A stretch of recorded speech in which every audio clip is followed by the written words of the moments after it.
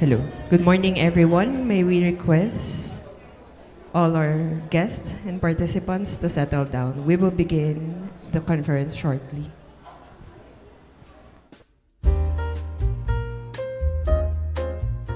Every Filipino dreams of a life that Sound. is secure, comfortable, and full of opportunity. Home ownership, good education, mobility, financial stability, time for family and leisure. Don't you agree?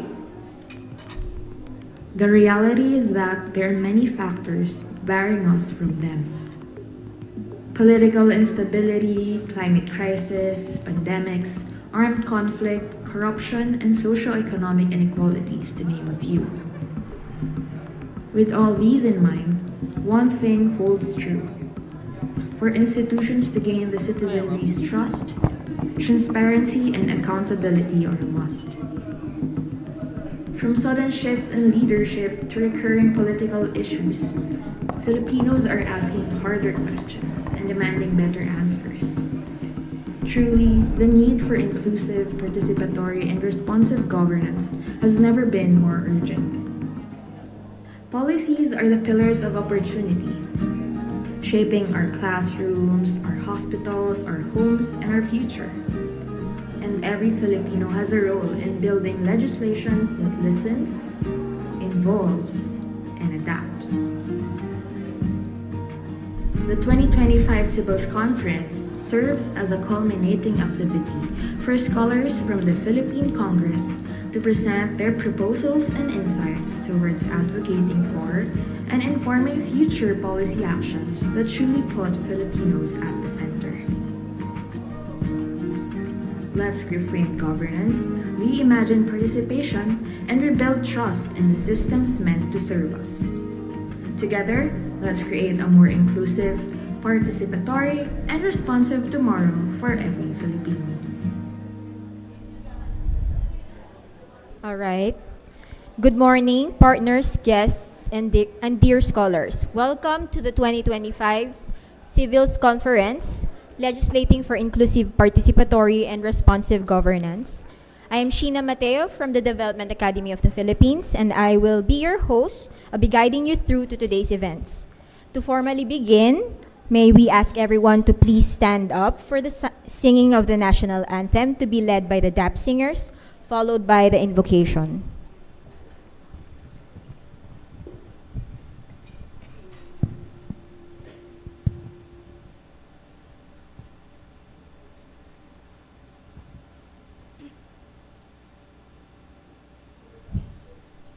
Bayang magiliw, perlas na silanganan, alab ng puso, sa dibdib mo'y buhay.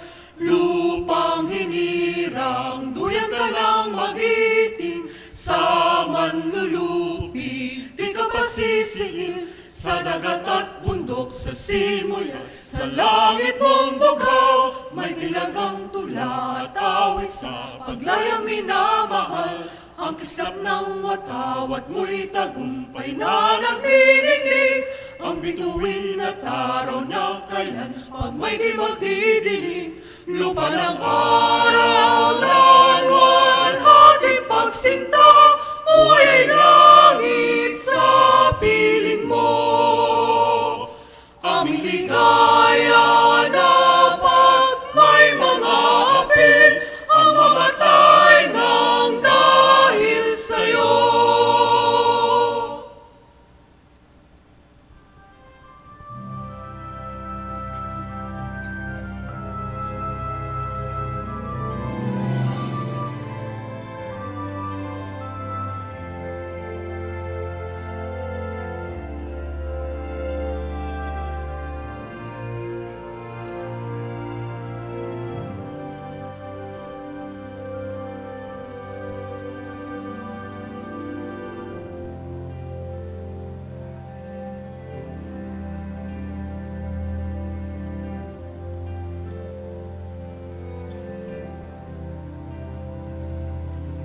Il Signore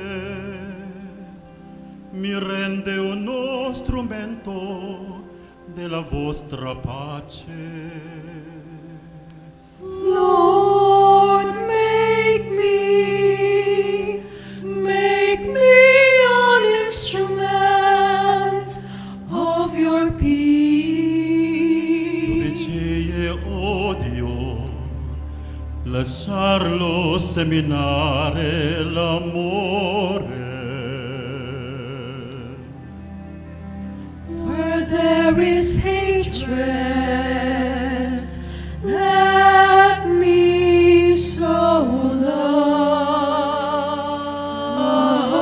love. Dove c'è ferita, Where there is injury, perdono. Dove c'è pardon. dubbio, Where there is doubt, fede. Dove c'è faith. disperazione, Where there is despair, sperare. Tenerezza, where there is sickness, illuminarsi, love. la tristezza, Where there is gioia. Oh, divine Master, grant that I may not so much see to be consoled as to console. Be understood as to understand. To love as to As to love. love, For it is in giving that we receive. It is in pardoning that we are pardoned. It is in dying that we will live again. it is in dying that we will live again. It is in dying that we will live again to eternal Signore, mi life. rende uno strumento della vostra pace. Lord, make Il Signore me an instrument of your peace.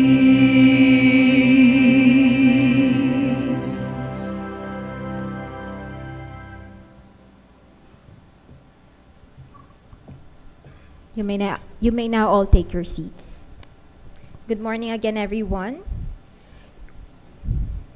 We begin today anchored on a shared aspiration, Ambisyon Natin 2040, our long-term vision of a secure, stable, and comfortable life for every Filipinos. It is our compass, a reminder of what all policies, programs, and institutions must ultimately serve. But as we look toward that horizon, we must confront a challenge. The world is changing faster than our institutions can adapt. And when governments cannot keep up, trust erodes, participation declines, and the gap between citizens and government widens. With this daunting reality at our doorsteps, we are pushed to rethink how we approach legislation and governance in a fast-paced environment. It is precisely why we gather here today, to leverage this opportunity to seek clarity, amass ideas, and strengthen collaboration. This year's conference, with the theme Legislating for Inclusive, Participatory, and Responsive Governance, will explore the values, principles, and legislative choices that shape the lived realities of Filipinos. Through the perspectives and insights of our scholars and our speakers, we will highlight ideas and innovations that aim to confront persistent policy issues and challenges in an ever-changing landscape. So to set the stage for today's activities, it is my honor to invite the President of the Development Academy of the Philippines, Dr. Leocadio S. Sebastian, to give the welcome remarks. Sir.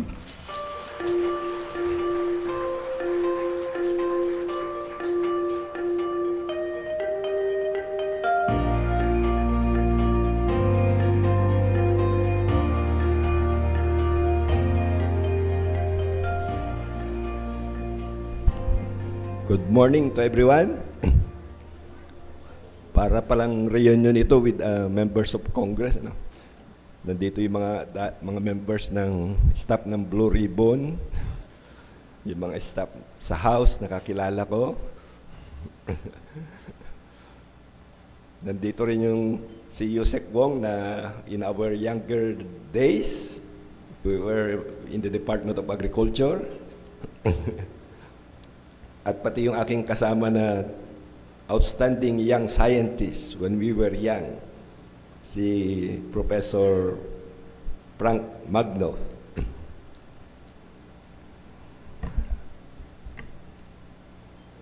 To our distinguished speakers, mali pala, iba na to.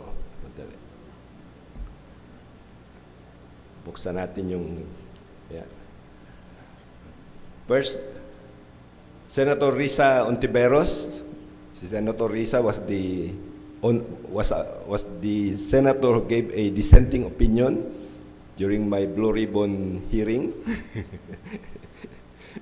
Wala siya, dapat nandito siya para pasalamatan natin. She will be joining us virtually. House Secretary General Attorney Cheloy Belicaria Garapil. Kasama rin natin siya dati sa Office of the President when President Marcos was the Secretary of Agriculture. Siya yung nag-arrange ng press conference namin noon. Of course, DBM Undersecretary Will Wong.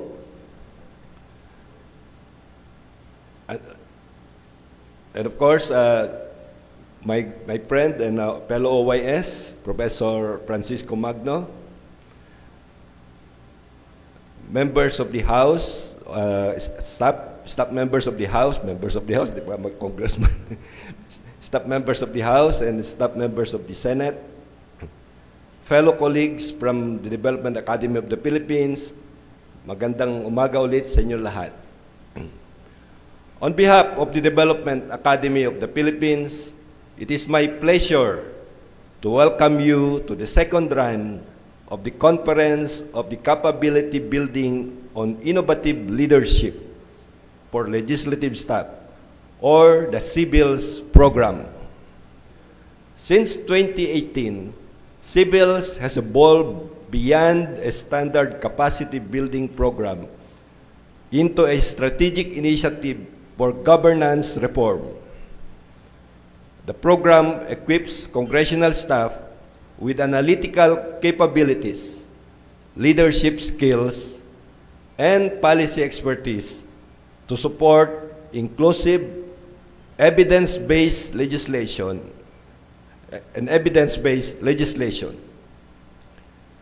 the Philippine Development Plan 2023 to 2028 envisions an agile, future-ready, and innovation-driven bureaucracy, a goal that requires a steadfast dedication to integrity, service excellence, and transformative reforms. The Development Academy of the Philippines, through the CBILLS, helps our nation move towards that goal. Achieving these national commitments requires substantial institutional transformation. Transparency must be practiced consistently rather than selectively. Public participation must genuinely shape decision-making rather than serve as procedural theater. And responsiveness must evolve from reactive crisis to proactive anticipation of citizens' needs. The policy analysis, research proposals, and knowledge products to be presented today offer evidence-based responses to pressing socio-political and economic challenges. These include the declining public trust, gaps in fiscal accountability, and labor market mismatch. Grounded in local expertise and informed by global regulatory practice, we aim to deliver actionable recommendations that modernize legislative processes and make them more responsive to public needs. This work matters even more now as institutional scrutiny intensifies, misinformation spreads, and citizens demand greater transparency and accountability. Persistent large-scale misappropriation reduce available capital and deter foreign direct investments. Public frustration is rising, as we have seen in the last few days, where demonstrations have been going on. Recent infractions have also constrained spending on public projects, contributing to weak GDP growth of only 4% in the third quarter. Ang forecast is that we will probably only get barely 5%, if not 4.5%. I extend my profound congratulations to our CBILLS scholars. Your growth reflects a commitment not only to your institutions, but also to the Filipino people. The true measure of your learning will be seen in the reforms you champion, the insights you bring to the policy table, and the courage with which you challenge outdated systems. Ideas have power, but only decisive, value, and evidence-driven action can move a nation. Hindi natin mamalitin ang role ng mga staff ng Congress at saka Senate, because I have seen how they can influence their bosses. Kahit na tatahitahimik lang sila, pag budget hearing, nakaka-interact ko sila. Paki-insert naman yung special provision na to. If they do not agree, wala na. Hindi mo na makakausap yung senator o congressman. So, pag your role in reforming our lawmaking and policy making is very important. So, I hope you will, ano sabi, ang pad ko dito kanina? Sabi ko, you will be decisive. And you will use value and evidence-driven actions. Mamayang hapon, I was also invited doon naman sa RIA, Risk regulatory impact assessment. I hope all the CBILLS participants have learned RIA. Kasama ba yung RIA? Yeah. Kasi that's probably one of the most important tool that we should all learn pagdating sa policy and legislation. We are among the few countries that have not adopted full implementation of RIA in all our legal documents. Vietnam, in 2016, I was still there, they required RIA, regulatory impact assessment, for all legal documents from the local to the national. So continuing, to our partners and leaders, thank you for your steadfast support.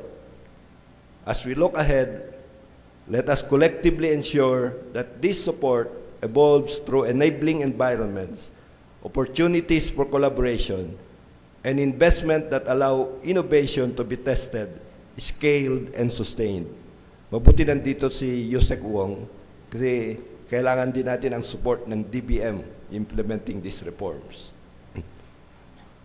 Today's conference provides an opportunity for substantive dialogue, a critical analysis, and collaborative problem solving. Engage with challenging questions, examine assumptions, and build productive partnership. Effective legislative reform depends on rigorous analysis combined with innovative thinking.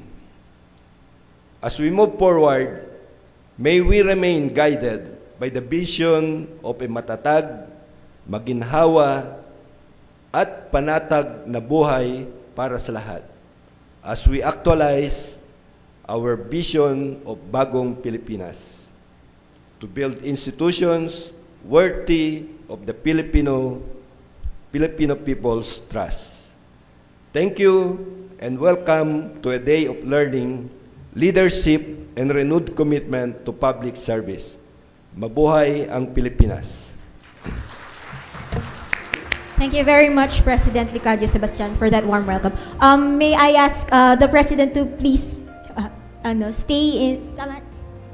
Okay. So before we proceed with our next program, we will ask everyone to stand up. We will be taking a millennial shot, a photo op, kasi I think our President will be catching another appointment. So let's take this opportunity to have a photo opportunity with him.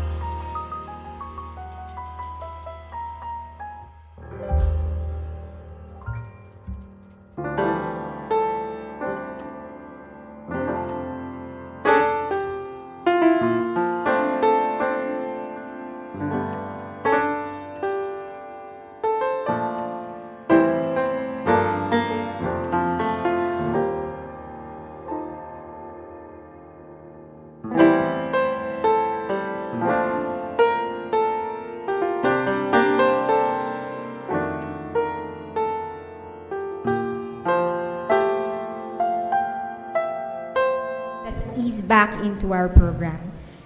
It is my honor to introduce today's keynote speaker as we gear up for today's discussion and reflect on our shared responsibility in shaping responsive and people-centered governance. It is only fitting that we hear from someone who has long been at the forefront of championing these very ideals. Senator Risa Ontiveros, Chairperson of the Committee on Women, Children, Family Relations, and Gender Equality, is known for her tireless work in promoting public health, women's rights, and the welfare of Filipino families. She is a multi-awarded public servant, community organizer, and journalist elected in the Senate in 2016. In her first term, she successfully championed landmark laws, including the historic expanded maternity leave, law that gives the working moms 105 days of paid maternity leave, and the Philippines mental health law, the country's first ever national policy to care for the Filipinos' mental health. As a longtime health advocate, she pushed for the passage of the Universal Healthcare Law and the expanded anti-hospital deposit law to ensure that Filipino families' well-being before profit and to make health more accessible to all. Even amidst the pandemic, Senator Risa pushed for free dialysis for senior citizens and for the timely release of benefits and salaries for health workers. As chairperson of the Senate Committee on Women, Senator Ontiveros also authored the Safe Streets and Public Spaces Law, or the Bawal Bastos Law, that protects all Filipinos, particularly women, from gender-based harassment in the streets, public transportation, schools, and the workplace. During the biggest public health crisis of our time, she also pushed for the maternity benefit for women in the Informal Economy Act to help ease the multiple burdens of women exacerbated by the pandemic. Senator Ontiveros worked on expanding the Solo Parents Act to further help single moms and dads in providing for their families. The senator is also pushing for an increase on the monthly pension of senior citizens through the Lingap Para Kay Lolo at Lola Bill. Even before becoming a legislator in 2005, she was one of the 27 Filipinos who earned a nomination to the prestigious Nobel Peace Prize for her work in the peace movement. Senator Ontiveros is also a loving and hands-on mother to 4 children, Kiko, Isa, Helena, and Sinta. So although she could not be with us in person today, she graciously prepared a special video message for the conference. So ladies and gentlemen, we now present the keynote message of Senator Risa Ontiveros. Magandang araw po sa lahat ng kasamahan nating nagtatrabaho sa Senado, sa Kongreso, sa Development Academy of the Philippines, at sa buong pamahalaan.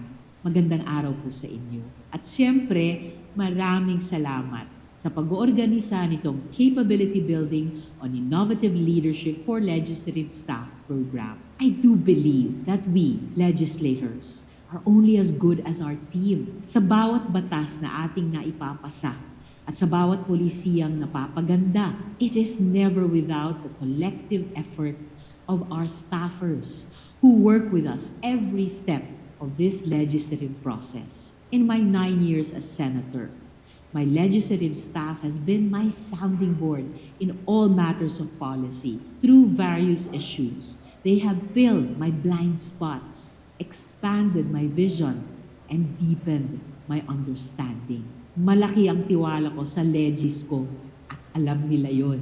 And I hope that after this capability building program, each one of you will feel empowered to trust in your capabilities, in your skills, and in your heart to serve the people.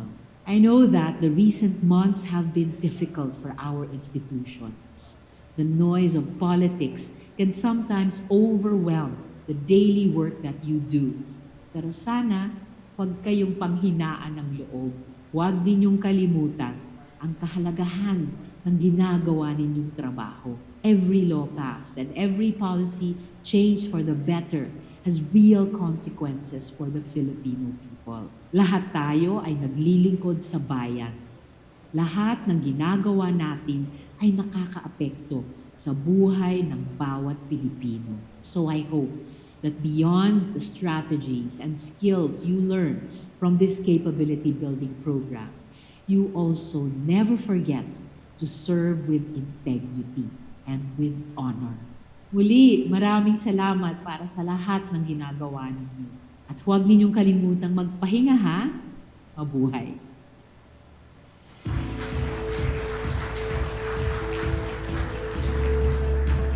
Thank you to our keynote speaker, Senator Risa Ontiveros, and of course to our President,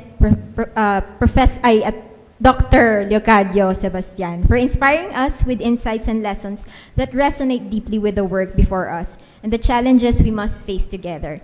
Their message has given us fresh perspectives to reflect on and practical lessons that we can carry forward. We are truly grateful for your message and your leadership.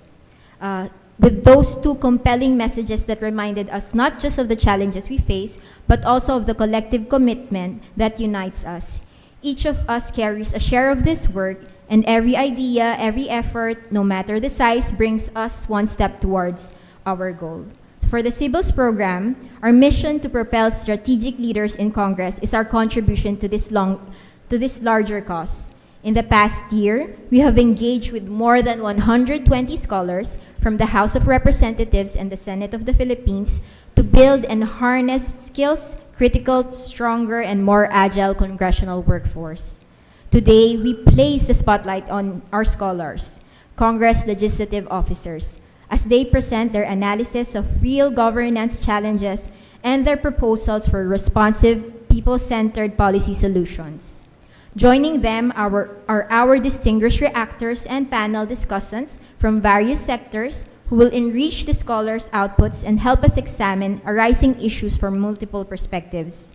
I'm sure everyone is looking forward to our lineup of activities, so let us now begin with our first plenary session, which explores trust and fiscal accountability in government. Our first presenter will feature the output of our Appropriations and Finance Managers track, represented by Ms. Maricon Aranda Esguerra of the Senate Legislative Budget Research and Monitoring Office.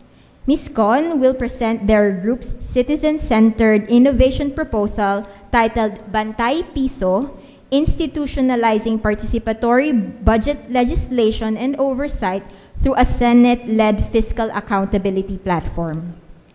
This proposal was developed during the CBILLS residential course on designing citizen-centered innovative solutions in the public sector, a course designed to cultivate innovation and collaboration by introducing tools and techniques that emphasize empathy, creativity, and user-centered thinking in crafting innovative policies and programs and offer public sector solutions. So for the mechanics, the flow of the session will be as follows. We will begin with a 20-minute presentation from Ms.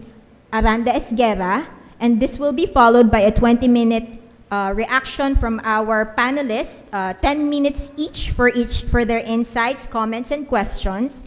Afterwards, Ms. Maricon will have time to respond, and our reactors may also offer additional insights, suggestions, or questions. And if the time permits, we will open the floor for questions from our audience and even suggestions. So with that, please welcome on stage Ms. Maricon Aranda Esguerra.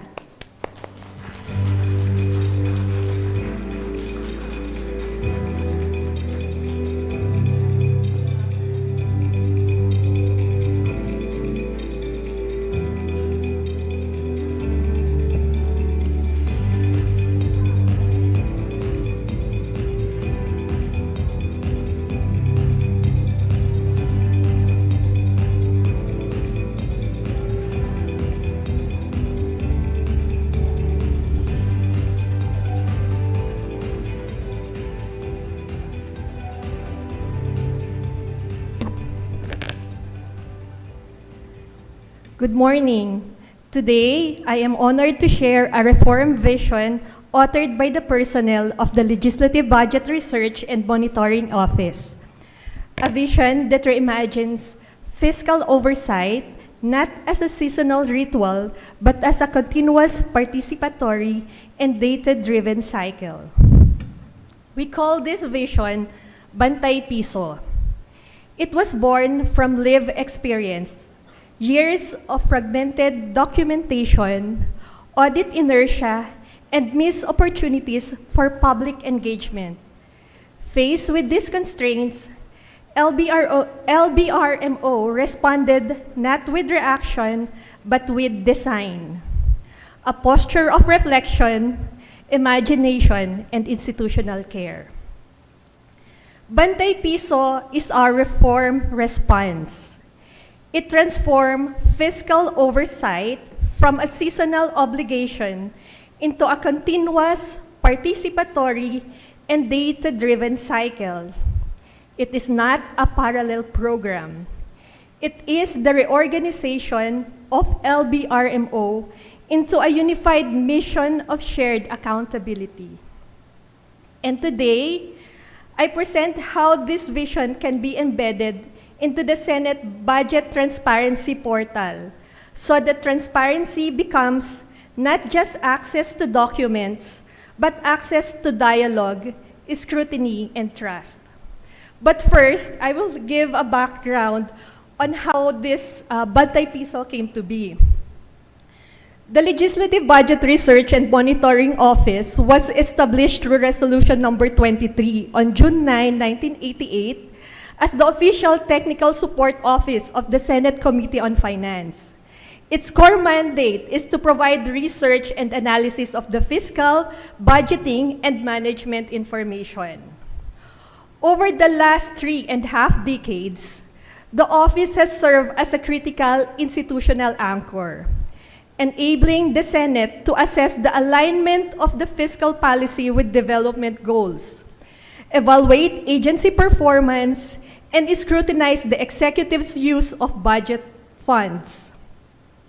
However, while LBRMO policy's relevance remains strong, its internal structures have not evolved parallel with increasing complexity of public financial management and the expanding scope of responsibilities it is expected to fulfill. The office continues to rely on fragmented documentation system, retrospective analysis cycles, and traditional workflows that inhibit responsiveness to real-time fiscal dynamics.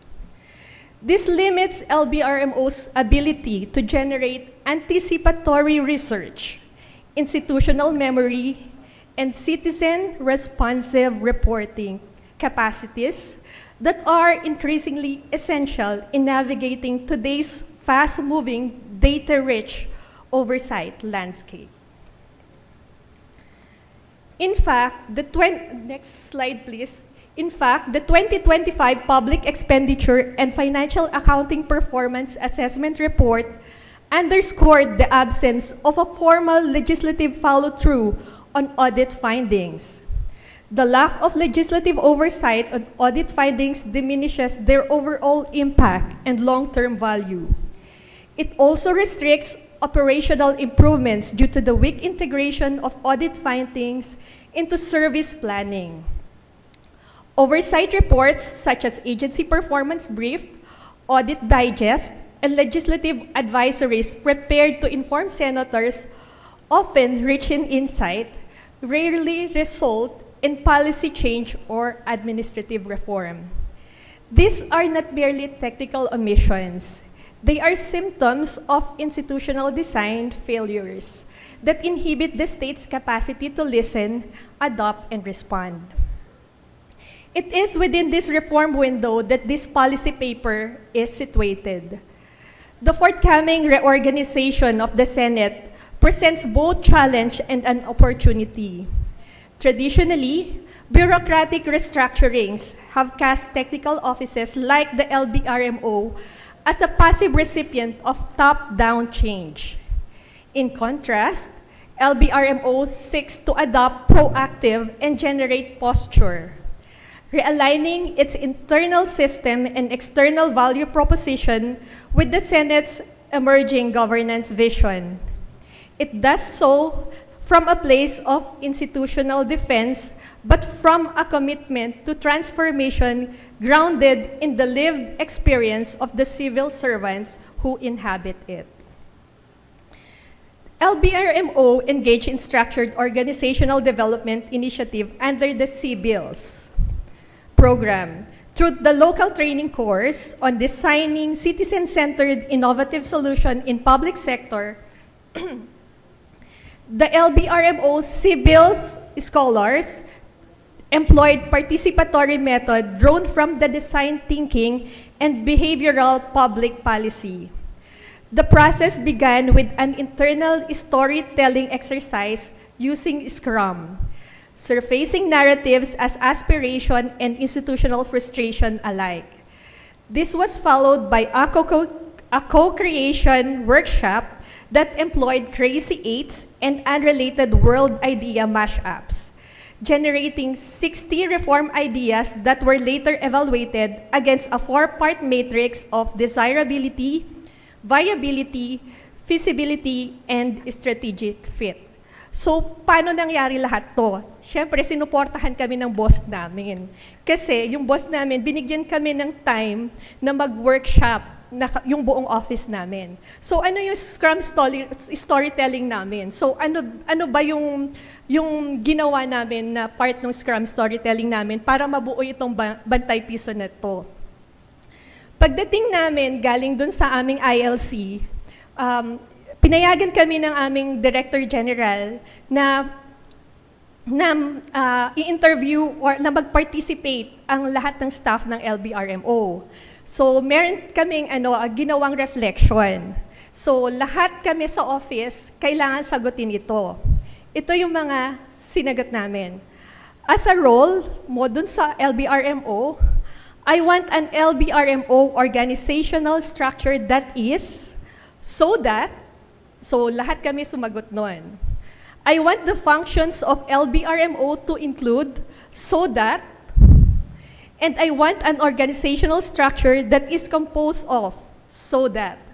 These narratives adopted from agile innovative practices enabled staff to articulate both frustrations and ambitions. When analyzed, the stories revealed recurring priorities, the need for institutional visibility, the desire to extend support beyond the Committee on Finance, the importance of data governance, and a collective will to contribute more directly to budget oversight and audit responsiveness. So, ano naman yung design thinking ideation tools na ginamit namin? Sinabi ko kanina, ito yung Crazy 8 to stimulate divergent ideation. Unrelated world mashups, blending complementary features from multiple proposals. Thematic mapping, grouping solutions under clusters such as reporting workflows, fiscal participation, and data integration. Then nagkaroon kami ng SWOT analysis and pros and cons discussion to evaluate ideas for feasibility, reform value, and alignment with LBRMO's mandate. So you see,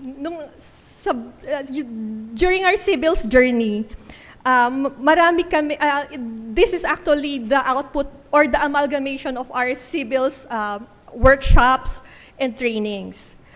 Through the benchmarking study, the participation in the ILC at the Hague Academy exposed LBRMO to Dutch models of citizen participation, audit integrated oversight, and modular data system, or the common ground.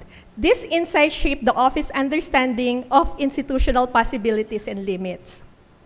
Upon return, the CBILLS scholars facilitated a full Scrum storytelling exercise. All LBRMO staff authored narrative reflections on desired structures and functions. These stories were inductively coded and thematically mapped to identify institutional pain and reform aspirations. Then the LBRMO CBILLS scholars then attended the CBILLS LTC on the designing citizen-centered innovative solution in the public sector. Here, we mocked prototypes for Bantay Piso and the Data Vault, were initially formulated using design thinking tools and foresight mapping. The scholars subsequently conducted an ideation workshop for all the staff, introducing tools and thematic clustering, the staff contributions were validated, merged with prior prototypes, and prioritized in coherent reform architecture. Next slide, please.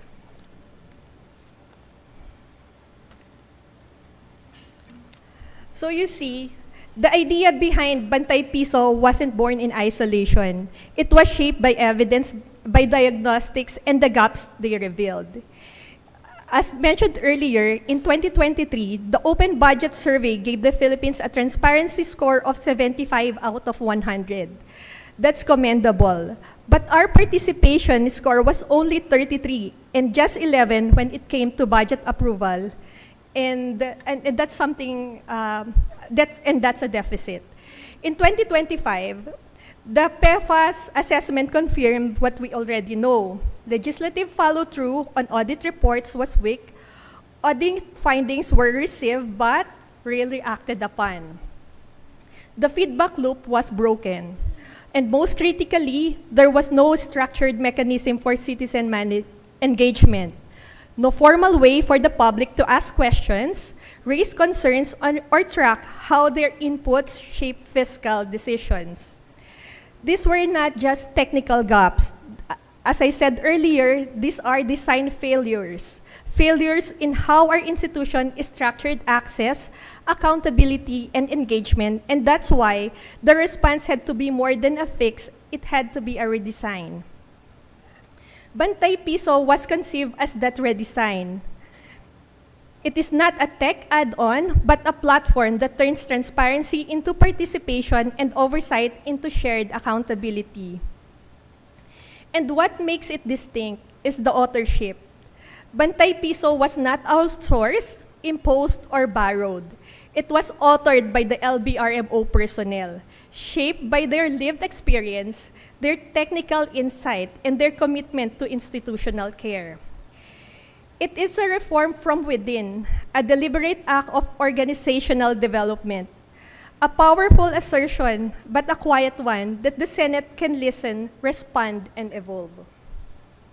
Next slide, please. Bantay Piso is not just a tool. It is built on 4 guiding principles that shape how it works and why it matters. First, collaboration from new public governance. Oversight works best when institutions share responsibility. Bantay Piso create that space, shared space. Second, dialogue. From deliberative democracy. Citizens should not receive information. They should be able to ask, challenge, and participate. Bantay Piso opens structured channels for that. Third, institutional strength from development state theory. Reform must be backed by strong systems, analytics, metadata, and technical depth. Bantay Piso is not just participatory. It's precise because it's built by technically capable secretariat. And fourth, rules and structures from the rational choice institutionalism. Accountability needs format, schedules, and mechanisms, not just goodwill. Bantay Piso embed those in Senate workflows. Together, these 4 principles, collaboration, dialogue, institutional strength, and structure, make Bantay Piso a reform authored with intention. It's not just functional, it's transformative. Next slide, please. Bantay Piso was not born from a digital fad. It was born from institutional necessity. Its design is rooted in the experiences of the LBRMO. We realized that if we wanted accountability, we need more disclosures. We needed participation. Citizens should be able to ask questions, raise concerns, and see how their voices shape decisions. This realization came from the full arc of our CBILLS journey. From the Open Budget Survey, we saw the gap between transparency and participation. From PEFA, we learned how the weak follow-through on audit reports undermines oversight. From OGP, we understood the need for structured citizen engagement. From our international learning courses, we deepened our grasp of participatory accountability and institutional reform. And through CBILLS, peer exchanges, and workshop, we tested ideas, refined workflows, and built confidence in authorship. Bantay Piso is the result of that cumulative learning. It is reform authored by the very people who crunches the numbers during the budget season, not imposed from outside but designed from within. It's a practical solution, but a quiet assertion that even from within the Secretariat, reform is possible. And when it is rooted in lived experience and global learning, it is possible to last. So Bantay Piso is not a passing project. We hope it will last since it is rooted in our experiences, is strengthened by global learning, and is authored from within. That combination will make it resilient because reforms that come from necessity and are designed with principle don't fade, they endure. Next slide, please. So Bantay Piso was conceived as a strategic response to the impending reorganization of the LBRMO. Rather than defend its structure, the LBRMO chose to lead with reform, focusing on institutional imagination, participatory innovation, and systems that listen, adapt, and evolve. With the help of the CBILLS trainings and workshops, the LBRMO designed Bantay Piso not just a tech upgrade, but as a governance solution, one that repositioned fiscal transparency as a structured engagement and not just document access. It facilitates participatory budgeting and strengthens legislative oversight. The chairperson of the Senate Committee on Finance envisioned a more responsive and transparent approach to budget scrutiny, leading to the formal launch of the Senate Budget Transparency Portal. Independently, LBRMO had been developing the Bantay Piso as a strategic response to the impending LBRMO reorganization. While the portal marks a timely step toward openness, Bantay Piso offers a deeper architecture needed to make transparency interactive, inclusive, and accountable. With both efforts now aligned, I think it is high time that the Budget Transparency Portal and the Bantay Piso should be unified into a platform to build a participatory fiscal governance system that listens, learns, and leads. Next page, please. The Senate Budget Transparency Portal was launched in September 2025. The portal is a major step forward. It provides timely access to legislative materials, including budget documents, live stream of hearings and plenary debates, schedules of deliberations, transcripts and journals, committee membership directory, and feedback form. Its strength lies in the consolidation and access, but it stops short of engagement. No structured citizen interface, no scrutiny of audit reports, no pedagogical tools to help the public understand what they are seeing. Bantay Piso, on the other hand, was designed as a participatory fiscal governance platform. It goes beyond access. It invites the public to engage, learn, and scrutinize. So what are the pedagogical tools of Bantay Piso? It's the budget dejargonizer, the Batibot explainers, the budget gets ko na learning hub, and the scorecards and dashboards. So citizen engagement features public booking or reserved seats for hearings and TWGs, citizens question portal, red flag reporting, scrutiny of audit reports, kapihan dialogues. The transparency portal opens the door while the Bantay Piso invites people in. Together, they can form a unified platform, one that that not only informs but listens, educates, and responds. Next slide, please. Why the portal should absorb Bantay Piso?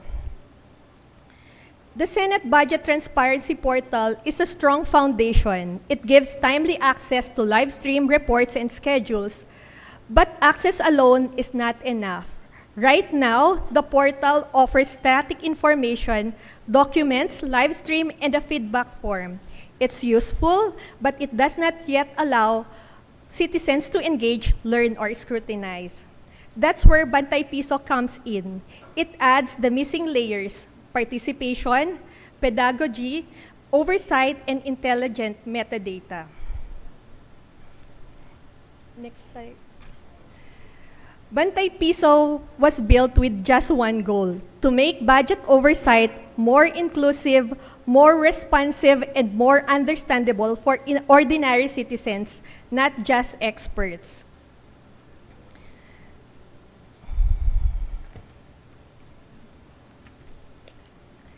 Bantay Piso is not just about dashboards and data. It's about creating real spaces for dialogue, public input, and informed decision-making.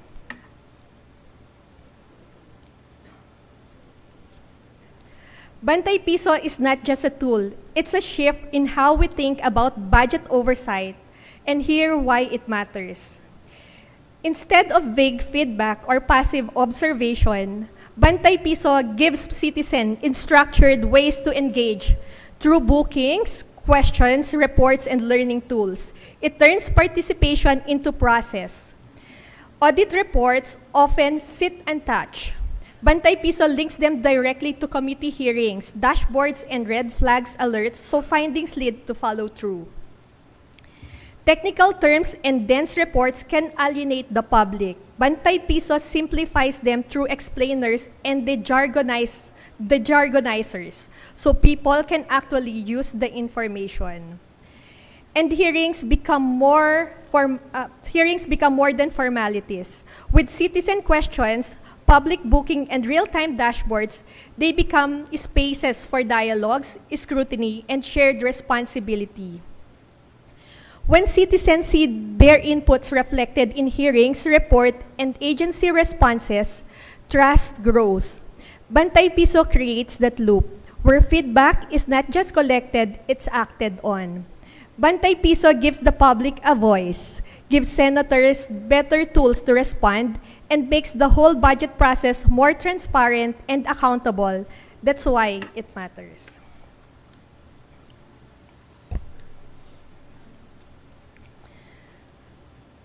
So you see, Bantay Piso is more than just a website or a dashboard. It is a structured participatory model. That should be embedded in legislative processes. It shows a shared accountability loop, and the oversight doesn't stop there.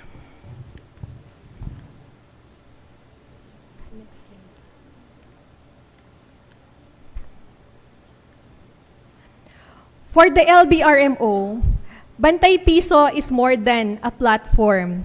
It's our reform response to structural moment. It was born from design thinking and institutional reflection. When the Senate reorganization was announced, we knew we could not control the organizational chart, but we could shape our institutional development.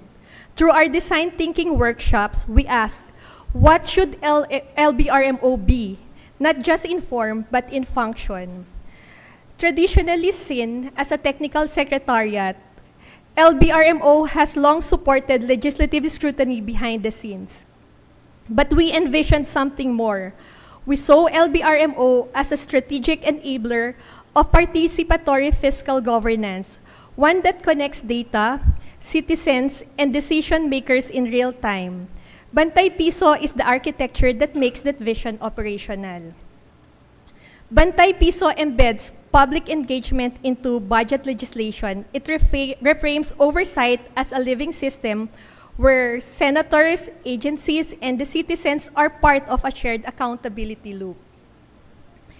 So this model didn't come from theory alone. It was shaped by our CBILLS journey. We learned that transparency without participation is incomplete, that audit findings need follow-through, that metadata and semantic tagging can make oversight intelligent.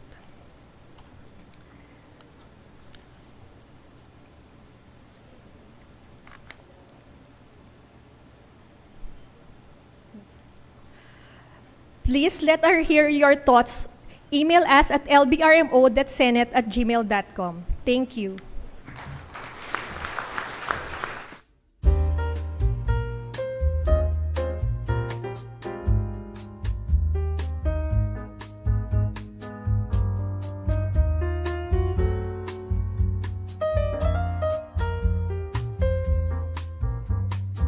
To see actual outputs out there ay yan heart, nakakaang heart. So thank you again for those compelling and comprehensive presentation. And now we will hear from our expert panel reactors for their initial comments and questions. So joining us today is Dr. Francisco Magno, full professor of the Department of Political Science and Development Studies at the La Salle University and director of the Jesse M. Robredo Institute of Governance. Good, sir. And next we have Undersecretary Wilfred Will L. Wong, the Functional Group Head of the Local Government and Regional Operations Group, Department of Budget and Management. Yusek Wong also supervises the Republic of the Philippines Open Government Partnership Project Management Office. So welcome, gentlemen. So let us hear first from the academe and then from Dr. Magno, and then we'll have some perspective from the government with Yusek Wong. Go ahead, sir. Thank you. Good morning. Thank you, Maricon, for that excellent presentation. So just a brief context on what I will be sharing this morning. Maricon mentioned the open budget survey.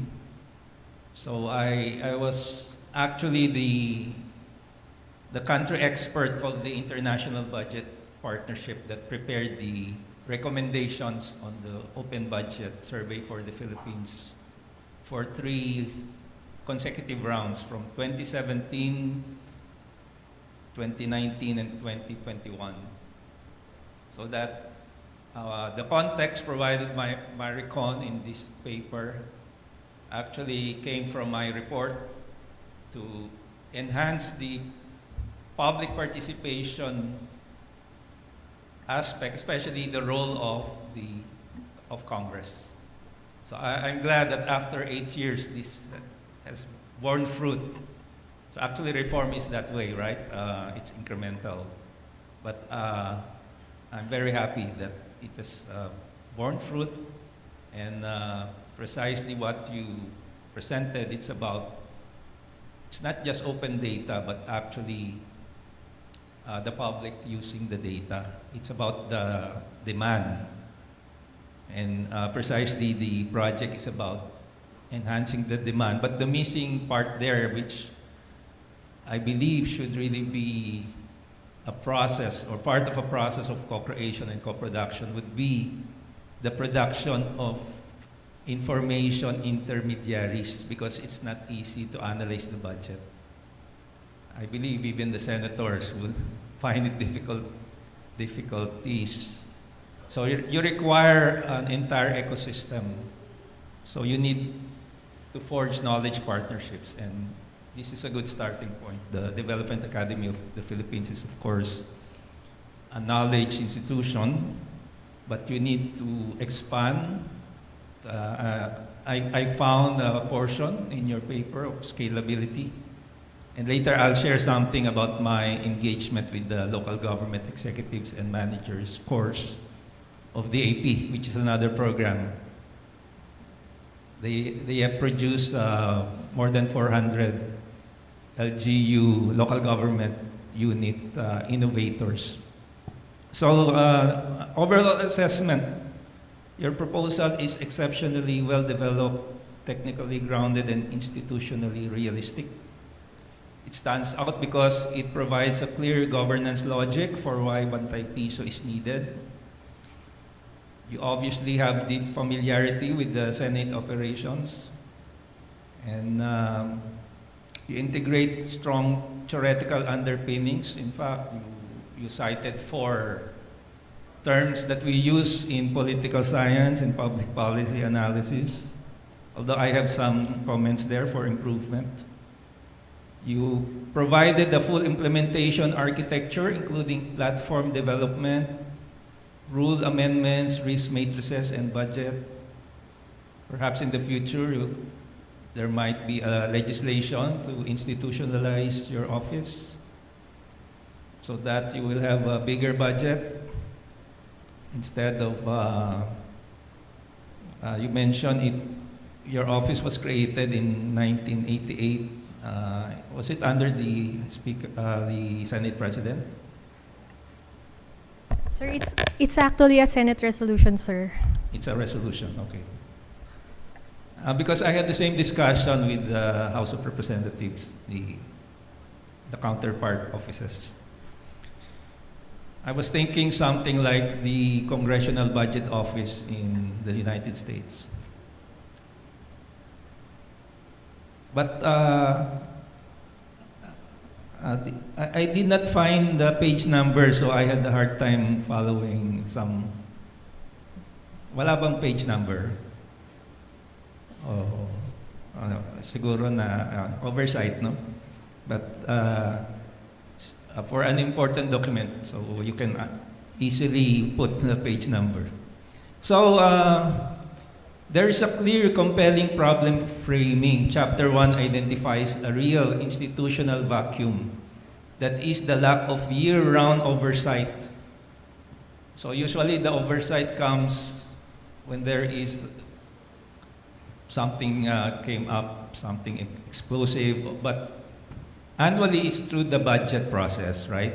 The time of the year. This is the time of the year, but it's not the whole year kind of monitoring of the budget, and this is what you are proposing. As I mentioned, there is a well-articulated theoretical grounding. You use deliberative democracy, new public governance, developmental state theory, and rational choice institutionalism. So you can actually teach entire semester or trimester in De La Salle University, semester in UP, using this as a case study. Having said that, for improvement, I would suggest to you that you may use or you may cite the key scholars on the use of these concepts. Like new public governance, I think it's very timely because we have moved away from new public management in the 1990s. Now we are using new public governance. I think it's more applicable for the complexities that you were talking about, the wicked problems. So new public governance would refer to incorporating more stakeholders. So my suggestion, instead of using, of course you have 3 other theoretical streams, so it's good to integrate these approaches. But you can do so by also citing the key scholars in the field, instead of using the Britannica or the dictionary. You have a detailed step-by-step implementation plan. So the PDCA, Plan, Do, Check, Act. Initially, hindi ko alam ano yung PDCA, but I think it's a DAP terminology. You have a strong risk analysis and a realistic budget, but maybe it's a small budget. But you're using internal resources. But you may be more ambitious because I think the program is ambitious, so the budget may not be sufficient. Now let me go to the areas that would benefit from strengthening. You can clarify the core value proposition. It's like making a pitch. For example, what will Bantay Piso change? So you can put, for example, a statement like, today oversight is episodic and reactive. So that usually happens, no, when there is something explosive, there is media coverage, but now you are going to institutionalize a process. That's why I say that the theory that you use is applicable, institutionalism and new public governance. And what Pantay Piso will provide is a continuous, participatory, and data-driven mechanism that will institutionalize regular scrutiny, creating a public-facing platform, and equipping senators with real-time fiscal diagnostics. So you can have those very sharp statements at the very start. So that's usually our advice that we give to thesis writers or dissertation. Basically catch the bull by the horn at the very start. Number two, strengthen the uniqueness argument. The proposal notes that Bantay Piso is distinctive, but you can strengthen this by adding, how does it improve on past or existing Senate oversight practices? So you can have one paragraph on that. How does it compare with global good practices? So you can have one or two paragraphs. I mentioned the Congressional Budget Office scorecards of the United States. So you will actually have to also interface with the House of Representatives. You mentioned the siloed approach, and that's everywhere. It's everywhere in government, national and subnational. How does it differentiate from DBM's Project Dime? I think you said will address that. DBM's Project Dime or the Commission on Audit Citizen Participatory Audit. So you can have another paragraph on that. Certainly, this is the legislative initiative. Okay, number three, build a clearer narrative about citizen engagement. What types of citizens will participate in this process? Like when we say public participation, that's very broad, right? And what we need would be effective participation. So we need people to represent the public. So say civil society organizations or sectoral groups. So because what we want is effective participation rather than just token participation. So like, let's say, feedback that is not supported by budget studies. Because in the future, what we want would be really robust, dynamic system of participation. So you would really need a good system where you have data analytics, budget and fiscal analytics. So as I mentioned, it's not just having open data, but actually people using the data in a very dynamic fashion. How about multilingual availability? Of course, with artificial intelligence, yung translation medyo madali na, no? Do you have disability accessible formats? What's the minimum turnaround time for responding to citizen-submitted questions? Maybe you can add a policy theory of change diagram. I'm sure you learned this in depth, yung input, activities, outputs, outcomes, impact. So, for example, inputs would be the LBRMO analytics, citizen questions, agency reports. Activities would be the budget, question hour sessions, dashboard updates, rule amendments. Outputs would be monthly fiscal scorecards, oversight briefs. Outcomes would be improved budget execution, higher agency compliance. Impact would be stronger public trust and fiscal accountability. So you can have some kind of a diagram showing the relationship of these different aspects. Your current discussion of political risk is excellent. Maybe you can also have a section there where you answer questions like, how will you generate buy-in from senators who are risk averse?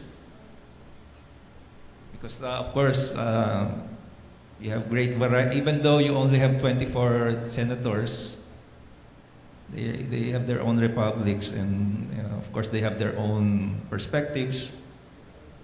Which champions need to be on board beyond the Senate Committee on Finance? How will you deal with political turnover after every administration? You might consider having a stakeholder map, just for as a kind of a diagram, showing a grid showing influence and interest. And having some discussions on coalition building. So, because this is a reform initiative, so certainly there are those who will be championing this effort and those who might be resisting it. So, last 2 points, how does Bantay Piso comply with the Data Privacy Act? And my last point, which I mentioned earlier, you hinted at scalability, which would local governments adopt a similar model? I've seen presentations. As I mentioned, I'm engaged with the LGMC program. I've seen transparency portal projects presented at the local government level. So it might be nice if you can touch base.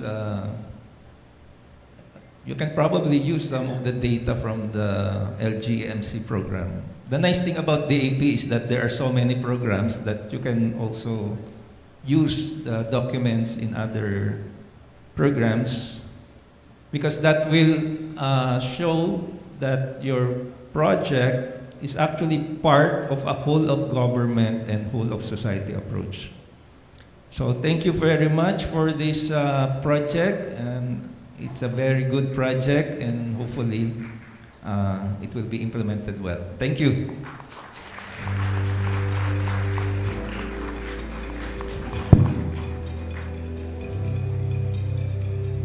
Okay, thank you.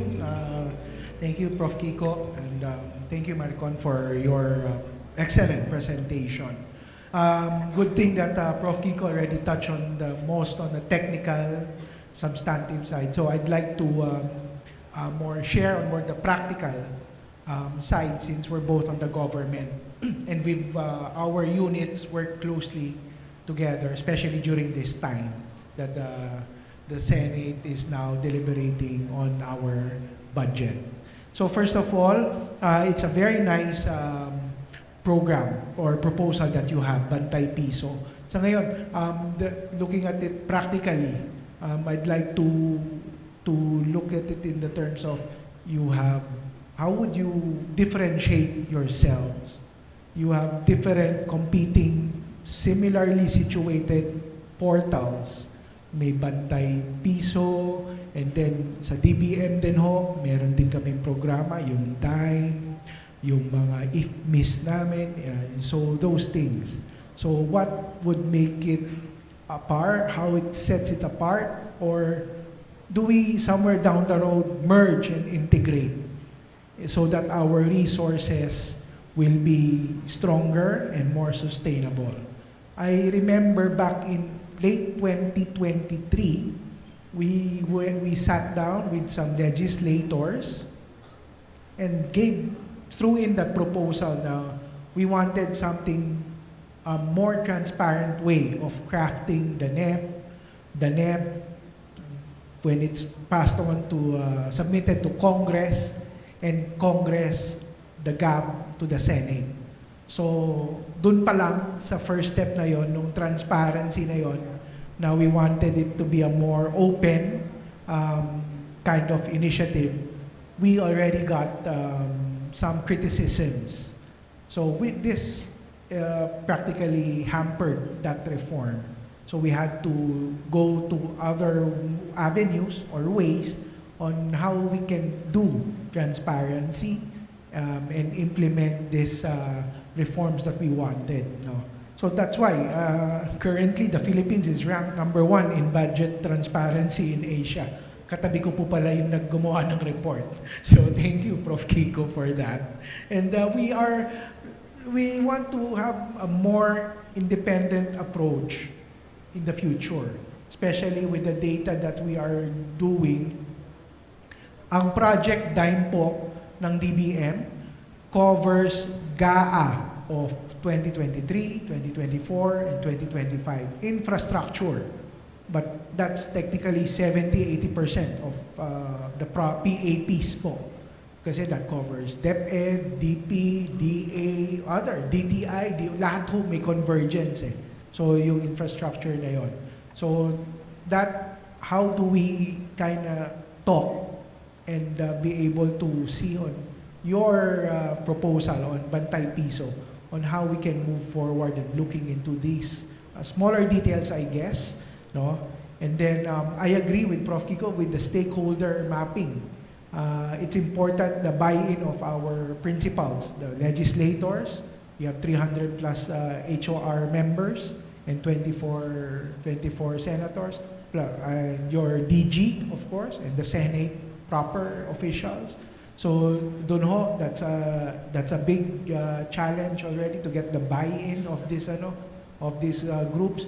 You also have CSOs that are monitoring and demanding so different levels of accountability and transparency.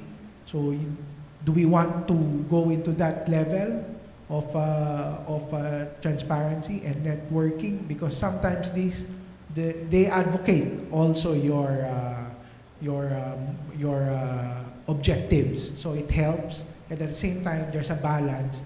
They criticize that your portal is not independent or so. But this, I think, later on you will be able to solve when you've done your mapping. And with your project proposal, I also saw that this will heavily eat your LBRMO personnel. This is a plateful of things to do when you implement this project. So, baka sabihin ni DG Irene, diyan ka na, huwag ka na magtrabaho sa amin. So, please check on the practicality of this. Would it be better to create another small unit of 5 or 6 guys? Pero ito na lang ho ang gagawin nila because this is a lot.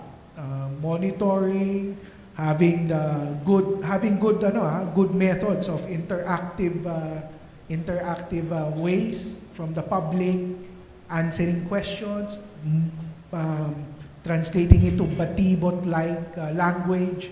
That's very, very nice. The DBM has been doing that. And even if we're doing that, at the end of the day, may magtatanong pa rin, what is ganito, what is ganyan. Although we have already explained in numerous mediums and languages. So at the end of the day, nandun pa rin, magtatanong pa rin yan about that. So there. And on the budget side, I assume this is only for 1 year. And so moving forward on how do we want to really sustain this? Are you getting this from Senate proper budget? But I guess I leave that to you. And then yung user acceptance testing, I think it's a little small. We are doing a lot of IT improvements in the DBM, and that eats up a lot of time and resources. So you might want to increase this item. Security and antivirus. Maybe I didn't see it, but it must be here. But you need to add that up, especially in the hacking and cybersecurity attacks coming from different fronts will be a challenge. Mamaya, yung katabing computer mo lang pala yung nag-hack sa'yo na hindi mo alam that there's already something going on. Yun. And then, in the end, this is very relevant, especially now. We just want to be sure, maybe look at project UP NOAA, who started out as an independent, but now UP is carrying it. The data that they bring in or have scientific basis. I think it's more of the collaborative efforts, and the conversation must go on. This is not, I know this is not an overnight thing. And this is a work in progress, like when it started. And we'll fully support you. There's open government, OGP, Open Government Partnership, under the department, under DBM. Maybe we can do some collaborative conversations on how to improve and move forward with this. And the Prof. Kiko is part of OGP Secretariat. So we have an NGO arm, the CSO arm. So that might be helpful in furthering our cause or advocacy of transparency, accountability in our budget. So good luck po, and congratulations on this initiative of yours. Maraming salamat. Thank you to our panel of reactors. Ms. Con, if you have other insights and if you would like to respond, you have the mic. Thank you for all your inputs. Actually, sir, the Bantay Piso is just a prototype, and the most viable of it was presented last May. That's the one that you have po. Tapos later on, we developed it or integrated it into our ILC report. That's where we mentioned po yung theoretical framework to include po yung si Rittel and Weber on the wicked problems po.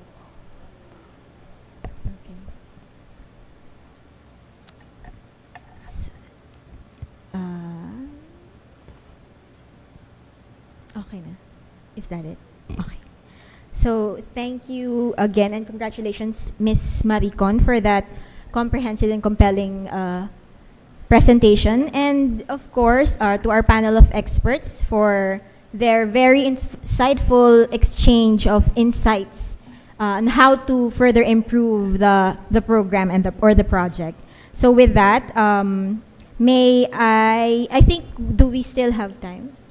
We still have time for questions from the audience. If you have any questions, you may approach the mic. Our ushers are on the sides. You may approach them, raise your hands, and then state your name and your office.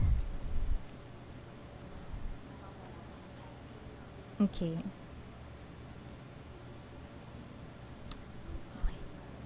So I don't see any raise of hands. But we do have a question from the Google Forms. I think this is from the Google Forms. One is that given the findings of the OBS and PEFA on limited citizen participation and weak follow-through on audit findings, how does the Bantay Piso ensure that public input is meaningfully integrated into legislative decision-making and agency performance review?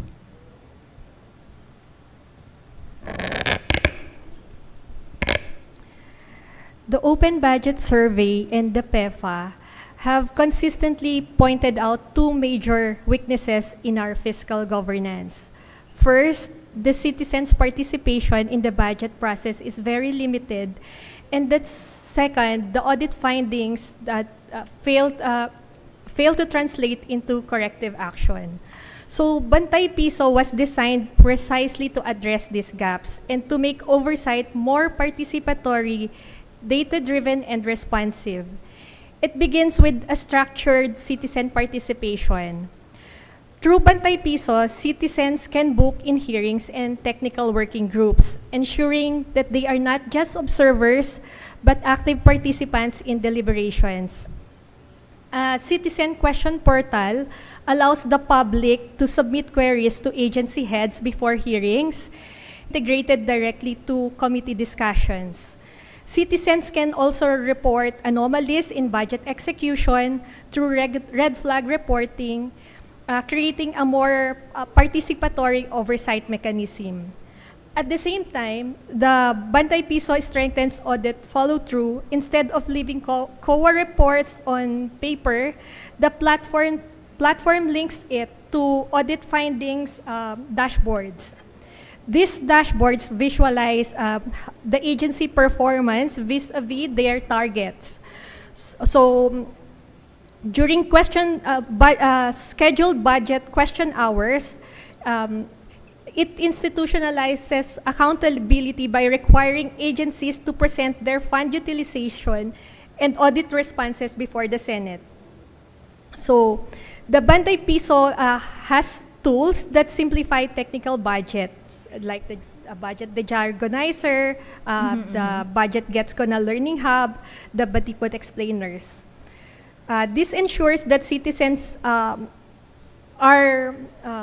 heard and are not just symbolic in the process, but are systematically integrated into decision-making and performance view. So most importantly, Bantay Piso reframes oversight as a continuous accountability loop. Public inputs feeds hearings, hearings generate committee action is tracked against audit findings, and results are reported back to the public, which builds trust. In short, Bantay Piso transform fiscal oversight from static access to dynamic engagement. It ensures that citizen participation is structured and perennial audit findings are acted upon or are given fixed, or we find solutions to fix them. And these are embodied in the Bantay Piso initiative. So those are very thoughtful, no? I think you, because of your experience, yun nga, the process that you did with the design thinking, you were really able to internalize the needs of how to design this Bantay Piso. So maybe I'll also ask our panel of reactors, kasi I heard also of the how we can parang come up with a congressional budget office similar to the US. So do we is this something possible with our parang starting from this takeoff point? Is this something you see as possible for the government? Yes, yes, sir.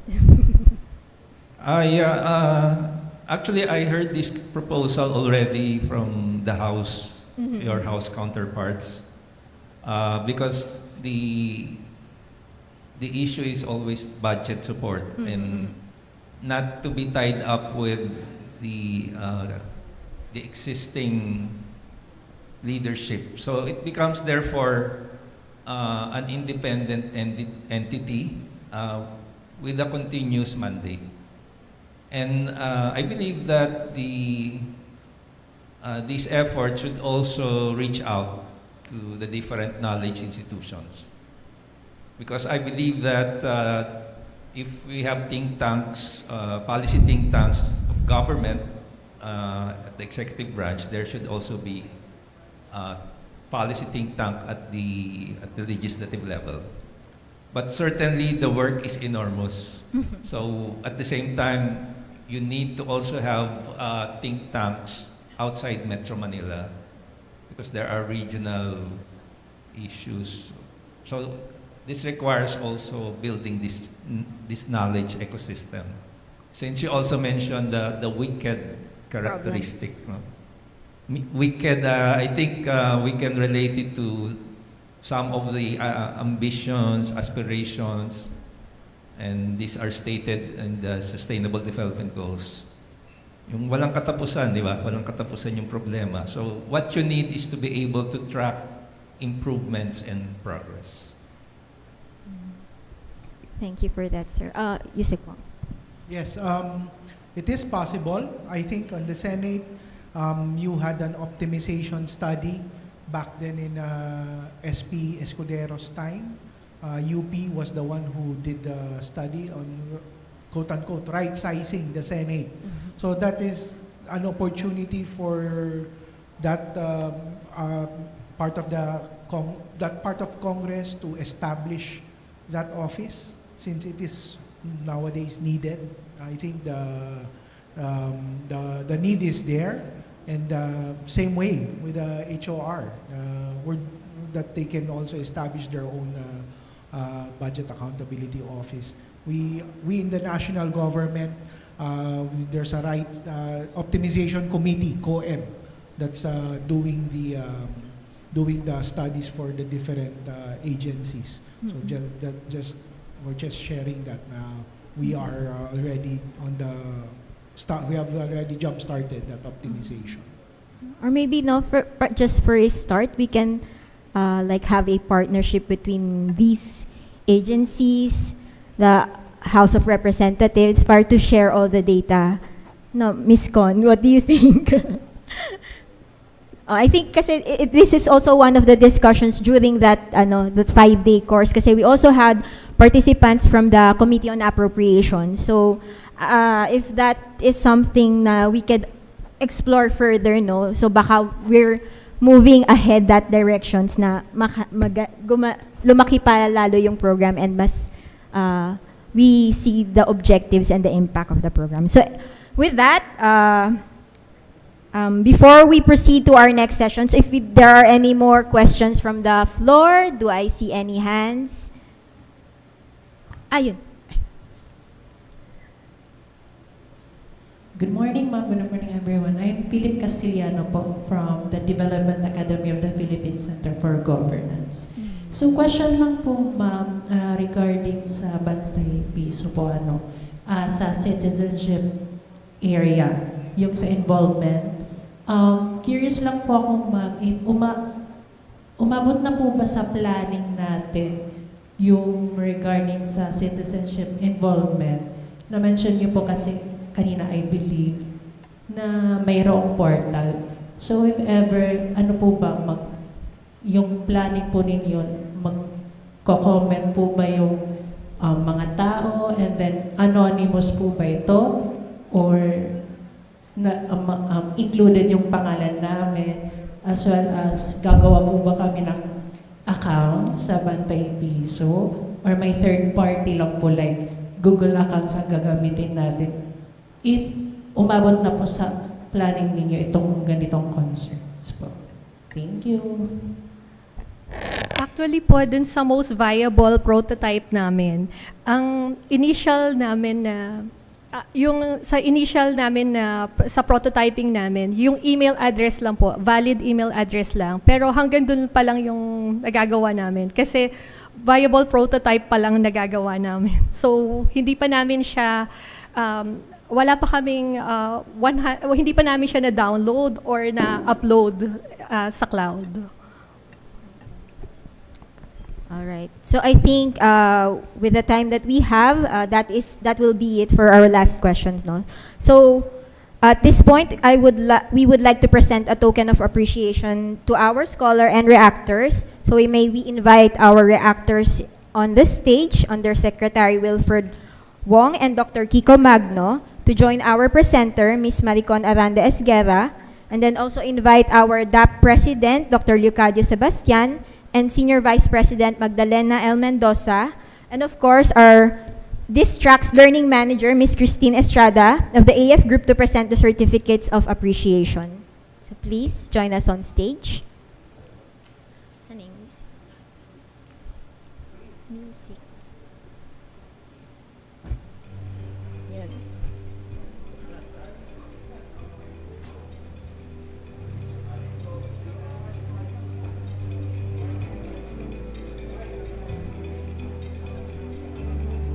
allow me to read the Certificate of Appreciations.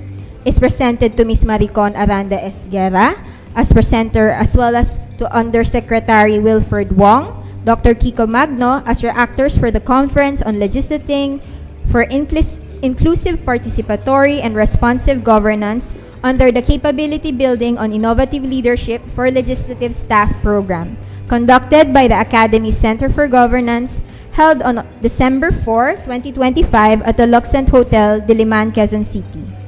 Let's have a pose for photo.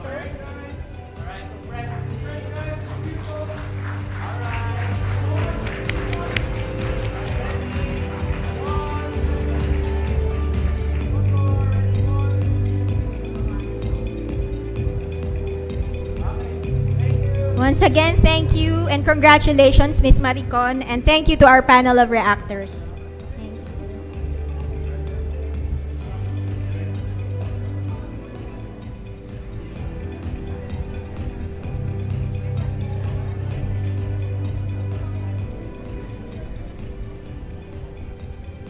We will now proceed to plenary session 2, bridging the education to employment skills gap for a future-ready workforce.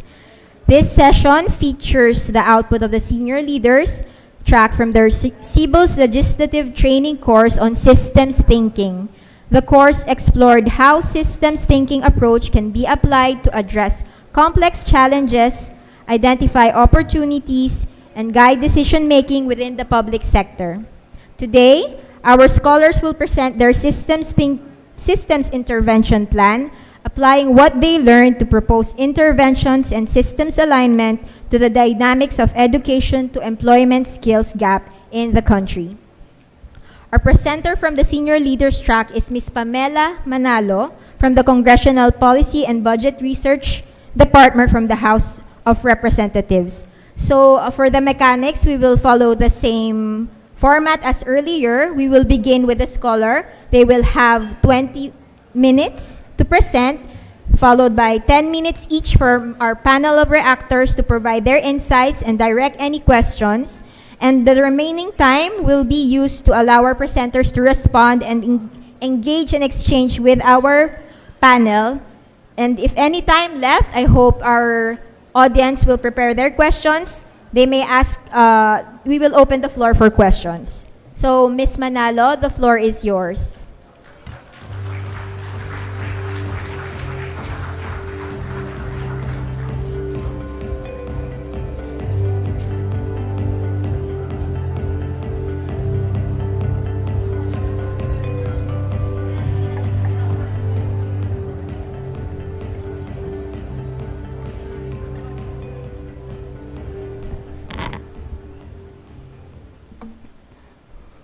Good morning, everyone.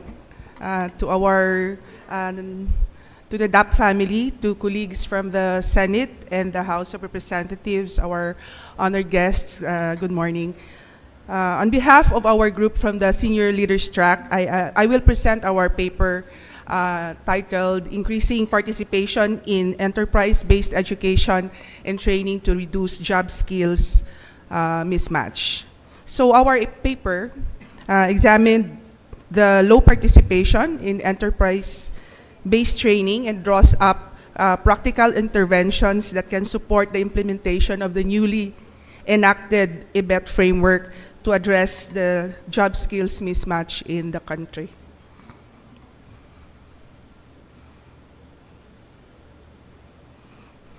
Okay, so job skills mismatch remains a persistent challenge that contributes to unemployment and underemployment in the country.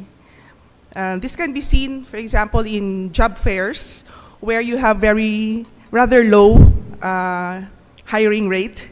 A case in point, in 2022, the DOLE had a job fair, and I think it was reported that only about 17% of the total of more than 300,000 job seekers were hired on the spot. So studies also show that millions of Filipinos are underemployed or are working in jobs that do not match their qualifications. And some causes of this would be one, outdated curricula that fails to align with evolving industry needs.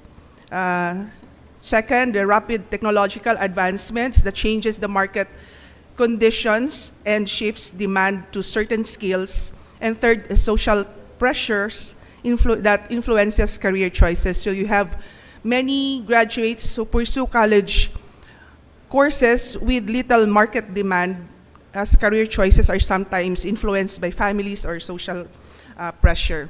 According to the Philippine Statistics Authority, in its report in 2023, the Philippines produces about 500,000 college students annually, and more than 70% of which are concentrated in 15 courses like nursing, elementary education, criminology, psychology, biology.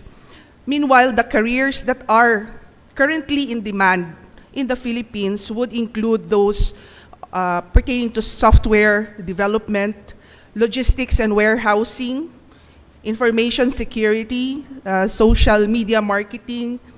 We need healthcare professionals and those working in customer and tech support.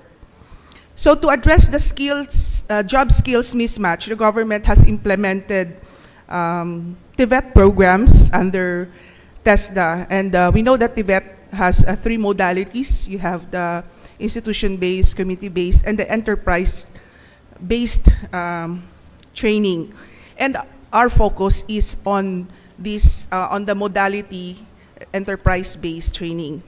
Enterprise-based training is unique because it happens within companies through apprenticeship, learnership, or the dual training system. So recently, Republic Act 12063, or the IBET Framework Act, was passed to institutionalize enterprise-based education and training. And by examining the barriers to participation in enterprise-based training, they help the group to identify some interventions which may not be entirely new, but could introduce improvements in existing practices, and that can support the implementation of the IBET framework.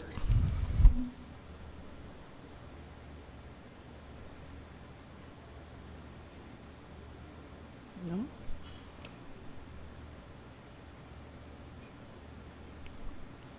Where do I point? Where should I point?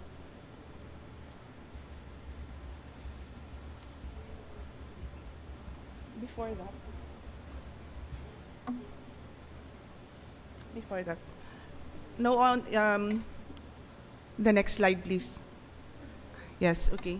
So enterprise-based training has actually shown positive outcomes in terms of employability of graduates of enterprise-based training. So data from TESDA reveals that employment rates of enterprise-based training graduates actually increased from 67.2% in 2018 to 85.2% in 2021.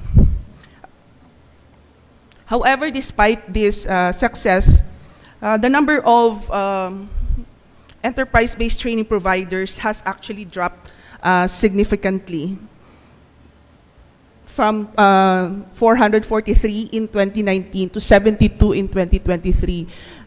These figures is a combined total for providers under apprenticeship and the dual, the DTS.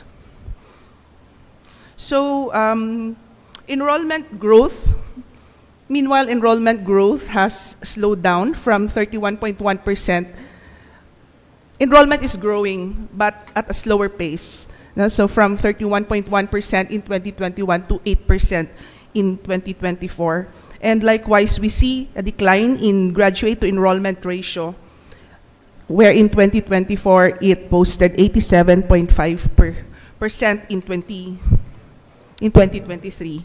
So this means that while enterprise-based training works, no, given the rather high employability, no, of our EBT graduates, we see the decline in the number of providers and the slower growth in enrollment and lower graduate to enrollment ratio, which can be concerning. So next slide.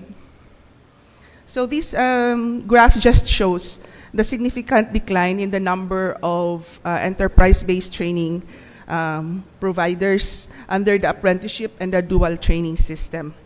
The next slide. So why is participation low? So this was the question that we were trying to answer, and using systems tools such by looking into behavior over time and using feedback loop diagrams, we mapped out key structural and behavioral drivers of low enterprise-based training uptake. So we look also into stakeholders' perspectives, primarily that of the employers, the prospective trainees, and TESDA as the government arm for Tibet, with the objective of identifying factors that contribute to the participation in the program. So, and finally, we try to identify leverage points or small where small change can possibly have significant impact in the overall system. So looking at the stakeholders' perspectives for trainees, prospective trainees have limited awareness of the program or may perceive such programs as difficult to access because of little information known about it. Moreover, there is often the preference for college degrees, viewing Tibet as second-rate. But since our objective is to increase participation of employers in the enterprise-based training programs, we focused more on the employer's perspective. Employers are not fully aware about the program and would worry about costs and unclear incentive processes. Meanwhile, government agencies like TESDA and the DOLE believe in the benefits of the program, but they struggle with outreach, with incentives, and multi-stakeholder coordination. So TESDA's promotional efforts may have not penetrated deeply in industries and rural areas, especially with weak regional presence. Also, there's a cultural perception barrier with Tibet, including the IBET, which is regarded as inferior to college degrees, and outreach programs may not have effectively addressed such mental models. Meanwhile, there's weak coordination among agencies that have distinct roles in the program, with TESDA handling the program registration and standards, the BIR managing the tax incentives, and DOLE overseeing labor compliance. Collaboration between TESDA and the industry boards also remain uncertain due to lack of established incentives for creating them. So while industry boards exist, their functioning is inconsistent. Next slide. Okay. So on average, graduates of the enterprise-based training only account for about 4% of the total graduates across all training modalities. And enrollment and graduates continue to dwindle and remain below pre-pandemic levels. The main barriers that we have identified include one, awareness gaps among employers and trainees. Second, the additional costs and administrative burden to employers. And third, unclear availment process for incentives. So on awareness, there are anecdotal reports that reveal the lack of awareness among employers regarding TESDA's enterprise-based training program. So as such, they could also be unaware of the incentives. But there are some operational problems pointing to the limited technical capacity and human resource capacity of TESDA, where reports say that about 47% of the TESDA staff are job job orders, and there's a rather high turnover in the field offices. This could partly explain the lack of promotional programs or outreach to increase awareness among employers and prospective trainees. Another barrier pertains to financial constraints or additional costs that may be entailed to accommodate apprentices and trainees. And costs can be in terms of the allowances, the equipment, extra personnel, and supervisor time, or even the equivalent cost as a result of apprentices potentially affecting the pace at which work is regularly performs. Hence, the question is whether the incentives are attractive enough to outweigh the cost. There's also perceived administrative burden that discourages participation in the program. So some reasons why the enterprise-based training processes are considered cumbersome would involve multiple documentary requirements or lengthy approval timelines, and smaller firms, MSMEs, would face disproportionate burden because they don't have or they lack the dedicated compliance staff or resources to comply with TESDA's stringent facility and trainer requirements. Many stakeholders are also unaware of tax and non-financial incentives. In fact, there is no record of firms availing tax deductions under the DTS and apprenticeship in 30 years. Maybe our good reactor, Sir Ong Pin from the Makati Business Club, can give us an idea if this is actually true, that no firms have actually availed of tax deductions. Moreover, there is litigious documentation and unclear guidelines for tax incentives. Next slide. Okay. So to address the barriers earlier discussed, we have identified intervention strategies to increase the participation of employers in the IBET program. And this would include, one, aggressive information and promotional campaigns, making the incentives more attractive and ensuring ease in availment, and establishing closer enterprise education tie-ups. Next slide. So let me go quickly through each strategy.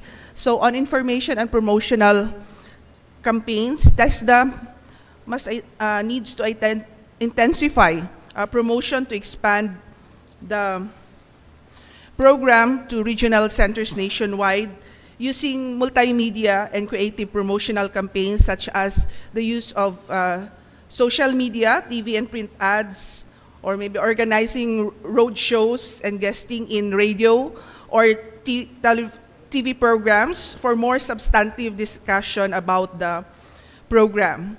TESDA should also reach out to industry boards to promote IBET, to expand enterprise participation, and to work out more concrete partnerships for the development of the training programs and identification of priority sectors and qualifications to ensure alignment with current industry standards and needs. Closer tie-ups with the industry boards can promote dialogue to tackle issues that may eventually need adjustments in policy, in program design, and implementation processes. TESDA can also leverage strong tie-ups with industry boards to systematize monitoring and evaluation within IBET and ensure that the M&E learnings are used to improve and sustainably implement the program. Next slide. So still on promotional campaign, these are just some areas that we feel should be given attention in promotion. One, it's to provide a clear scope of the IBET or the target industry or maybe the IBET priority occupations, the registration process, the incentives that are available, and the process of availing them. Also, it's important that promotional campaigns highlight the benefits of the program to the industry and the employers. It should feature success stories and outcomes and appeal to the corporate social responsibility of the industry players. Okay, next slide. Okay, on the second intervention on incentives and ease in availment. So enterprises normally operate for profit by reducing costs. So incentives matter. And to encourage employers to become IBET providers, the government should reduce costs for enterprises by providing attractive incentives with clear, streamlined availment process. So under the IBET Act, grants additional tax deductions. Okay, so we have 50% of training expenses until 2027, and this will be increased to 75% by 2028.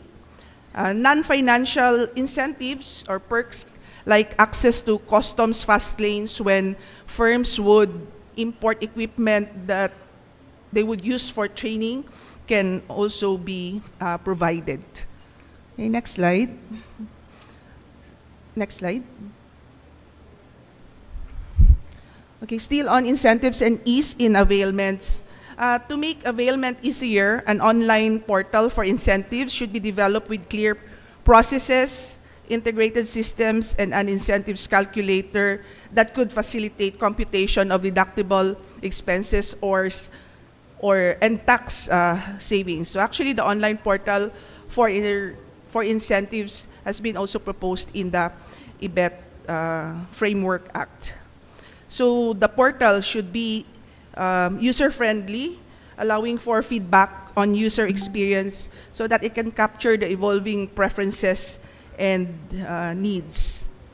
So the development of the online portal for incentives requires collaboration, especially among the TESDA, the BIR, and the DICT, and there's a need to strengthen coordination by maybe formalizing MOA between TESDA and BIR for incentives processing and improving data integration for accurate IBET measurement. Next slide. And last intervention is closer cooperation between enterprises and educational institutions that could be mutually beneficial, with firms getting the needed skills and the educational institutions producing employable graduates. This intervention is not only intended to increase the number of potential IBET providers, but also to ensure the quality of training programs that can help address the job skills gap. A closer tie-up between enterprises and educational institutions can work towards, one, aligning the training programs and curricula with industry needs. It can work towards ensuring occupational safety and standards, formulating general conditions for IBET agreements, and promoting success outcomes of the cooperation under the program. Next slide. In conclusion, passing a law is only the starting point. So Republic Act 12063 has provided the framework, but implementation determines success. Real change requires addressing systemic barriers pertaining to the level of awareness, cost, and administrative burden resulting from complex processes and extensive requirements for tax incentives, which can hinder participation. Enterprise-based training works. This is proven to improve the employability of those who have graduated from such programs. However, uptake remains low. And next slide, this is the final slide. We would like to reiterate 3 key interventions that are critical. Again, undertaking aggressive information and promotional campaigns to deepen awareness on IBET, making the incentives attractive with streamlined availment processes, potentially through the online portal for incentives, and stronger enterprise education partnerships. With these interventions, we may be able to increase the participation of employers in IBET programs, hence helping address the job skills mismatch and contributing to the overall labor productivity and competitiveness of our labor force. Thank you. Thank you, Ms. Manala, for that presentation. We'll go right ahead with the reactions from our panel. So we are joined by two distinguished reactors from the government and the private sector. First, we have Mr. Jill Borjal from the Department of Labor and Employment. He is also joined by Executive Director Rafael Apa Ongpin of the Makati Business Club. Let's start with the government this time, no? So Mr. Borjal, and then we'll hear from the private sector, Mr. Ongpin. The floor is yours. Magandang umaga po sa ating lahat. Thank you, Ms. Pamela, for that presentation.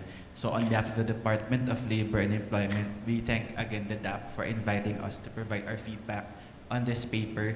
And we at the department acknowledge the need to develop future-ready workforce in light of the changing global economy. Nabanggit din po dun sa paper yung sinasabi nila na almost 2/3 of employers confirm that skill shortages limit their ability to grow. And alam din po ito ng ating mga colleagues sa Congress and Senate that the department has continuously implemented strategies to increase the employability of current and future workforce and expand access to employment opportunities. Nabanggit niyo po, ma'am, yung ating job fairs, yung ating career development support, na patuloy po itong pinapaigting ng Department of Labor and Employment. Thank you for citing them as well.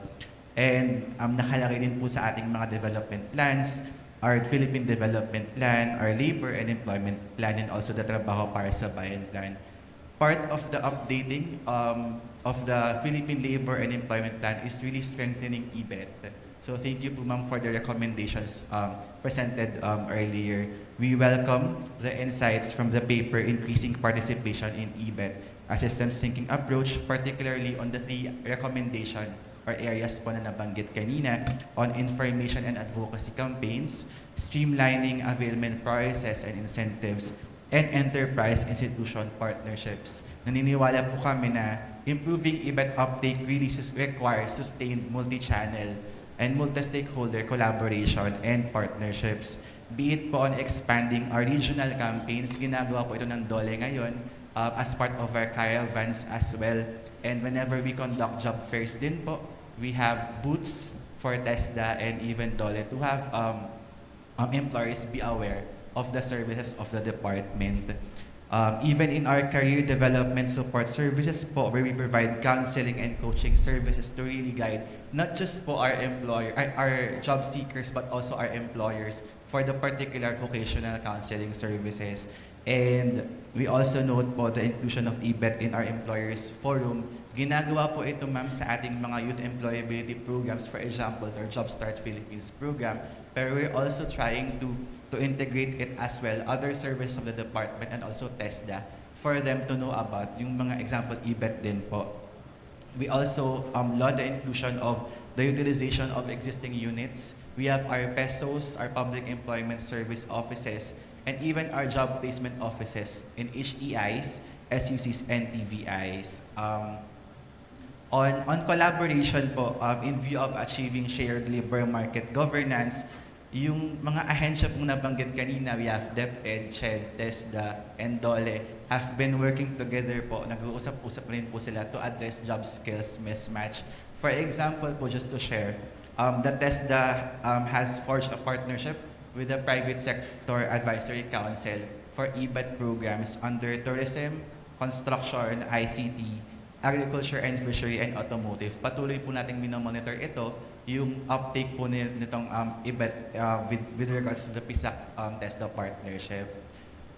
The DOLE continues to provide real-time labor market intelligence. Mahalaga po ito, including in-demand, hard-to-fill, and emerging occupations. Guiding, yung nabanggit niyo po kanina, mahalaga din po yun, yung pag-align po ng ating curricula, our training standards to emerging industry needs. In that information part is also used in our efforts to provide career development support and job matching services through our PESOs. And moving forward po, we take note of the recommendations as TESDA is also part of the Employment and Human Resource Cluster of the Department of Labor and Employment. We are really glad to share, if possible, po, the insights of the study as we are also updating the Philippine Labor and Employment Plan for the midterm of this administration, and also provide actionable recommendations on how to intensify IBET. And sinasabi din po natin kanina na IBET is just on its initial steps since the law has been passed, the IRR has been signed this year, and we will continue to monitor po not just the uptake of IBET but also our other employment interventions para po ma-ensure yung ating youth, adult, and professionals are really future ready for the labor market. Maraming salamat po, and we again express our appreciation to DAP and also to the team of Ms. Pam for this insightful study. Maraming salamat po. Thank you. Thank you, sir. Thank you. We'll hear from. Good morning, everybody. I want to start with examining the paradigm itself, because from the perspective of the private sector, you know, the education to employment skills gap goes both ways, right? We're not providing enough jobs. Our industry is not growing fast enough to provide those jobs for the workforce, all right? I mean, I'm not saying the reverse is not true. I mean, all I'm saying is it goes both ways, and it takes a while to think about it that way, right? But from the private sector's perspective, it's not just that we're not producing enough people educated, you know, for the jobs. We're also not producing enough jobs for the people who are educated in a certain way. Now, enterprise training is obviously a big, an important factor in this regard. We have a few specialized industries among our membership, the Makati Business Club's membership, who do, you know, things like electronics manufacturing, you know, stuff like that. And they have huge training programs in place because, you know, the general education available either from universities or from TESDA is only a starting point for their the skills required in their industry. So by definition, they need to train their own workforce, and a bunch of these people have big programs to do such a thing. They've complained to us that, you know, a lot of these guys use them as a stepping stone to get jobs abroad. You know, we're losing our labor force. You know, the areas that you mentioned where there's demand is software development, data science, logistics, healthcare. We're exporting professionals in all of these things. You know, the minute you get to a certain skill level and you're able to get the certificates, for instance, in software development, there's a lot of certificates and ratings and stuff like that. You work with a local firm, you get the training, you get the certificates and stuff, and then, you know, you have like a 2-year period where, because you took the training, you cannot leave for 2 years. But the minute that 2 years is up, a lot of these guys resign and they go abroad. They go to Singapore, you know. So that's the thing, right?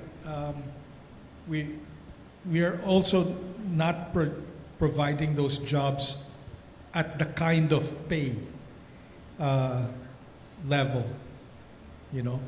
I mean, Philippine labor is already very expensive compared to, for instance, Vietnamese and Malaysian labor. So in terms of manufacturing, both light manufacturing and heavy manufacturing, we're way behind those guys. In terms of foreign direct investment, Vietnam and Malaysia within ASEAN got about 70% of all foreign direct investment in manufacturing. No? Just those two countries. We got, I don't know, less than 10%. It's, you know, we're just not strong in that. And why is that? Because our economy is weak. Why is our economy weak? Because we have, well, it's a long story, but we have failed to develop the agricultural sector. And as a result, we still have widespread poverty, right?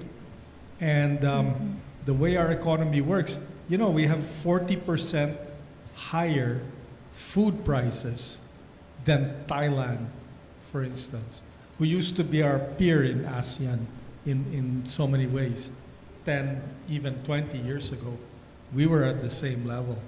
But the way they developed, they really developed their agricultural sector, and from poverty, raised them to middle class, right? So if you're a successful farmer in Thailand today, you're middle class. You have disposable income. You own a pickup truck. You can afford to send your kids to university, you know. Here, that's just not the case. And we really need to address the agricultural sector first if we want to have an industry. Because without an agricultural base, who are you going to sell the pickup trucks to, right? I mean, our farmers can't even afford shoes, right? And basic education, obviously there's a lot of gaps there.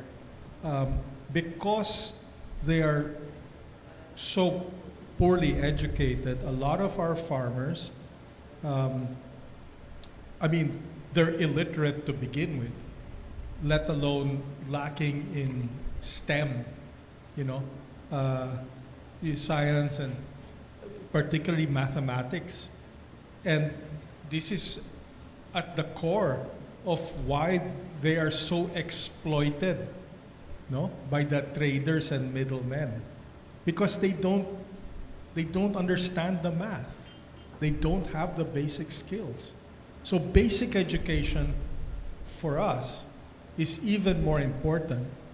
You know, these guys, you know,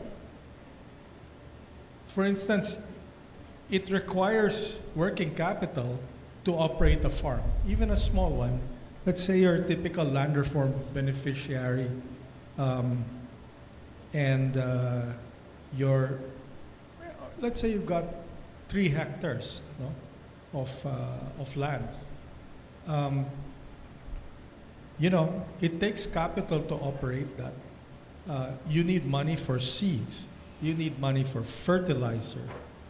You need money for animal feed or whatever, right? Now, where are you going to get that capital, right? How can you can't even borrow money from a bank because these guys have no identity, right? They're lacking in identity.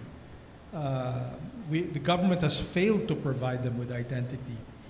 So, you know, if they were educated, theoretically, with enough basic skills, they would be, number one, literate, and number two, they would understand the system and understand the need to, get identity, get credit, and be able to operate their farms. Instead, they don't, and therefore they're at the mercy of predatory or parasitic middlemen. So the average number of middlemen between a farmer or fisherman and the final consumer is 8 in the Philippines. Think about that. And that means that your farmer or fisherman is only getting about 7 or 8% of the final retail price, because he doesn't have the value chain or access to the value chain between him and the consumer. There's logistics, there's cold storage, there's marketing, there's retail. These are all parts of the agricultural value chain, right? And unless you develop the agricultural sector, then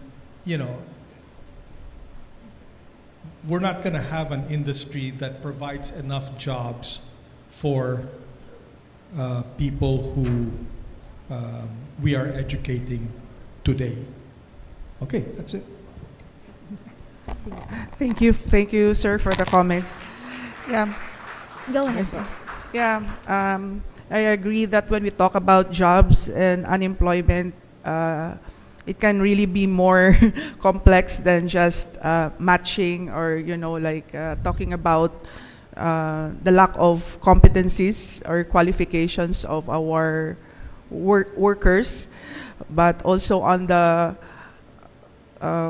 side of the employers, it's also generating, I agree, sir, generating the jobs that allows our industries to actually catch up with shifts in global demand for labor and with rapid advancement in technology. So yeah, it's a challenge also in the timing, also in the timing that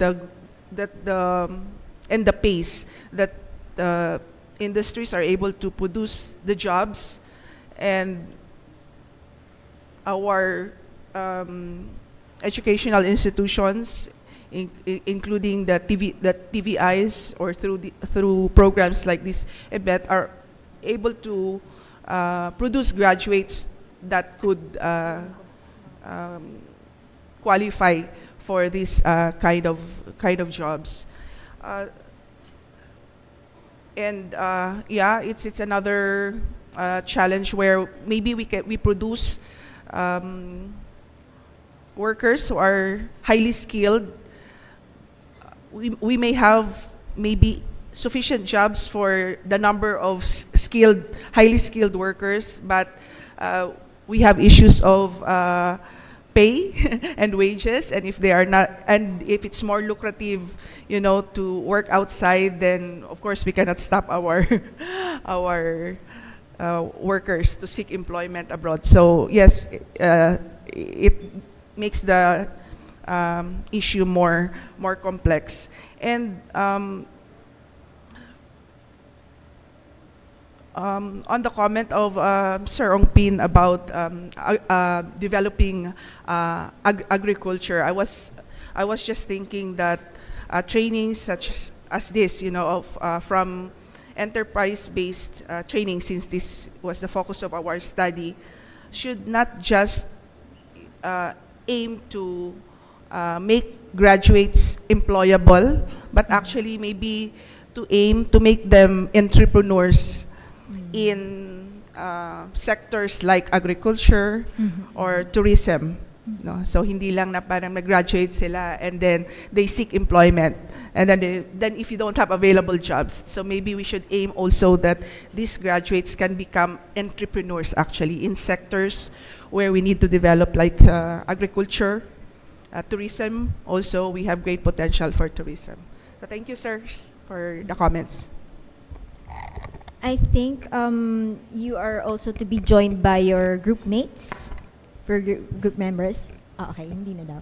So, anyway, having been once part of a civil society organization that advocates for trade and industry, I know this has long been a persistent and important issue that the private sector has called for reforms. But over the years, several ideas have been proposed, but clearly circumstances continue to change and evolves, and what may have worked before may no longer be applicable today. So, while I start off with with ED Ongpin's statement na yun nga, walang masyadong jobs, walang jobs na available. So in the course of the systems thinking, no, parang were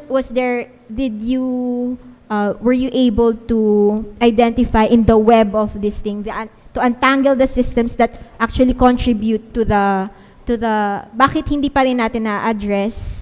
Or it's a very mahirap na question, but what sa systems thinking approach, ano yung na-untangle nyo dun sa because of this dito sa persisting problem of walang trabahong available? First, I'd like to recognize my group mates from the Senate, Attorney Ordonez, Attorney Alias, and Albert Basa also. But what we did, just to share our process when we did our paper, systems thinking. So we started with a very broad issue of job skills mismatch, but ended, we had to narrow it down to addressing the issue of low participation in the IBET program. So we did not tackle why there are no jobs.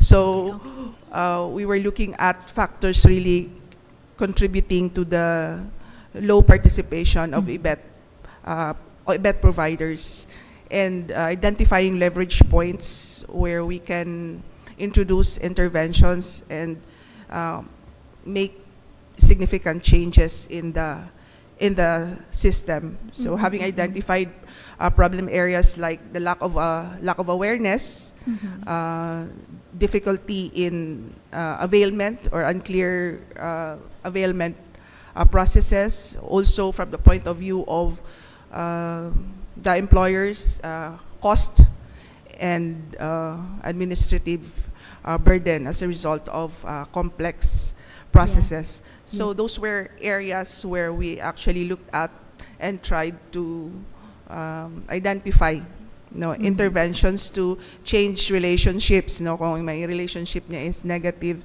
we want to positively reinforce, change the relationship in the loop. So with those just basic three strategies, they're not entirely new, but we thought that at the implementation stage, if those things can be intensified, we know that there are tie-ups between government,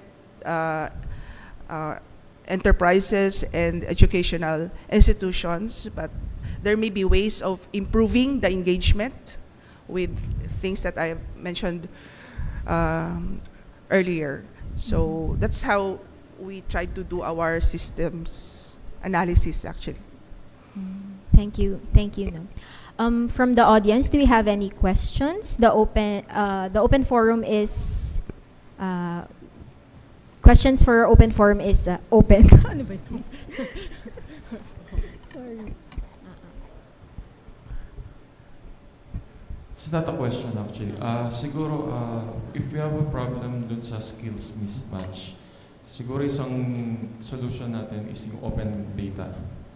If we have an open data, we will be able to check ano yung mga demands ng mga industries natin. Some areas may demand na ganito for a skill. Then sa education, kung open data na siya, makikita nila saan sila mag-a-adjust sa mga curriculum nila para ma-meet yung demands na yun. Tapos yung sa EBET naman, makikita mo rin siguro sa open data ano yung mga saan areas or industry nagiging successful yung EBET na programs natin. Siguro another suggestion is yung sa open data for the labor industry so that other sectors will also be aware saan may mga demands for jobs, saan may mga demands, saan mag-a-adjust yung mga educational institutions natin pagdating sa pag-fill in dun sa mga ano na yun, job needs na yun. Tsaka may sana, para yung mas klaro yung job needs mapping natin. Yun lang po. Alright. Ayun. So we invite also comments and suggestions from the audience, no? And If I may say something. yes, please. Yeah.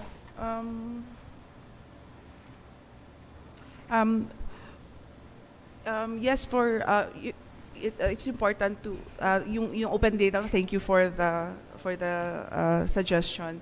But I think also there has been observations that changing our curricula takes a lot of time. So kaya minsan yung the lengthy approval process catches up on the yung the relevance of the curricula. So by the time na na-approve yung certain let's say training regulations, naging outdated na yung curricula. So actually that's entirely a separate issue, no, on the process of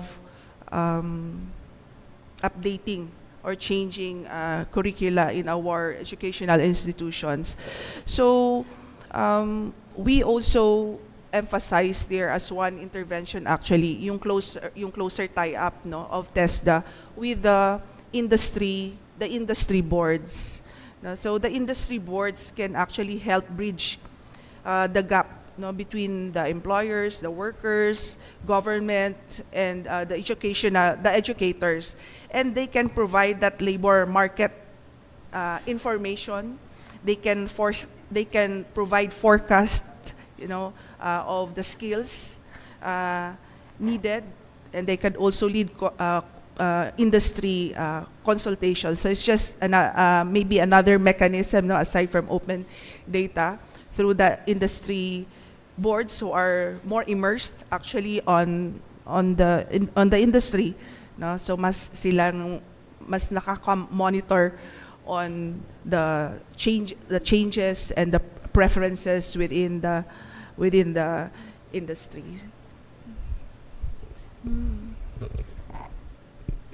We have someone from the floor. Good morning po. I have some suggestion po. While we are waiting for the abolition of the K-12 program, may I suggest that some of the courses be integrated into the K-12 program so that we can see the benefits and feel the benefits of the K-12 program, especially in the senior high school. This is my suggestion to Dole. Sana i-integrate natin yung some of the courses sa ating senior high school program. Para naman maramdaman namin yung additional 2 years na binigay ng government para sa mga bata. Kasi instead na nagka-college na sila, nag-aaral pa sila ng 2 taon na inaasahan na nila na sila makakapagtrabaho. Pero pag nag-a-apply na yung mga bata, ay hinahanapan sila ng college degree. Thank you po. I think our ED Ongping would like to respond. Yeah, please don't make the assumption that we're in favor of abolishing K-12.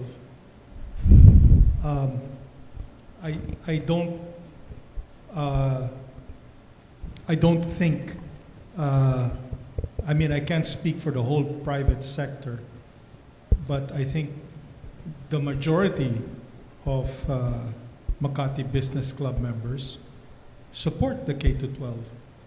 As I was saying kanina, it's basic education. It's basic education that really, really matters. The advanced skills-based, jobs-based stuff can happen within the companies, and it is happening. No, there are of course premium jobs managerial jobs and stuff, that hahanapan sila ng college education. Okay, sure. I don't know how many of those jobs there are. But, you know, if we had an effective K-12 system, for instance, we wouldn't have illiterate farmers. Now, illiterate farmers do not have the skills to run a cooperative. Okay? And this is the problem. I mean, we're trying to get them to organize themselves into cooperatives so that they can benefit from economies of scale and being able to market their products together, etc., right? But they don't have the business skills. They don't even know how to organize and form an organization. And that's something that you should have learned in basic education, in K-12. You don't need to go to college for that. So, anyway, just wanted to say, it's, you know, it's not about K-12. If I may add, in senior high school, we have several strands, and one of the strand actually is TechVoc. So my own thoughts would be, maybe we need to actually evaluate the skills level that we actually produce after a student graduates from senior high school from that particular strand, yeah, no, na TechVoc, no? Go ahead. Sorry. Just to also add lang po dun sa nabanggit ni ma'am, the three agencies, the DepEd, TESDA, and SHED, and also DOLE, as nabanggit ko nga po kanina, continues to work together towards this program called the Career Development Support Program, where we provide not just LMI but also career coaching and counseling, vocational counseling, and also employment counseling across life stages, whether you're as a grade 12 student, whether a graduating college student or a TVI graduating TVI from a TVI, and also those employed to have the necessary skills, both technical and soft skills. What we were emphasizing is importante both technical and soft skills. Sinasabi ni Sir kanina yung STEM, we're also promoting that po sa mga career development support activities namin sa Department of Labor and Employment. Just to also share that in 2023, the DOLE and JobStreet conducted a survey across 600 respondent employers, and in 2023, so their initial results show that hirers have a better understanding of the K-12 program. Kasi dati, ito yung comment na yung understanding of the program is not that good, but in 2023, okay na rin. More than half of the hire respondent addressed or answered their willingness to hire. And also for SHS graduates to apply, and which is an increase from the 2019 study. Nag-conducting po kasi si JobStreet ng study ng 2019 with DOLE as well. And industries that have strong willingness to hire SHS graduates include hospitality, food and beverage, and BPO industries. And minsan naman po, nababanggit ng mga employers na may kailangan pang i-upskill or i-develop na skills ang ating mga SHS students, kaya nakaagapay din po yung TESDA sa pag-upskill po. Ano yung mga kailangang skills na kailangan pa nilang i-develop para the moment they re-apply, for example, hireable na po sila. Same goes po with our job fairs. Nabanggit po kanina ni ma'am ang ating hired on the spot figures. So, improving po yung ating job fair figures as compared with the last years. For example, ang placement rate po ng ating mga job fairs ay around 13.48%, around 67,000 hired on the spot sa around 2,000 job fairs. And ang ginagawa po ng Department of Labor and Employment, ng ating mga regional offices, is to catch those ng mga near hires. Meron po tayong program tie-up with TESDA para po ma-refer agad sila to particular courses or training programs or even micro-credentials para po matugunan yung gap sa skills nila para eventually they can be hired by the company. So,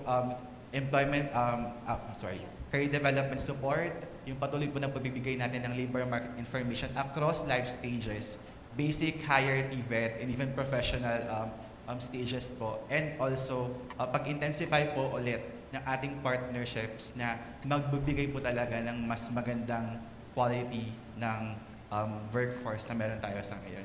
Thank you po. I'd like to jump back dun sa question or from the gentleman that was raised before, no, from the floor about the database. So I understand that the PhilJobNet is handled by the DOLE, no? Actually, this was raised before in one of the courses also in the CBILLS. They also tackled yung job mismatch. And one of the proposal is also similar to the PhilJobNet, PhilJob.net. But the data that is being generated from all the subscribers and the accounts, parang doon pa lang from the surveys, they'll be using it to parang help the matching of the jobs and the industries. So is this something, since you're the administrator of the PhilJob.net, have you looked into this parang idea of, or are you actually doing this? Thank you po for the question. Actually, yes, we have enhancements underway when it comes to the PhilJobNet, especially utilizing the data na nakakuha po sa ating mga registered job seekers and even yung mga vacancies po na binibigay ng ating mga employers as they register. For example po, I forgot to mention kanina na we have a memorandum of agreement with CHED.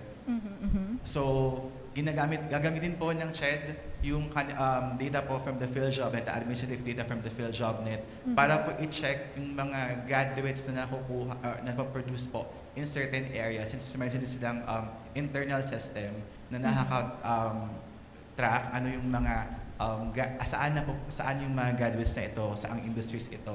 So they would match with the PhilJobNet data. And throughout the years naman po, increasing naman po yung reach ng PhilJobNet when it comes to registrations, even visits.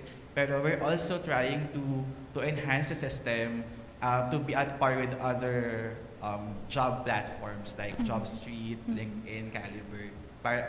And also intensify po yung paggamit ng PhilJobNet. It is also one of the policy or the strategies under the Labor and Employment Plan to improve the reach of the PhilJobNet, not just with elementary occupations na nababanggit din po kapag may mga forum na baka yung quality of, yung types of jobs kasi na natin is more of elementary. But now we have been soliciting employers to register or to enlist their other jobs or vacancies doon sa PhilJobNet. I just don't have the data with me when it comes to the number of vacancies, pero improving na po siya throughout the years. Actually, what was interesting in that proposal is that they can use it to project yung kung ano yung gusto ng mga estudyante for the future jobs. So maybe it could inform government na maybe ito ang pwede nating prioritize na industry, or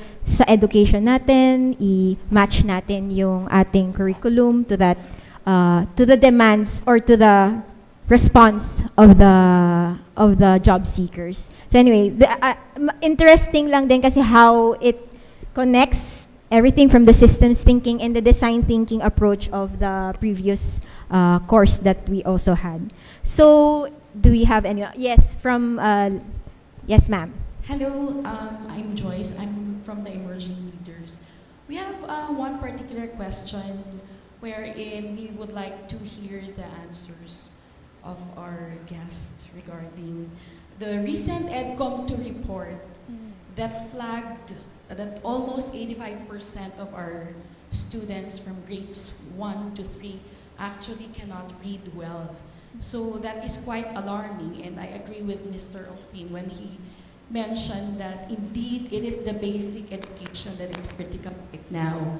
And what coincides with this as well is the recent report also that came from the collaboration of all the agencies in EDCOM2 that said that the number of the functional illiterates actually doubled? Because we were listening, you mentioned about upskilling, upscaling, and uptooling. However, because of the reality of these skilled workers, probably through TESDA or EBET or in somewhere or another that they acquired the skills, because of that basic education that they lacked, we feel that it is also another bridge that has to be created. And we hope that among our guests today, they can give us some kind of enlightenment on this, on the direction on how to pursue it. Thank you. Go ahead, gentlemen. EBET, unfortunately, is not a remedy for defective basic education. Okay? It doesn't solve the problem. In fact, you know, it barely even deals with the problem.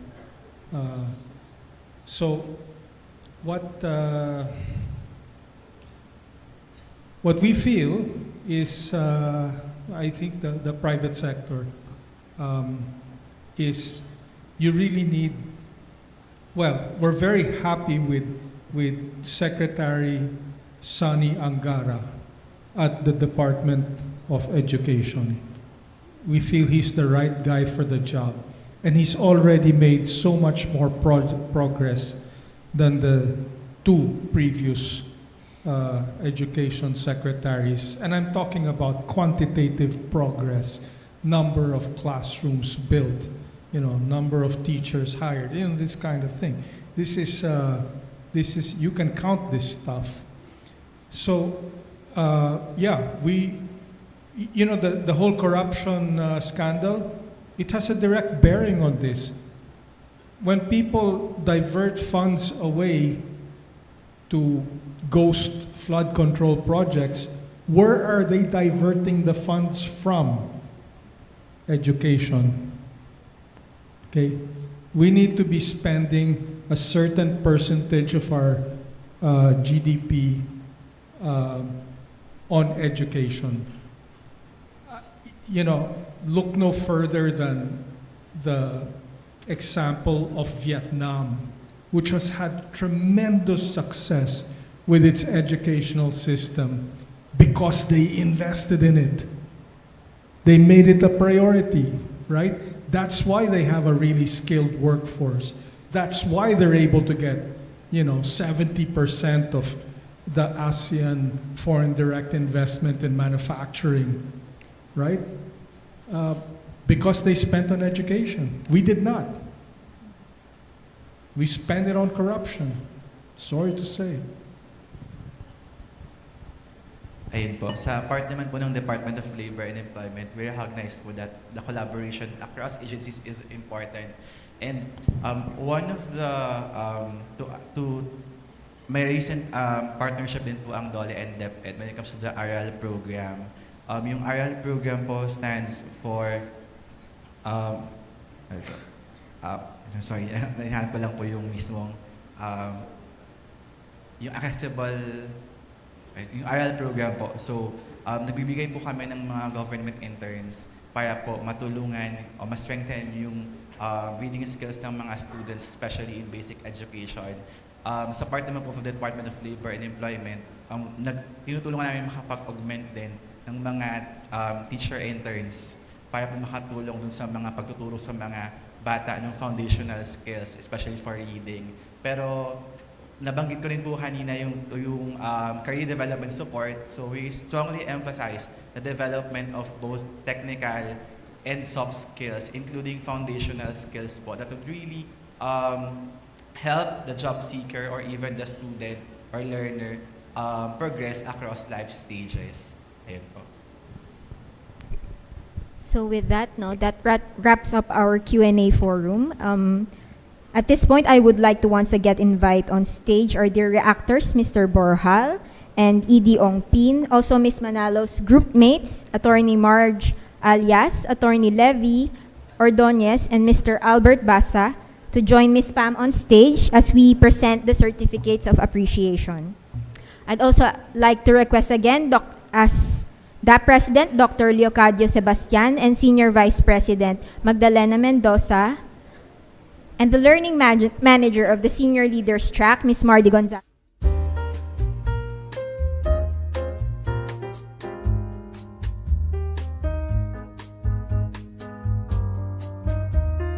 Certificate of Appreciation for the 2025 CBILLS Conference to our presenter, Ms. Pamela Manalo, joined by her group mates, and to our reactors, Mr. Jill Borjal and Mr. Rafael Ongpin, for sharing their insights and expertise in the discussion.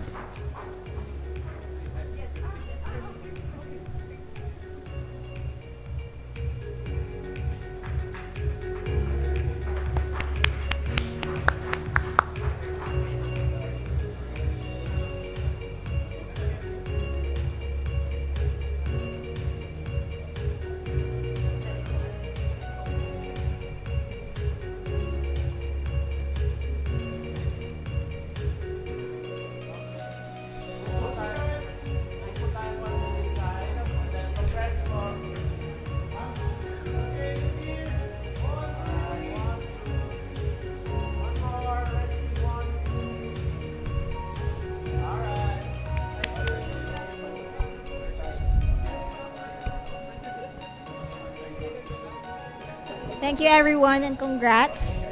That wraps up our morning sessions. Our first two sessions were able to cover a substantial range of significant and interrelated issues that continue to persist even in the most advanced and development governments. I would like to also remind everyone that you may access the abstract and slide presentation of our morning's presenter by scanning the QR code of the digital program kit. While we want to sustain the momentum, I am certain a break would be most welcome to refuel our energy and prepare us for the discussions in the afternoon. So let us have our lunch. We will see you again at 1 p.m. Thank you. Scholars and dear guests, thank you for the very insightful morning sessions. The buffet is located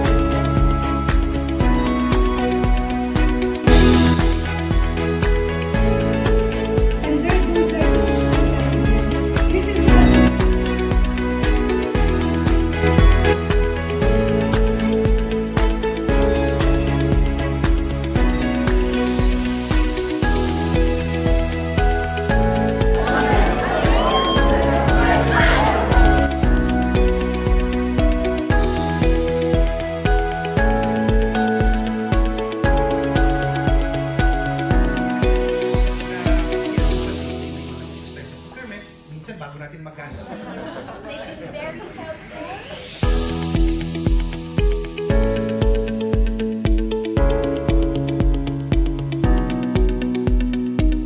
Baka kayo hindi na kayo na-surprise, pero that is surprising.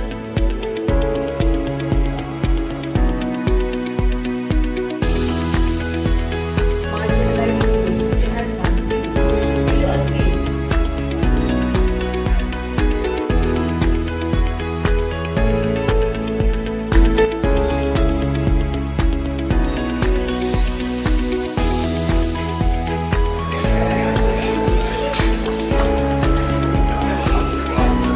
As the study is to identify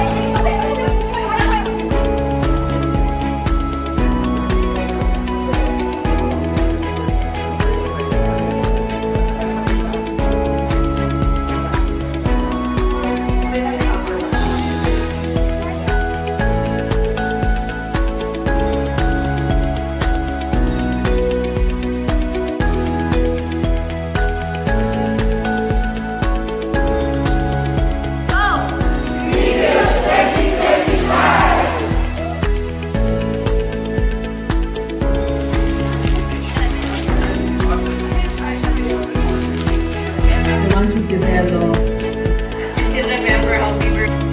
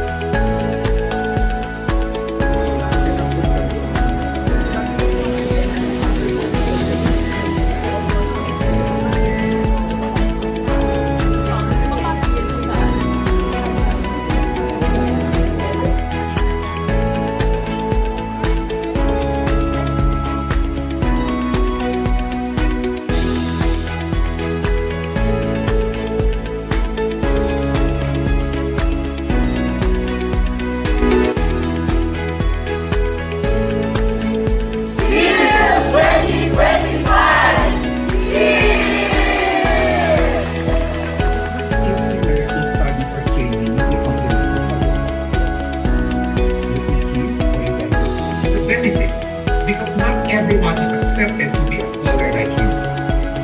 Many would gladly exchange places with you. I am aware that the program may sometimes be a drain on your mental and physical.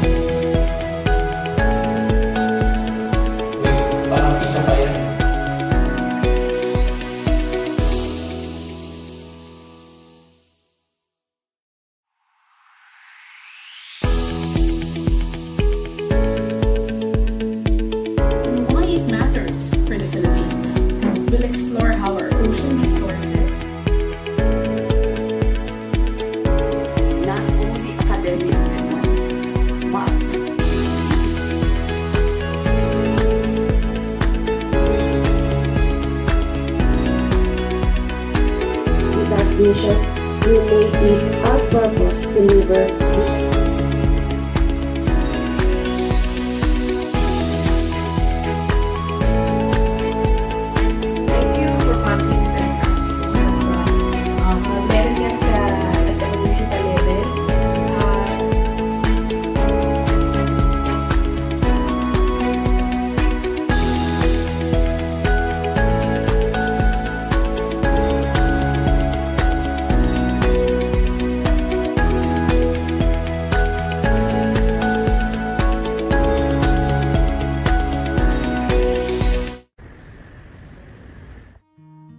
Every Filipino dreams of a life that is secure, comfortable, and full of opportunity. Home ownership, good education, mobility, financial stability, time for family and leisure. Don't you agree? The reality is that there are many factors barring us from them. Political instability, climate crisis, pandemics, armed conflict, corruption, and socio-economic inequalities, to name a few. With all these in mind, one thing holds true. For institutions to gain the citizenry's trust, transparency and accountability are a must. From sudden shifts in leadership to recurring political issues, Filipinos are asking harder questions and demanding better answers. Truly, the need for inclusive, participatory, and responsive governance has never been more urgent. Policies are the pillars of opportunity, shaping our classrooms, our hospitals, our homes, and our future. And every Filipino has a role in building legislation that listens, involves, and adapts. The 2025 CBILLS Conference serves as a culminating activity for scholars from the Philippine Congress to present their proposals and insights towards advocating for and informing future policy actions that truly put Filipinos at the center. Let's reframe governance, reimagine participation, and rebuild trust in the systems meant to serve us. Together, let's create a more inclusive, participatory, and responsive tomorrow for every Filipino.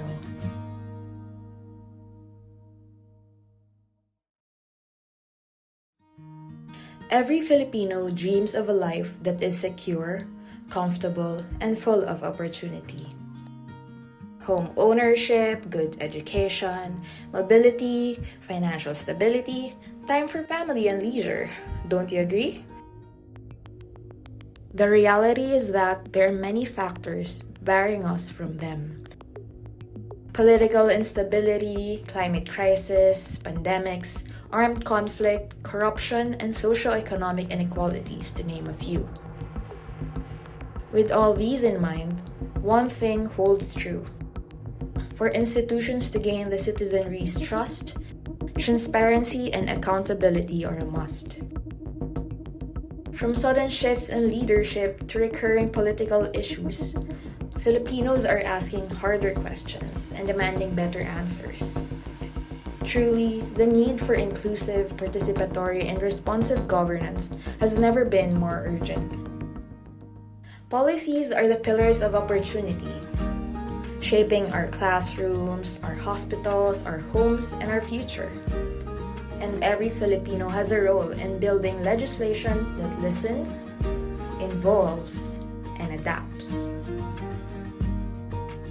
The 2025 CBILLS Conference serves as a culminating activity for scholars from the Philippine Congress to present their proposals and insights towards advocating for and informing future policy actions that truly put Filipinos at the center. Let's reframe governance, reimagine participation, and rebuild trust in the systems meant to serve us. Together, let's create a more inclusive, participatory, and responsive tomorrow for every Filipino.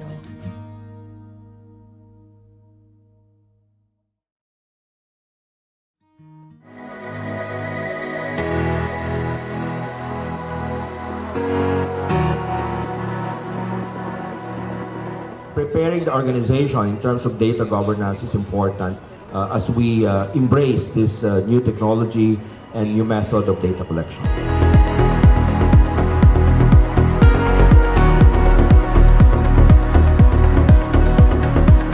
Because the moment you attach it, it goes to the world. It goes to OpenAI.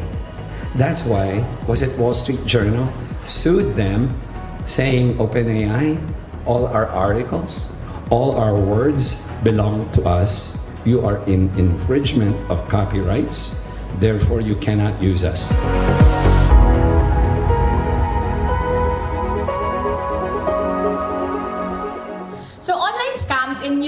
trafficking, no, I think we have to lay down the context. What are we talking about when we talk about pogos and how these pogos have become a festering place for online scams and human trafficking?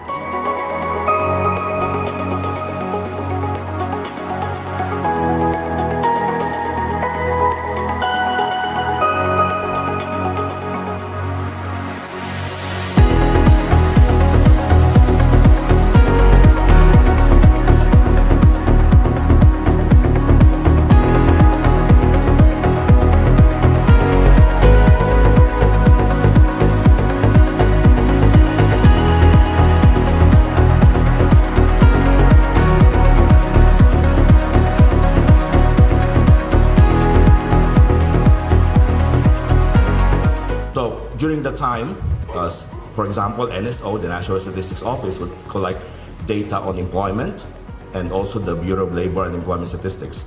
And of course, there's a problem with the results most of the time. So the idea was to centralize the activities of the different statistical agency, and we have the Philippine Statistics Authority. So from the four agencies, created the Philippine Statistics Authority to rationalize and promote efficiency and effectiveness in the delivery of statistical services, among others, in the country.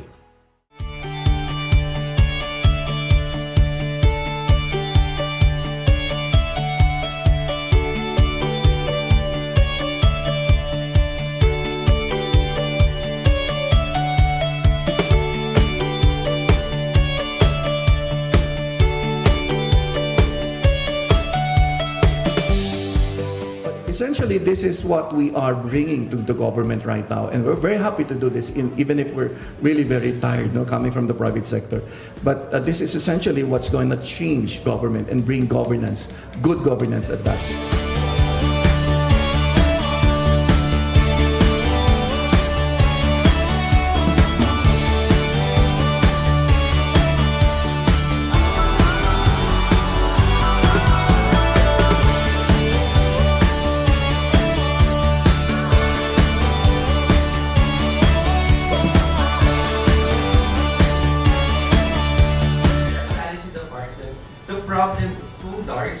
But the solution might be too simple.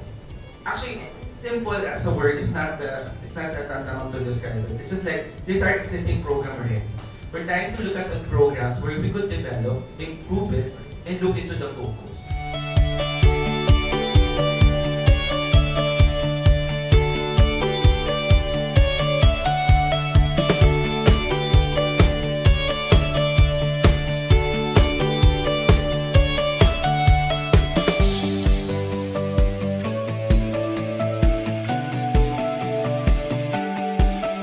Together, we are building a Congress that is more proactive, more responsive, and more attuned to the needs of the Filipino people.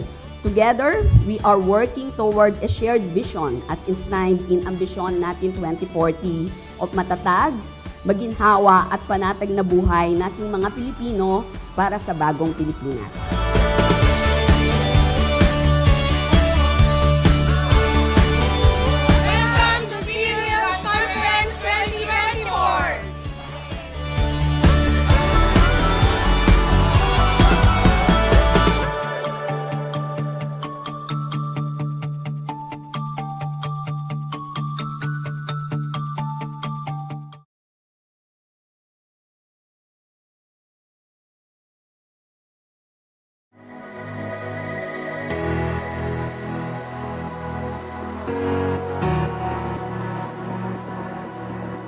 Preparing the organization in terms of data governance is important as we embrace this new technology and new method of data collection.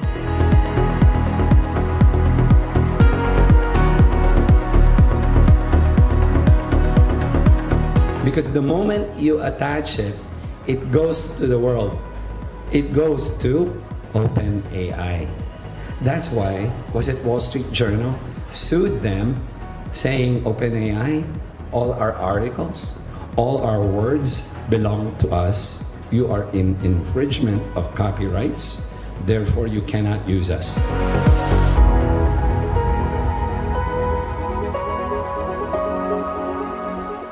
So online scams in human trafficking, no? I think we have to lay down the context. What are we talking about when we talk about POGOs and how these POGOs have become a festering place for online scams and human trafficking?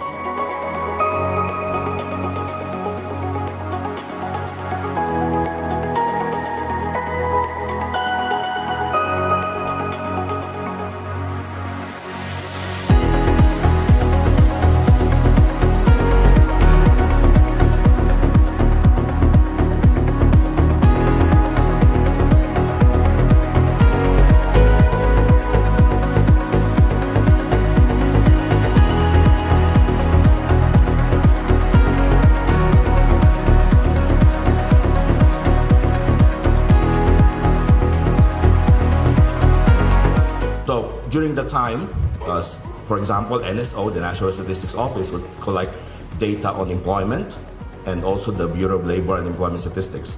And of course, there's a problem with the results most of the time. So the idea was to centralize the activities of the different statistical agency, and we have the Philippine Statistics Authority.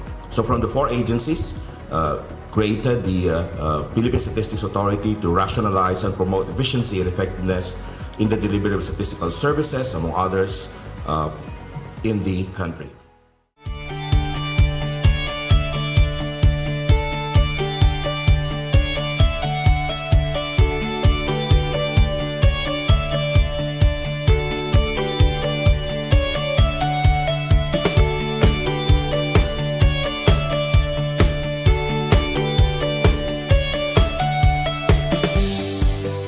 Essentially, this is what we are bringing to the government right now, and we're very happy to do this, even if we're really very tired, coming from the private sector.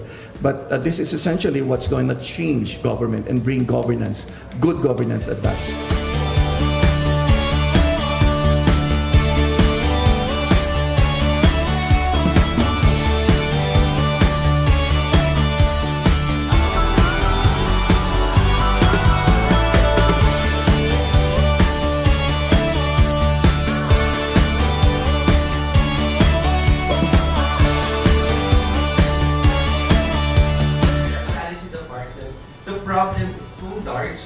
But the solution might be too simple.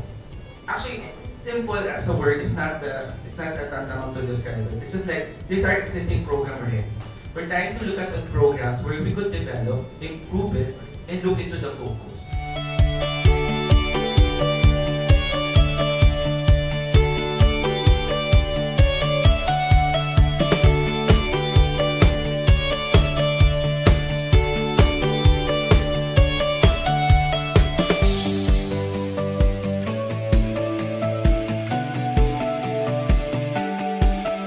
Together, we are building a Congress that is more proactive, more responsive, and more attuned to the needs of the Filipino people.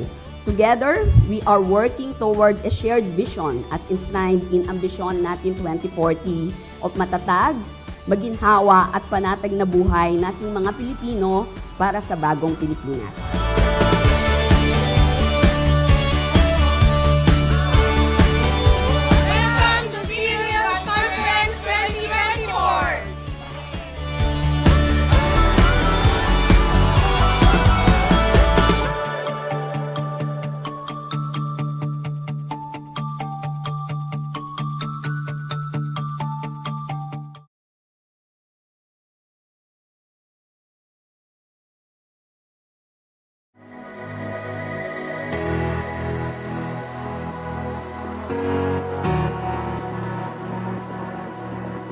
Preparing the organization in terms of data governance is important as we embrace this new technology and new method of data collection.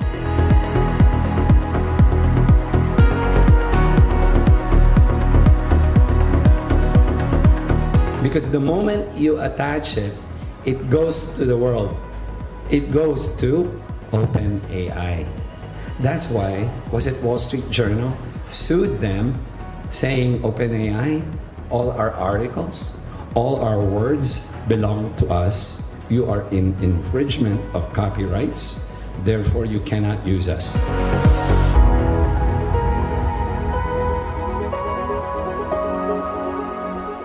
So scams in human trafficking, no? I think we have to lay down the context. What are we talking about when we talk about POGOs and how these POGOs have become a festering place for online scams and human trafficking?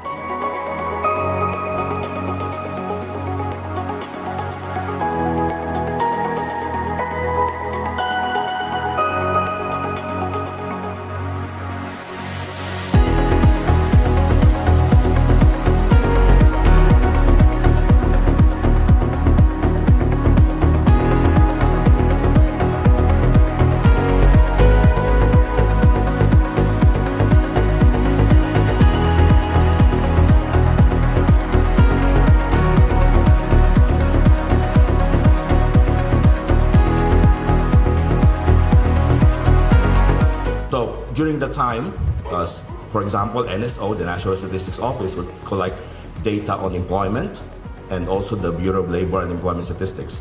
And of course, there's a problem with the results most of the time. So the idea was to centralize the activities of the different statistical agency, and we have the Philippine Statistics Authority. So from the four agencies, created the Philippine Statistics Authority to rationalize and promote efficiency and effectiveness in the delivery of statistical services, among others, in the country.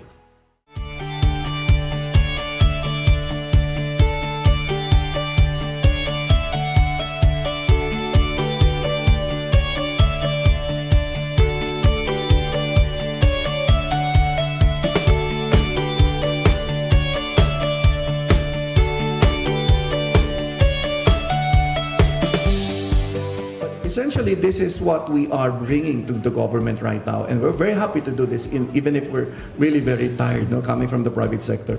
But this is essentially what's going to change government and bring governance, good governance at that.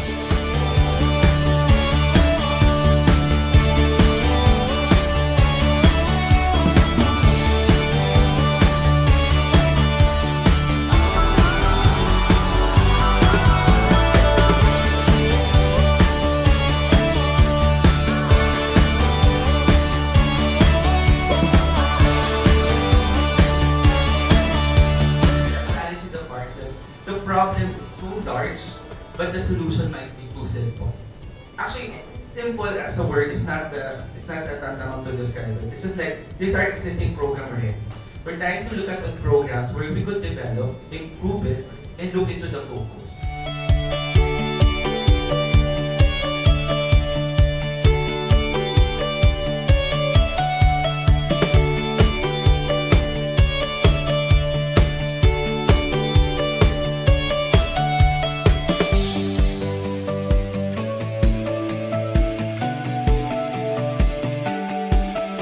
Together, we are building a Congress that is more proactive, more responsive, and more attuned to the needs of the Filipino people. Together, we are working toward a shared vision as enshrined in Ambisyon Natin 2040 of matatag, maginhawa at panatag na buhay nating mga Pilipino para sa bagong Pilipinas.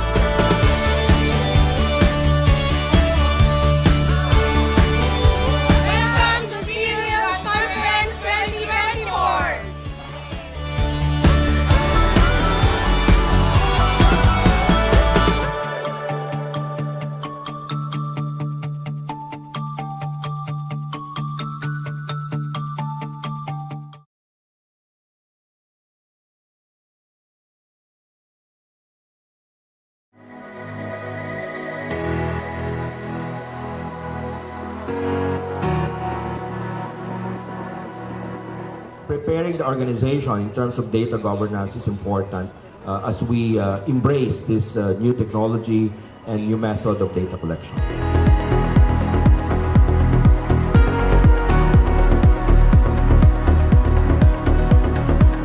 Because the moment you attach it, it goes to the world. It goes to OpenAI. That's why, was it Wall Street Journal sued them saying, OpenAI, all our articles, all our words belong to us. You are in infringement of copyrights, therefore you cannot use us.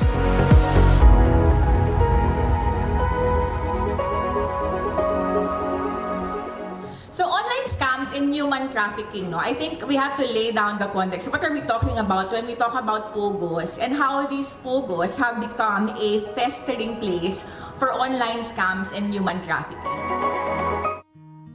Every Filipino dreams of a life that is secure, comfortable, and full of opportunity.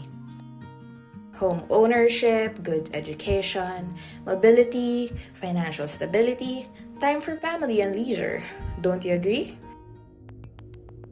The reality is that there are many factors barring us from them.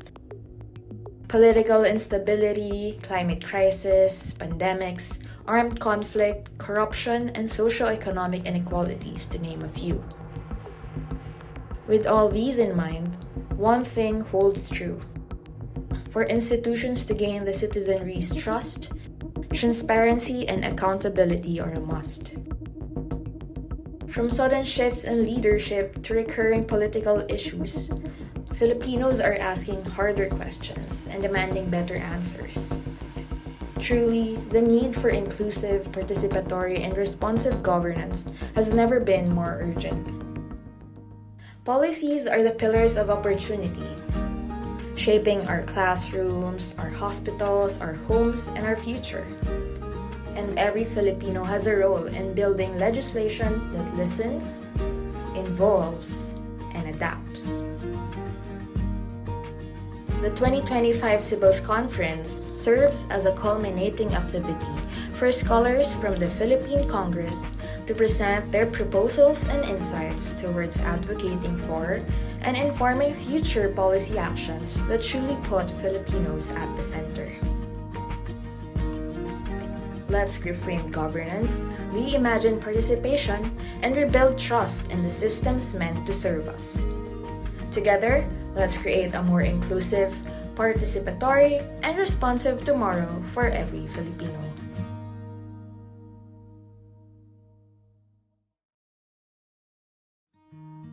Every Filipino dreams of a life that is secure, comfortable, and full of opportunity.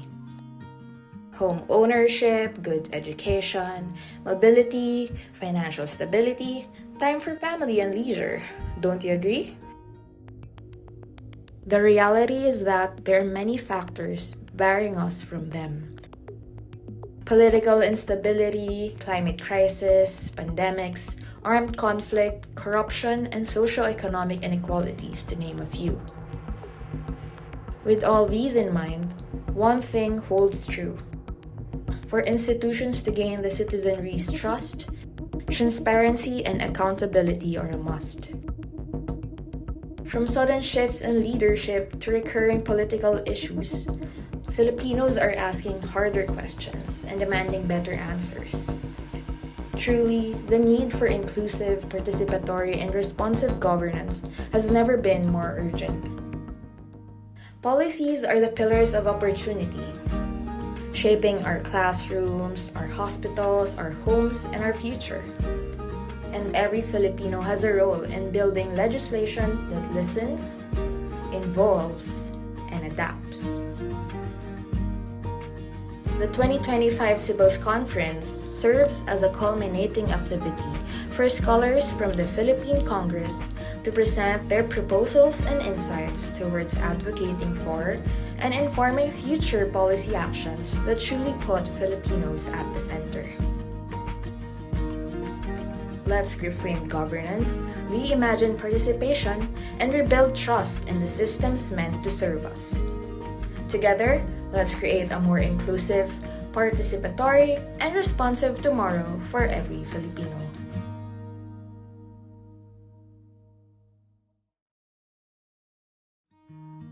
Every Filipino dreams of a life that is secure, comfortable, and full of opportunity. Home ownership, good education, mobility, financial stability, time for family and leisure. Don't you agree? The reality is that there are many factors barring us from them. Political instability, climate crisis, pandemics, armed conflict, corruption, and socio-economic inequalities, to name a few. With all these in mind, one thing holds true. For institutions to gain the citizenry's trust, transparency and accountability are a must. From sudden shifts in leadership to recurring political issues, Filipinos are asking harder questions and demanding better answers. Truly, the need for inclusive, participatory, and responsive governance has never been more urgent. Policies are the pillars of opportunity, shaping our classrooms, our hospitals, our homes, and our future. And every Filipino has a role in building legislation that listens, involves, and adapts.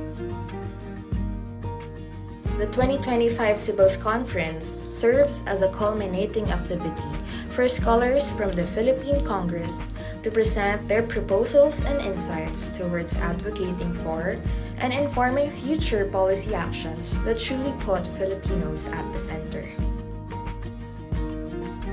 Let's reframe governance, reimagine participation, and rebuild trust in the systems meant to serve us. Together, let's create a more inclusive, participatory, and responsive tomorrow for every Filipino.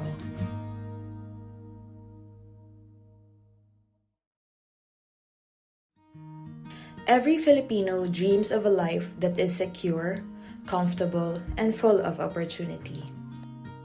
Home ownership, good education, mobility, financial stability, time for family and leisure. Don't you agree? The reality is that there are many factors.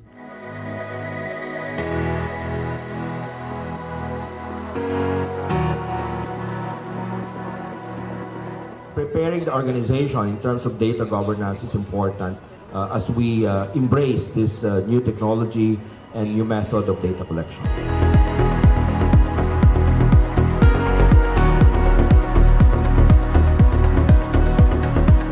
Because the moment you attach it, it goes to the world.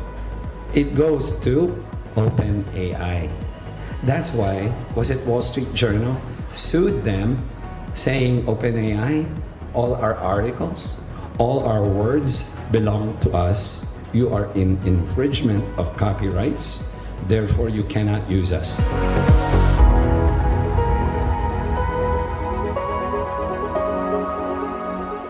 So online scams in human trafficking, no? I think we have to lay down the context. What are we talking about when we talk about POGOs and how these POGOs have become a festering place for online scams and human trafficking?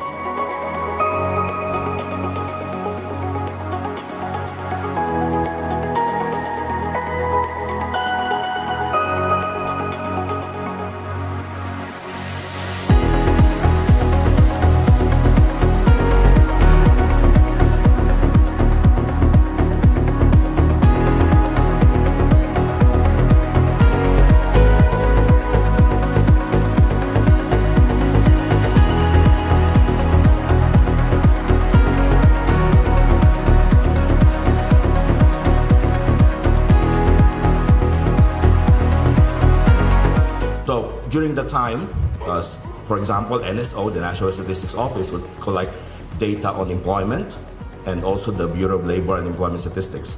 And of course, there's a problem with the results most of the time. So the idea was to centralize the activities of the different statistical agency, and we have the Philippine Statistics Authority. So from the four agencies, created the Philippine Statistics Authority to rationalize and promote efficiency and effectiveness in the delivery of statistical services, among others, in the country.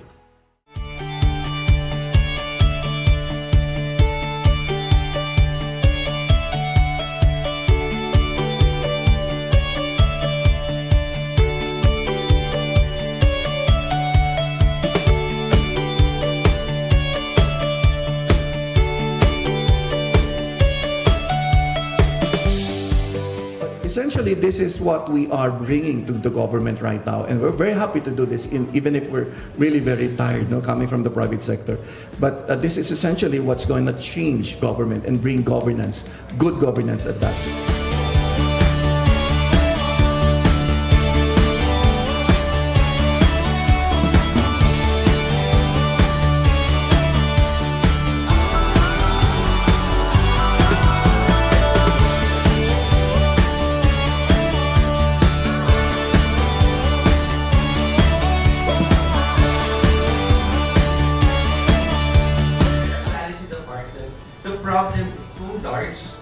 the solution might be too simple.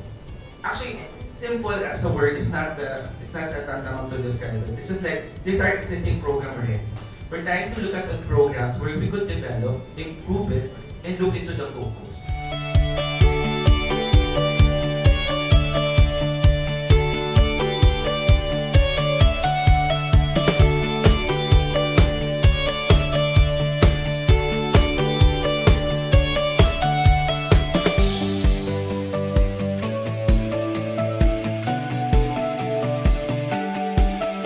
Together, we are building a Congress that is more proactive, more responsive, and more attuned to the needs of the Filipino people. Together, we are working toward a shared vision as enshrined in Ambisyon Natin 2040 of matatag, maginhawa at panatag na buhay nating mga Pilipino para sa bagong Pilipinas.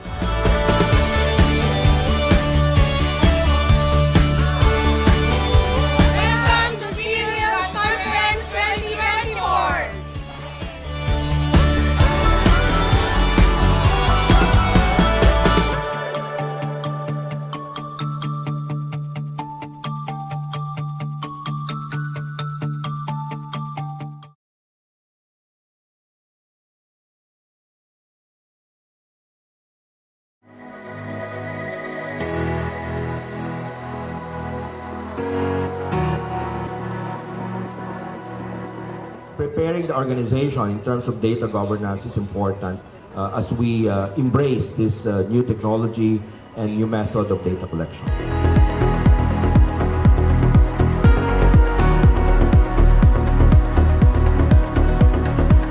Because the moment you attach it, it goes to the world. It goes to OpenAI. That's why, was it Wall Street Journal sued them saying OpenAI, all our articles, all our words belong to us. You are in infringement of copyrights, therefore you cannot use us.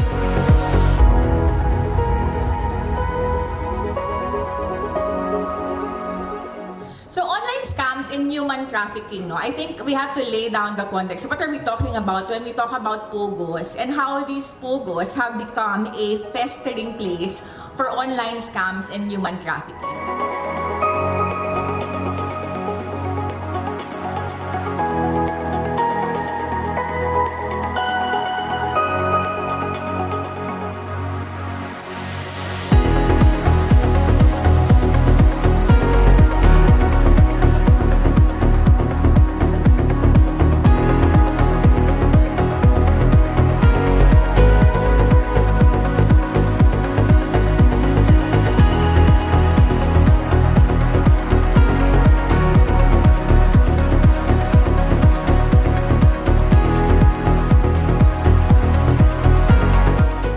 During the time, for example, NSO, the National Statistics Office, would collect data on employment and also the Bureau of Labor and Employment Statistics. And of course, there's a problem with the results most of the time. So the idea was to centralize the activities of the different statistical agency, and we have the Philippine Statistics Authority.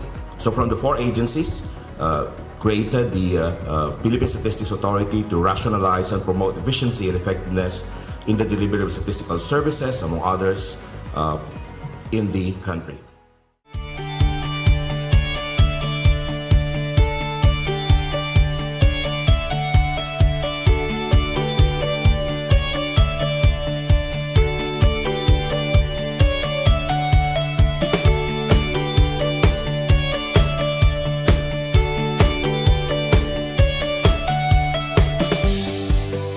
Essentially, this is what we are bringing to the government. Every Filipino dreams of a life that is secure, comfortable, and full of opportunity.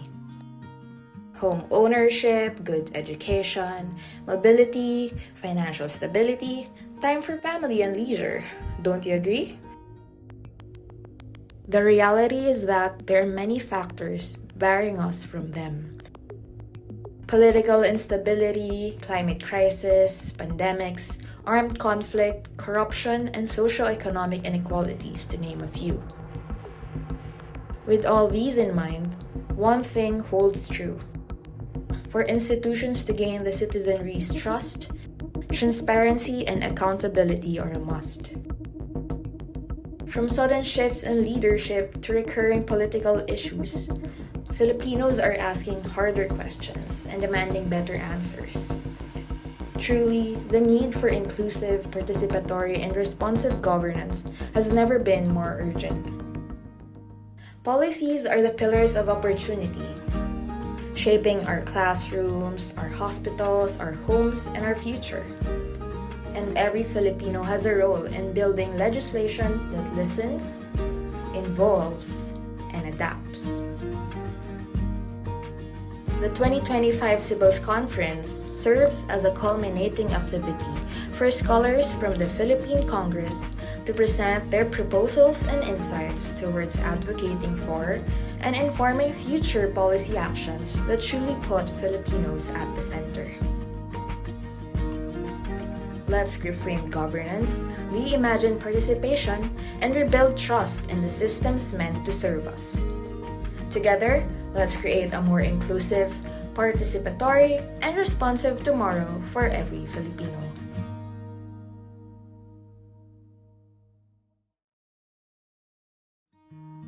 Every Filipino.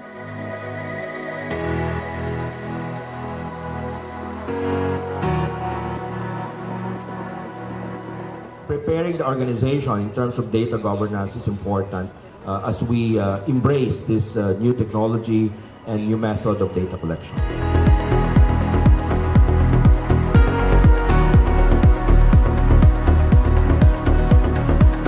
Because the moment you attach it, it goes to the world. It goes to OpenAI. That's why, was it Wall Street Journal sued them saying OpenAI, all our articles, all our words belong to us. You are in infringement of copyrights, therefore you cannot use us.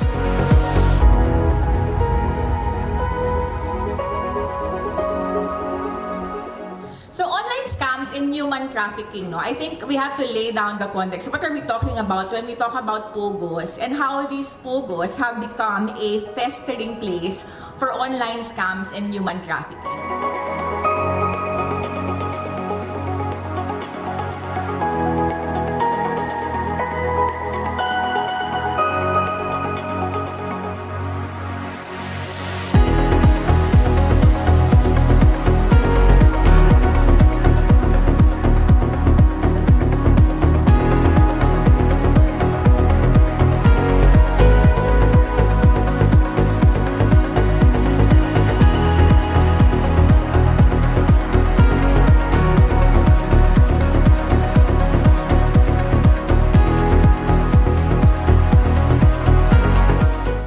During the time, for example, NSO, the National Statistics Office, would collect data on employment and also the Bureau of Labor and Employment Statistics.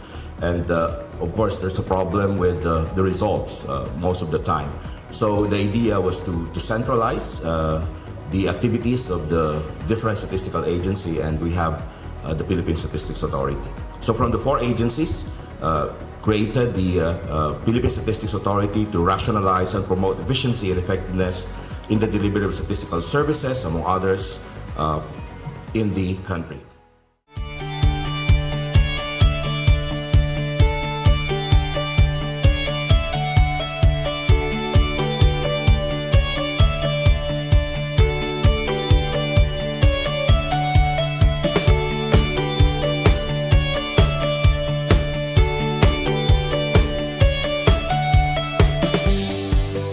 Essentially, this is what we are bringing to the government right now, and we're very happy to do this, even if we're really very tired, coming from the private sector.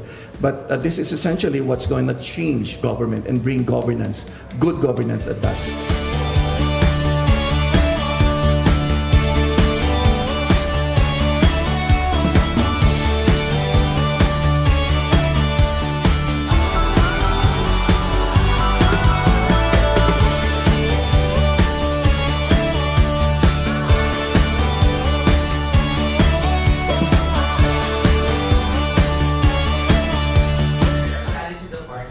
The problem is so large, but the solution might be too simple.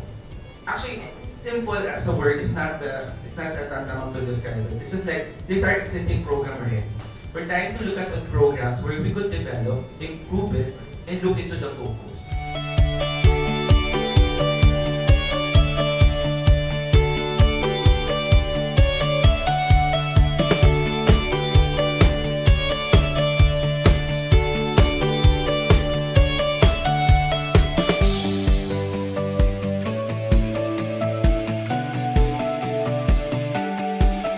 Together, we are building a Congress that is more proactive, more responsive, and more attuned to the needs of the Filipino people.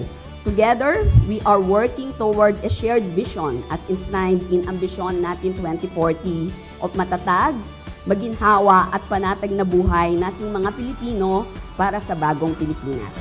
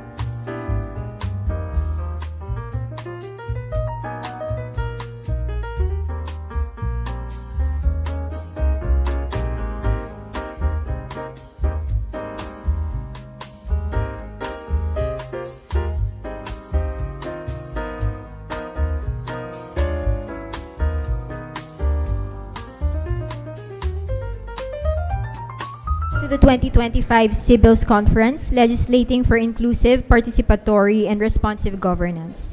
We opened the day with two rich and thought-provoking discussions. Session 1 invited us to reflect on how public engagement in the national budget process can be deepened, starting with reforms within institutions like the Senate and exploring ways for scalability. Meanwhile, Session 2 tackled the persistent challenge of job skills mismatch and charted possible pathways towards building a future-ready workforce. These presentations stand as testament to the hard work, dedication, and aspiration of our scholars, the people working silently behind the curtains, reflecting the transformation they envision in how policies and programs should be designed, consultative, people-centered, and innovative. This is precisely the mission of DAP through CBILLS, to serve as catalysts for transformative ideas and to bridge these solutions to public consciousness and to the different stakeholders that can help bring them to life. So we carry that mission forward by building on the discussion and exchanges that was shared. And now we continue ahead in unlocking a critical dimension of good governance, transparency, and accountability. Our third plenary session showcases the output of our middle managers from their residential course on effective policy implementation, which was designed to deepen their understanding of their oversight role in assessing the gap between the intended outcomes of national policies and their real-world results. This afternoon, our middle manager scholar will present their policy implementation gap analysis, which highlight evidence-informed insights into how the implementation of initiatives such as the Transparency Seal can reinforce government accountability and ensure that national policies achieve their intended impact. Leading the third plenary session are our scholars from the 2025 Middle Managers Track, represented by Attorney Hazel Thomas and Attorney Eman Dumlao, from the Reference and Research Bureau, Legislative Operations Department of the House of Representatives. We will be following the same mechanics earlier. We will begin with a 20-minute presentation from our scholars. This will be followed by a 10-minute each from our distinguished reactors to share their insights, offer comments, and raise any questions for their presenters. Our scholars will then have another 10 minutes to respond and provide additional reflections. And if we have time to spare, we would be glad to hear questions and suggestions from our audience. Scholars, the floor is yours. Good afternoon, everyone. On behalf of the middle managers, we are presenting our paper on Transparency Seal with the title, Unsealing Transparency from Mere Compliance to Meaningful Accountability. Now, before we start, I want all of you to recall your reaction when you first heard of the news that billions of pesos were quietly siphoned and wasted indiscriminately. That's billions of pesos worth of taxpayers' money meant for building hospitals, schools, dikes, roads, bridges, yung meron namang kabilya this time. Money that's meant for strengthening Philippine industries and improving quality education, as mentioned earlier. With that in mind, let us focus on today's discussion, which begins with a simple statement. Public funds are held in trust, not for officials, but for the people. And when we say trust, this is the trust na binigay ng mga tao sa ating gobyerno. Trust that only exists when people know how their money are allotted and spent. Now, question is, alam ba natin kung saan pinanggagamit at ginagastos yung perang pinag-ipunan at pinaghirapan nating lahat? The answer is mixed. meron tayong nakikitang improvement. Totoo naman, marami tayong nakikita. But the latest scandals involving the taxpayers' money made us realize that there is so much out there that we know nothing about. Why? Because of data scarcity. It is when data are hidden that abuse thrives. On the other hand, if data are made open, open to public and verifiable, then we can curb these abuses. They can be reported and properly addressed. There's an interplay between transparency on the part of the government and vigilance on the part of the citizenry. This is, luckily for us, we have a tool available to achieve the goal that we wish to accomplish, and that is the Transparency Seal. The Transparency Seal is this one. It's represented by a pearl inside the shell. It's displayed in all government websites. But this is not just an icon. It represents the government's commitment to open and accessible information. If used properly, it serves as an early warning system for fiscal risks. It helps reduce corruption and strengthen public confidence. Now, the goal that our group came up with or agreed on is to institutionalize the Transparency Seal and promote not just formal compliance with the General Appropriations Act's provisions, but also to make it a more meaningful form of transparency. Now, question is, ito bang transparency ngayon lang ba to? If we look at it from a global point of view, medyo nahuhuli na ang Pilipinas. Kasi sa ibang jurisdiction, transparency has been put in place as early as 1766. So, to save time, naka-enumerate yan lahat. We have Sweden's Freedom of the Press Ordinance. Then let me just concentrate on what we have in the Philippines. We have Executive Order number 43 during Noynoy Aquino's presidency, President Aquino's presidency.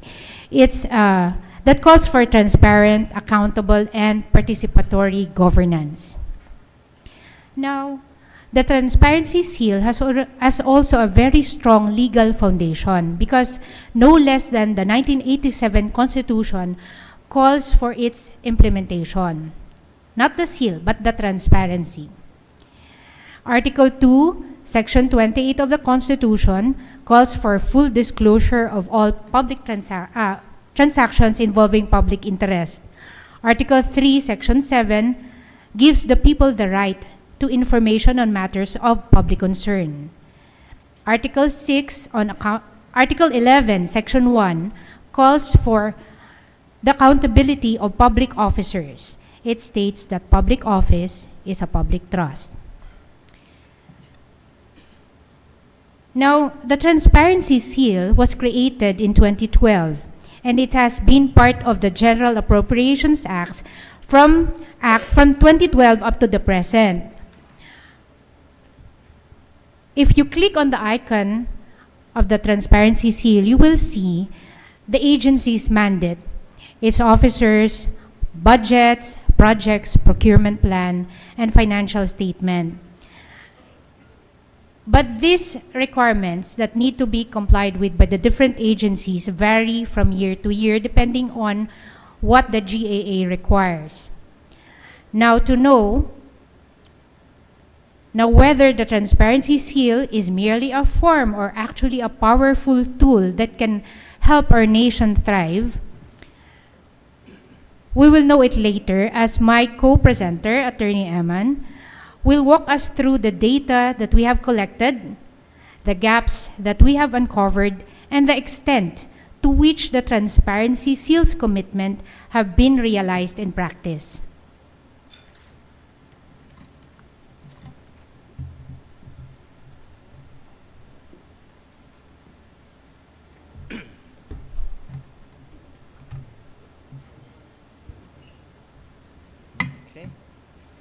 Hello. All right. So, thank you for that, Attorney Hazel. All right. Let me make this work. All right. So, first we looked at the official numbers, right? And the story they told already raised a little bit of questions. We saw claims in the Transparency Seal that the Executive Department has reached 98% compliance rate. All right? However,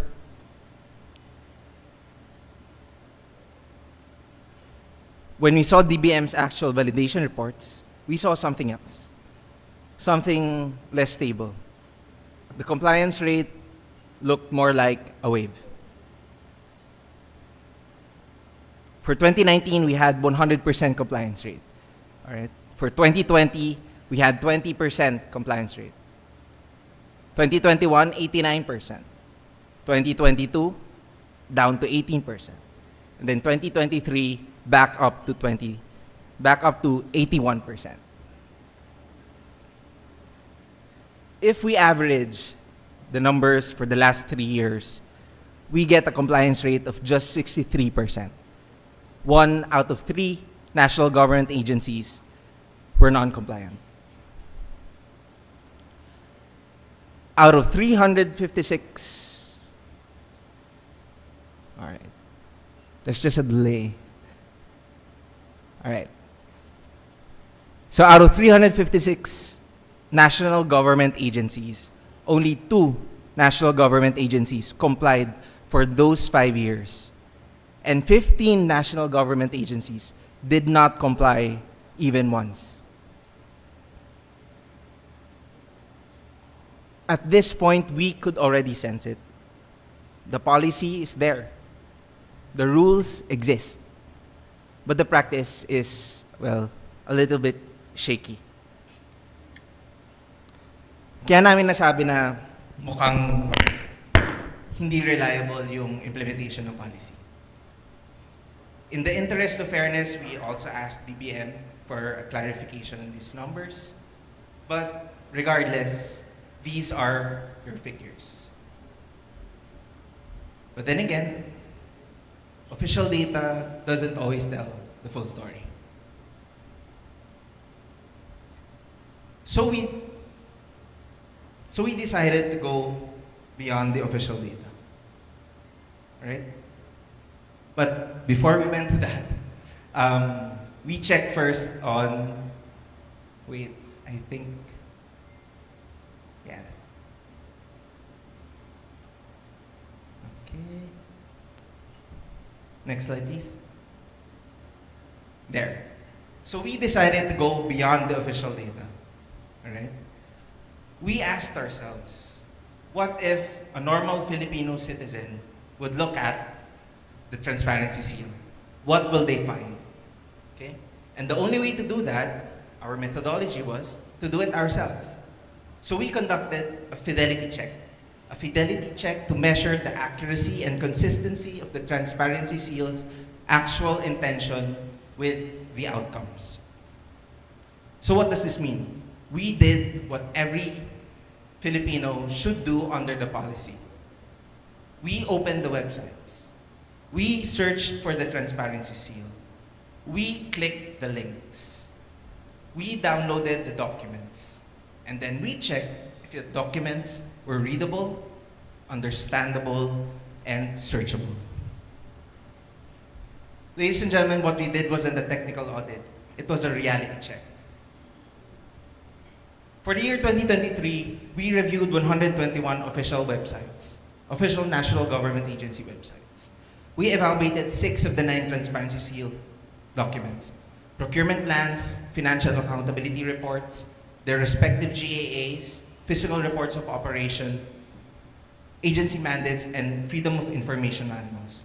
For us, kung nandyan yung 6 out of the 9 na documents, transparent yung agency na yun.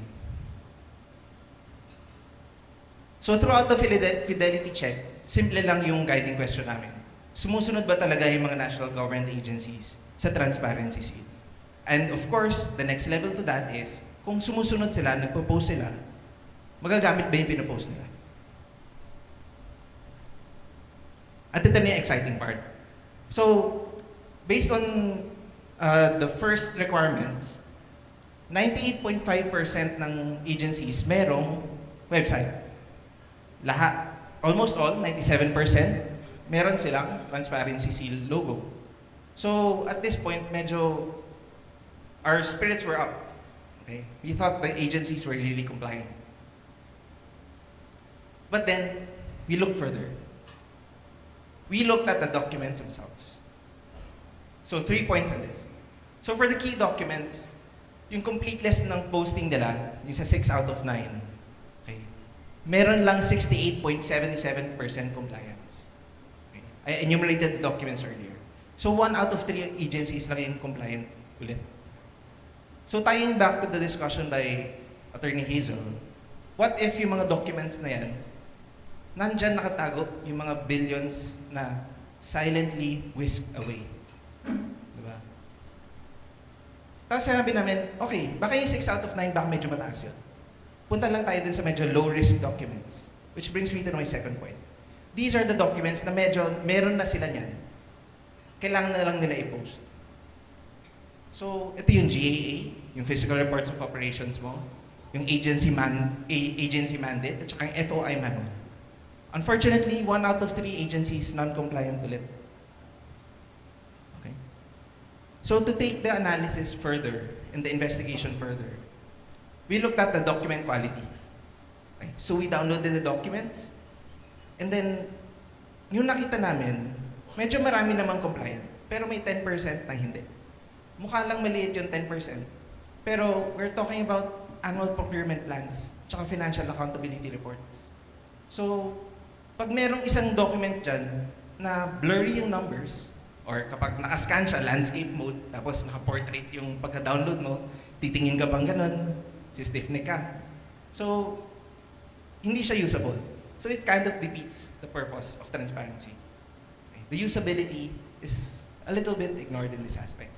So, kahit 10% lang yan, malaking factor pa rin yan. So, what did you find? Agencies were doing the motions, but the outputs are not serving the transparency seal objective at all. And your reasons for this, siguro, from the top of our heads, or based sa mga nakikita namin, possibly because of unclear guidelines, weak enforcement, inconsistent interpretations of the policy, okay? Tapos, possibly no public feedback mechanism. Kasi personally, ako, in Transparency Seal, hindi ko alam na may ganitong mechanism before we started researching this. And ito siguro yung pinaka-important part. The legal framework of the Transparency Seal rests on a single provision of the GAA, which is enacted every single year lang. Wala siyang standalone policy or standalone law. Right? So maganda yung pangako ng Transparency Seal, pero parang may kulang talaga sa implementation. So what now? From that fidelity check, upon seeing actually the problems, the solutions also came to us. So we grouped yung solutions namin to short-term and long-term. So yung short-term solutions namin, medyo nagfo-focus lang siya dun sa nag-i-exist na. So strengthening the implementation na. Okay? So garnering from the authority by the DBM under the GAA and the National Budget Circular 542. Ito yung mga points namin. So, clear and standardized listing, stable formatting rules, emphasize readability and searchability, and of course, katulad ng sinabi ko kanina, dahil nagbabago yung Transparency Seal every single year, kasi provision lang siya sa GAA, updated guidelines tayo. Whenever the Transparency Seal requirements in the GAA change, magpadala tayo ng bagong guidelines. Kasi lumalawak yung documents na rin-require under the GAA every year. Alright? So another aspect ng short-term recommendation namin is joint memorandum by DBM, TAP, and CSE. So for DBM, possibly to increase yung implementation on these 4 points. For TAP, possibly we could link yung performance systems under Administrative Order 25. And then for CSE, siguro it's time that there should be administrative accountability in case of consistent non-compliance. Okay. So for long term naman, for legislation, we suggest legislation kasi sinabi namin kanina, wala siyang standalone policy. Tapos 13 years na to in existence. Every single year, nagkakaroon ng bagong changes. So, to put things into perspective, para siyang 13-year long-term relationship, pero walang label. So, medyo worrying yun. So, maybe kailangan na natin ng the talk para dun sa label na yun. So, by analogy, we suggest a standalone transparency seal law. Okay? As in addition, dahil hindi na siya provision sa GAA, it gives us more options, more features dun sa law. It can answer the most important questions in a policy. Why the policy matters? What must be disclosed? Who enforces the policy? How is compliance checked? And what are the consequences for compliance or non-compliance? Ladies and gentlemen, a single GAA provision cannot answer all of these questions. So anong natutunan natin sa Transparency Seal? The Transparency Seal has endured, yes, but endurance alone does not mean that it's going to last forever. Transparency is not mere posting public documents online. Documents must be readable, usable, understandable. Because when we achieve these goals, we can impact public discourse. Ladies and gentlemen, we don't need to tear everything down to fix this. We just need clearer rules, better enforcement, and possibly a stronger foundation under the law. Because transparency is not just a compliance exercise. It is a promise. A promise that government information is a right, and that it is a right that we can demand. So allow me to close with a quote, a statement that still rings true today.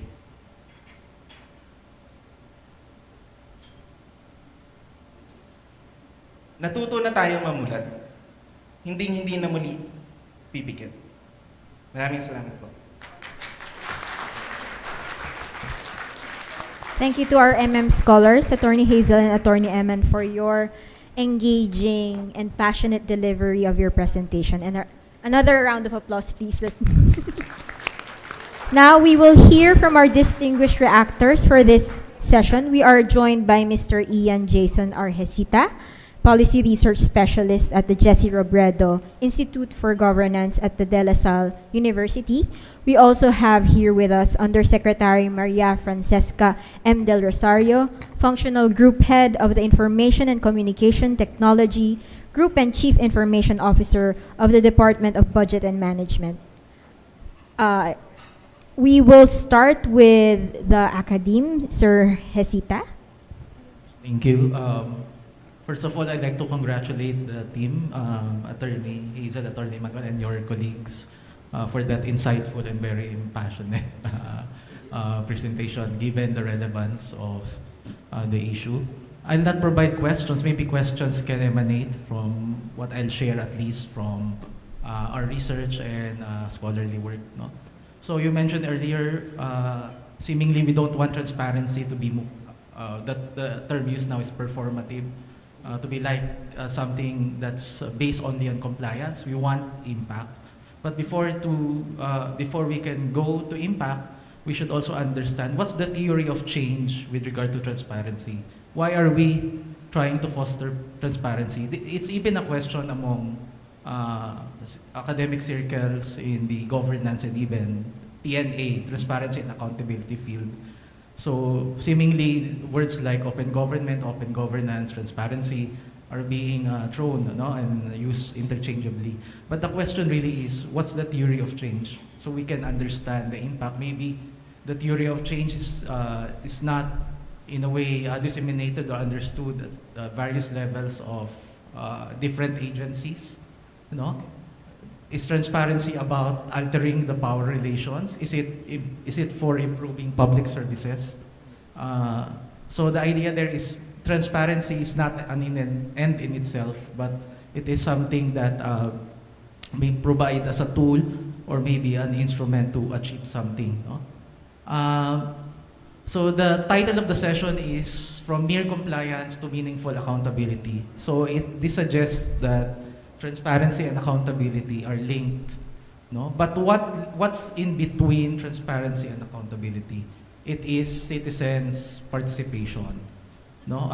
Citizens, in theory, are able to use data garnered through a transparency policy or an open government portal where they can use it to participate in spaces to be able to hold their the duty bearers, the government, accountable for their actions and words. No?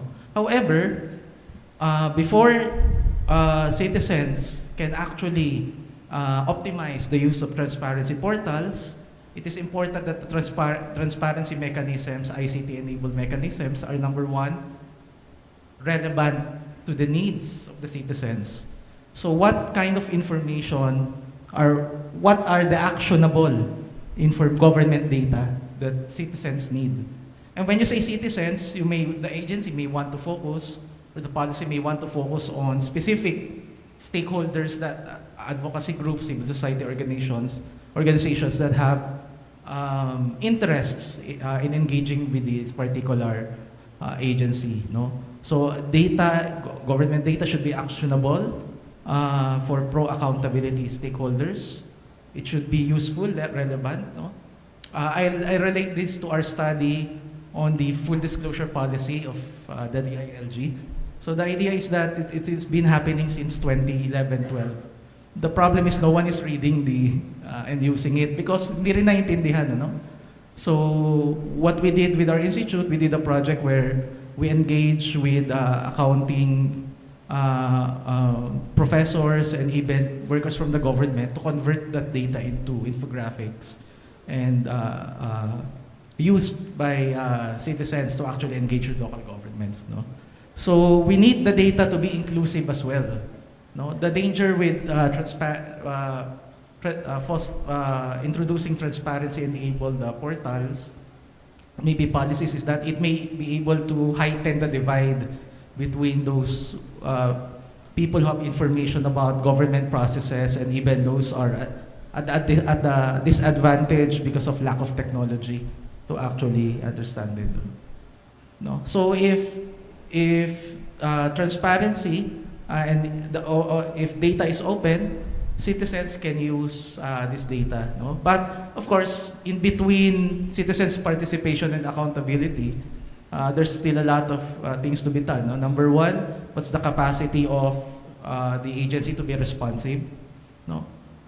The issue now with accountability is about closing the feedback loop. So kung may sinabi yung citizen, how is it ensured na yung sinabi ng citizen as an input can be processed within the agency and be an input to actual policy development? So citizens will need to do that. No? So idea is that when you open something, it doesn't necessarily mean people will come. No? So transparency requires a lot of what we call prerequisites. No? Because transparency in itself it's not informational and technological issue. It's more of a political, organization, cultural, sociological issue because information, government information, public information has power dynamics in it, no, in how people precisely use it. So for example, in some research that look at transparency portals, so ang nagiging successful daw is pag nagbubukas yung government ng transparency portals, no, yung mga successful cases, meaning yung natapos sa accountability, usually at the very start, the government is very receptive and may policy for strengthening citizens' participation more than the portal. So yung in context where the government is naturally closed, naglagay yung transparency portal, it only heightened or broadened the transparency deficit, no? as we look at it. No? So perhaps in the transparency seal, maybe you can, is this a form of, in a way, is this a modality of standardization? No? Parang seal of good local governance, so meron kang seal. Is that really the policy objective or the outcome that you want? Like, it's like the bandwagon effect, no? Oh, may transparency seal kami, maingit kayo, ibang agency, gano'n, no? Or do we really need to understand also the users? No? You're right, no? Yung pinakita mo yung mga budget data ba yun, no?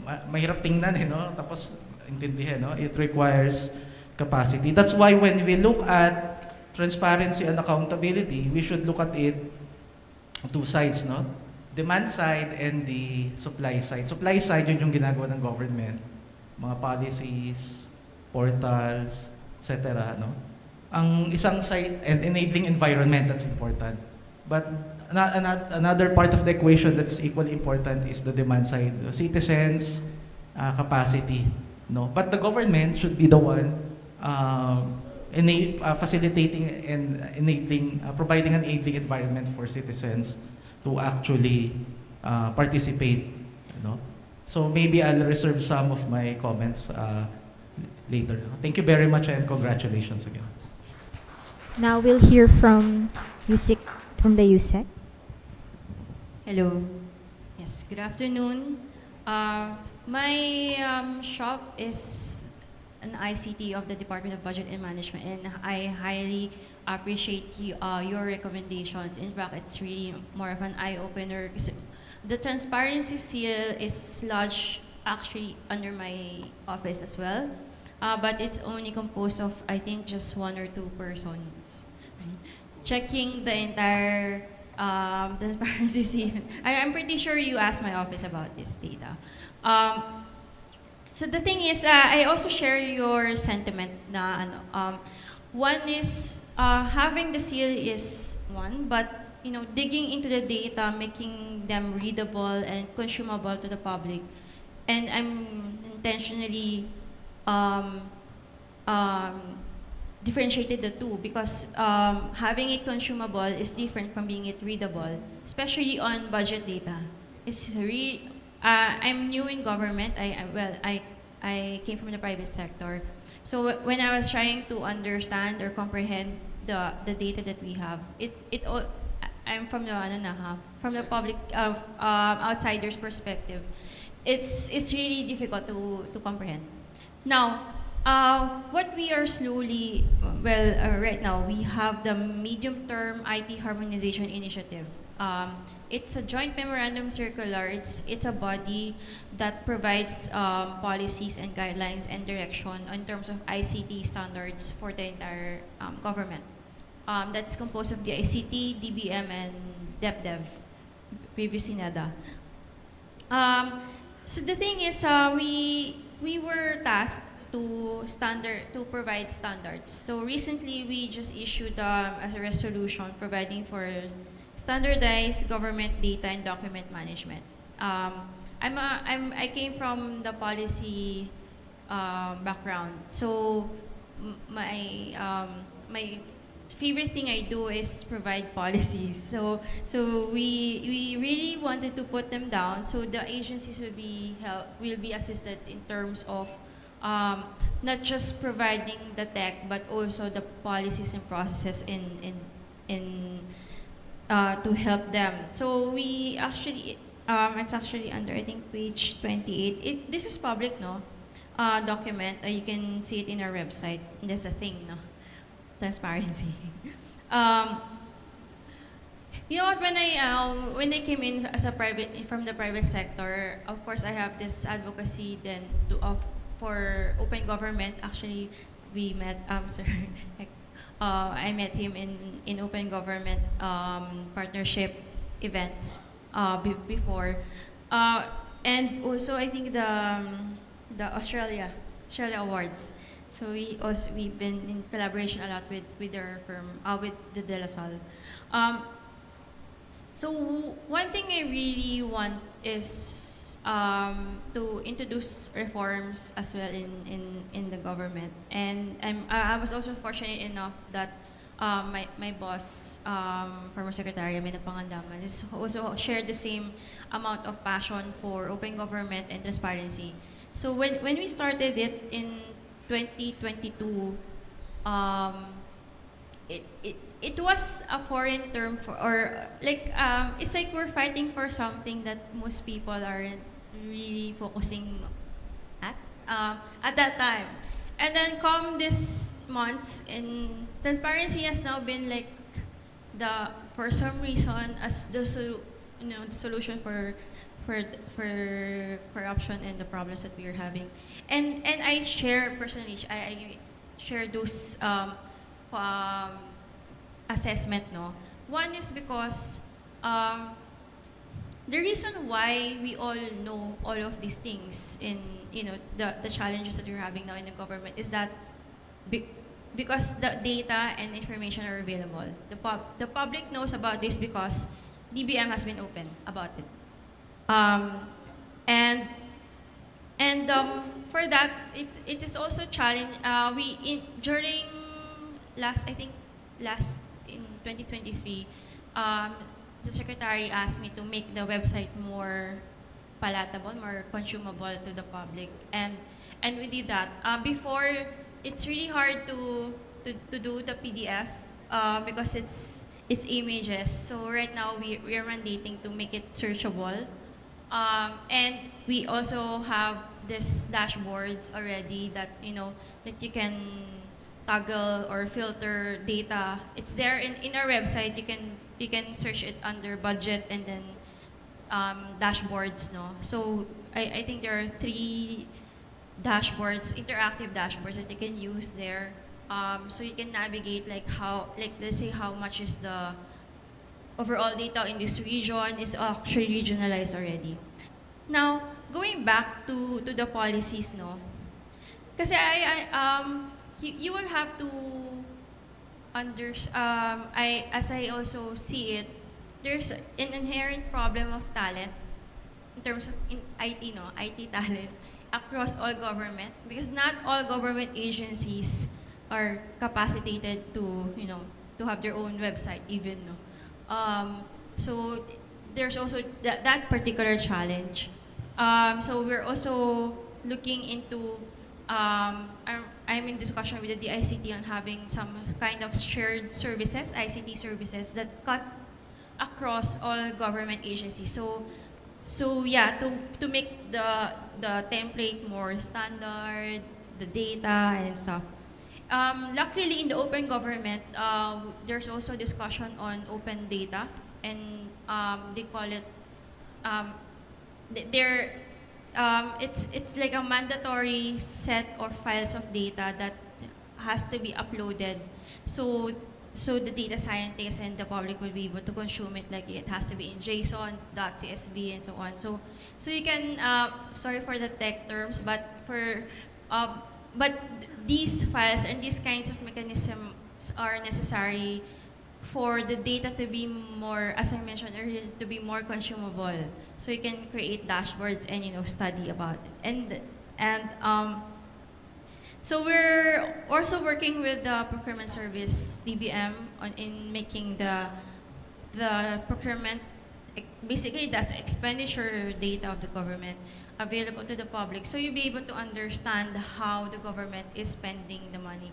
Because as I mentioned, putting it in the NEP, putting it in the GAA is one thing, but you will see much of the value, how do you call it, how the government spends your money, our money, in the expenditure data. Because even if it's in the GAA or if it's in, what you have planned for, if it's not spent, which is available in the expenditure data of the procurement service, everything is pointless, because it all boils down to how the money is spent. So that's why we're also launching the budget and treasury management system. For it's an enterprise resource planning solution that will cut across all government agencies. So we'll be able to know immediately in a central governance standpoint how the budget is really spent, and that will fundamentally create outputs that are meaningful accountability, because it's real time, it's contextualized, and that's also, how to call it, robust in a way that the citizens will be able to put context into those numbers. Now, I'm very unstructured.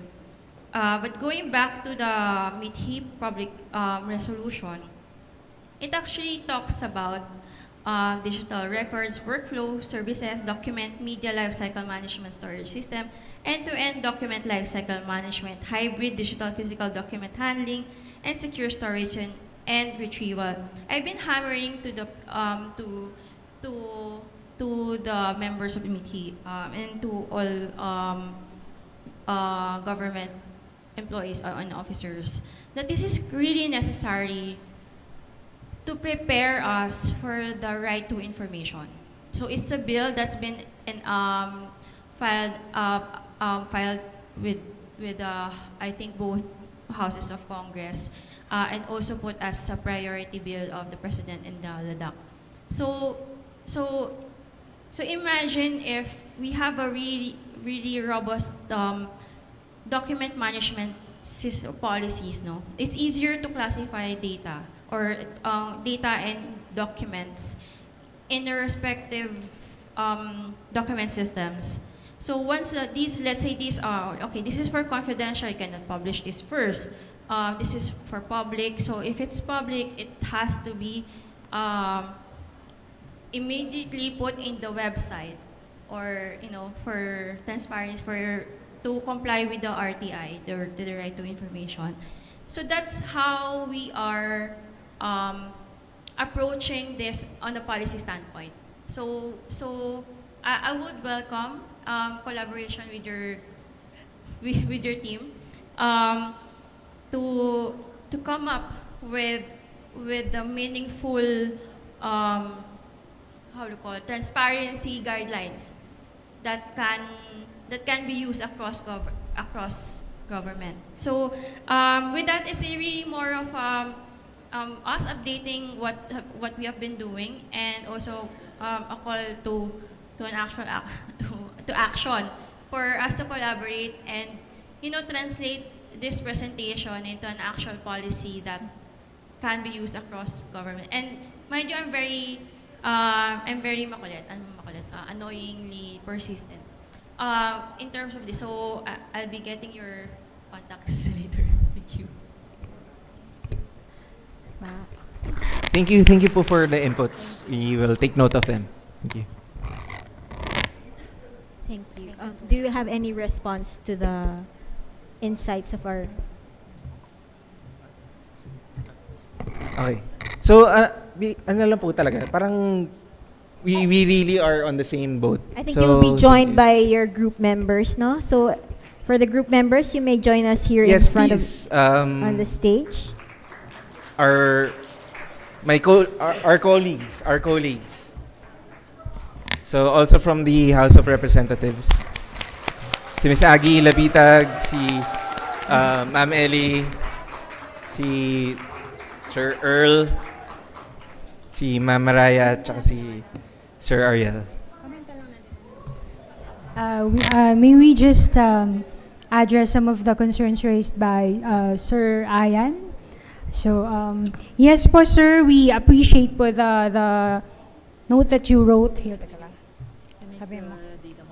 Yes po. We especially appreciate po that you pointed out that we need to make the data more digestible, more consumable to the public. In our previous presentation, when we were in Pasig, we were pointing out that the DBM should move towards coming up not just with dashboards, but with infographics, that there should be specific types of materials that would be useful for students, for researchers, and for the general public.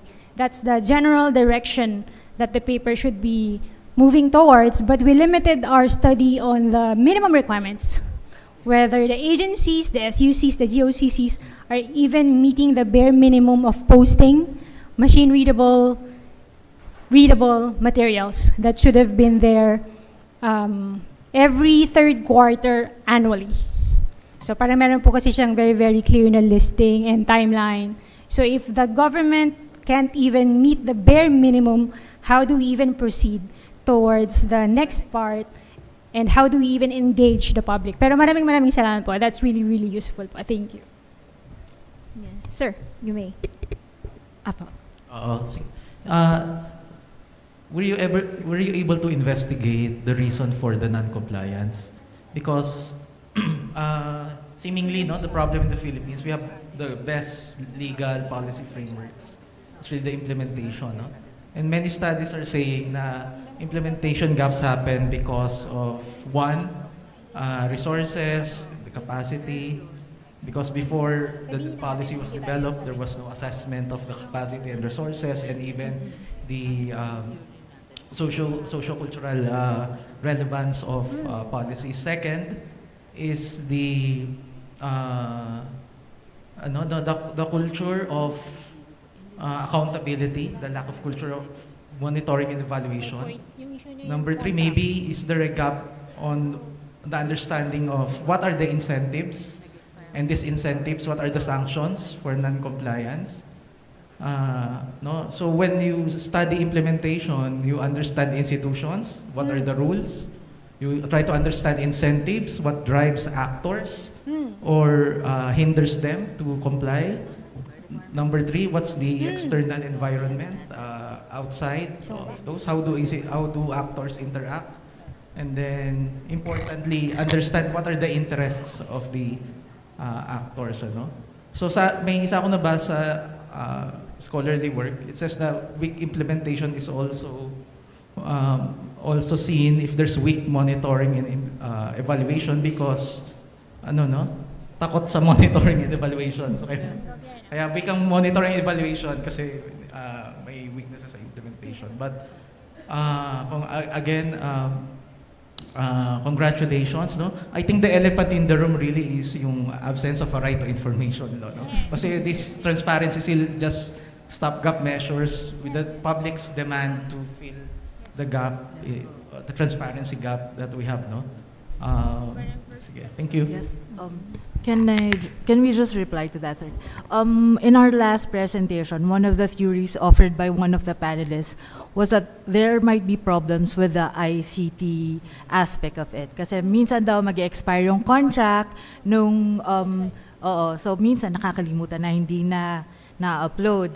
And another thing also, you mentioned yung incentives and all. From what we remember po, yung publication po ng mga, submission ng reports na to, compliance dito is part nung kung mabibigyan ba ng PBB, yung agency. Ang problem, we couldn't find any report kung nasusunod nga po ba ito. And that's why we tried we tried also contacting the DBM to ask questions. Pero yun nga po, dahil nga dalawa lang yung taong nag-in-charge sa kanila nito, maybe that's why hindi kami masyadong nakapag-usap ng maayos. Mukha pong hindi masyadong linked yung compliance with whether the agency or not receives the bonus. So, wala pang clear disincentive for non-compliance. Si Ma. For a while. Sige, we have a question from our Senior Vice President. It's not a question, but it's, I was just thinking whether the group was able to assess yung nudging in terms of yung compliance to the transparency rule. And sayang na, sana natanong nyo kami sa TAP.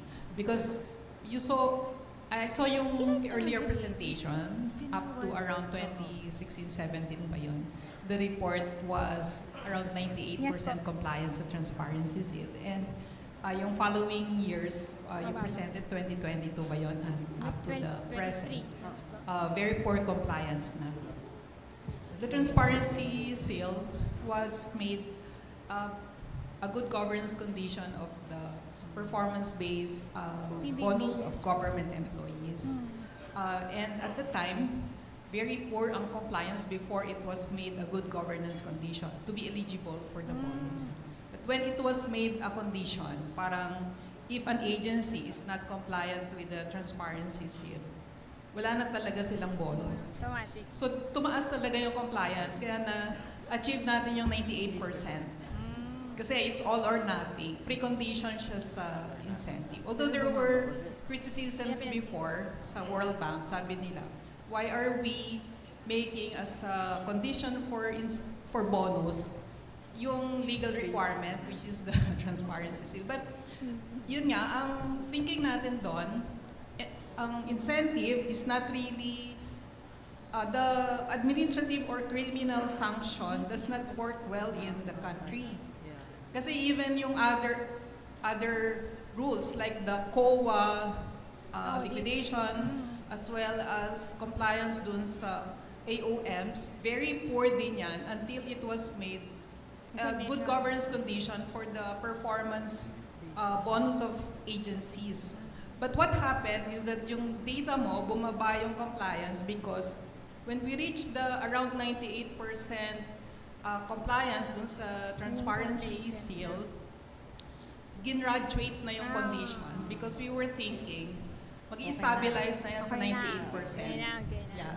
It was made no longer a precondition for the bonus but only the office responsible for not complying with the transparency seal will not be eligible for the incentive. Pero ito na yon, I think yung capacity din kasi I think napabayaan ng person in charge and nagtuturuan sino yung i-isolate kung hindi sila naging eligible because of the transparency seal. So I think we can provide actually some information on this to add to your paper, but I think moving forward, maybe you can consider ano talaga yung magiging incentive para tumaas yung compliance and on the other hand, what would you do so that the public will really demand that the data or the information being posted by the agencies would be something that is meaningful to them. Yes. Thank you po for that point of information. Interesting nga po because we didn't know that the conditionality for compliance is effective, no? Yung related siya sa bonus. And then, based dun sa aming actual fidelity check, na gano'n nga siya, up and down. So, that alone is a proof na pwede nga siyang minor incentive, but we need to come up with more incentives and disincentives to make it even work sustainably po. Do we have any questions from the floor? Ay, meron. Good afternoon po. I'm Modessa from House of Representatives. A while ago po you have mentioned, Attorney Emmanuel, mayroong discrepancy of information or downloaded documents. Now, I just want to know, kasi po sabi po niyo yung transparency seal, meron po bang, o napag-usapan niyo po ba, kung sino po ang magdo-double check if those downloaded documents are real or automatic po yun because of merong authority po na nagda-download ay authentic na po yung document. Do you have some agency who will double check that is real or fraud? Thank you. Ayun po, ma'am. So, yes, we mentioned po no, na mayroong mga discrepancies. Yung documents po, actually, if we get past to that readable stage, kung mababasa man siya, as to ascertaining the veracity, as far as our paper was concerned, medyo nag-rest po kami dun sa presumption of regularity.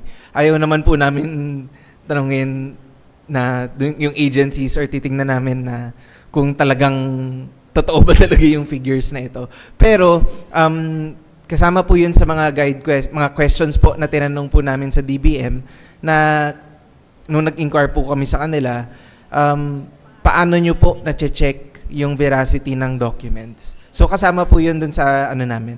Gusto rin po naming malaman. Unfortunately, hindi lang po masyadong na follow up.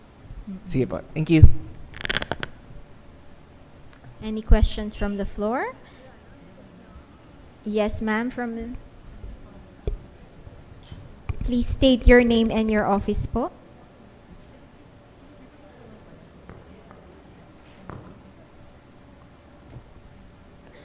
Hello, good afternoon po. I'm Ruby Mangandi from Plenary Support Service. My question is first addressed to Attorney Dumlao.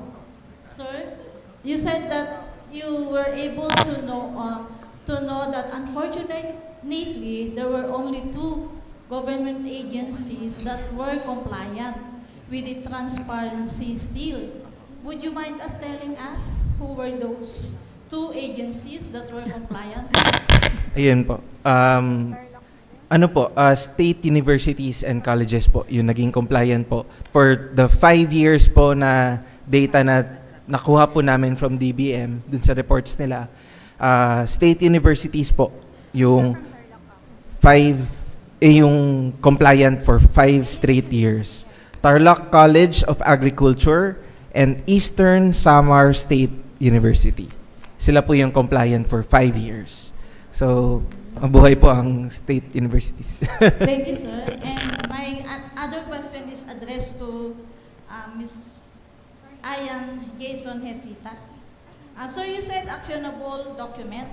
When you say the actionability of the documents, meaning to say when the citizens was able to print out the documents in the website, he can use that particular documents as proof to be filed in court or COA for whatever complaint.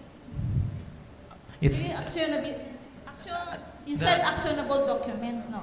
And how do you compare that with the palatability of the documents mentioned by Yusek Maria Francesca del Rosario?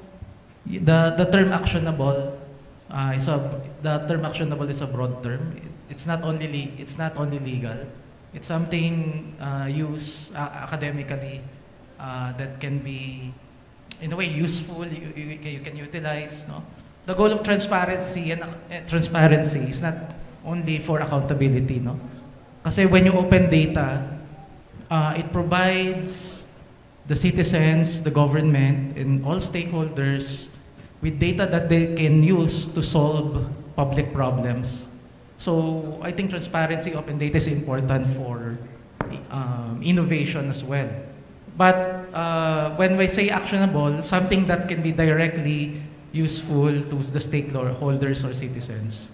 So it may also mean legal, no? Kasi when you say public data, when you use it because it's public data, it's there. So I don't want to go to those legal debates. I'm not a lawyer.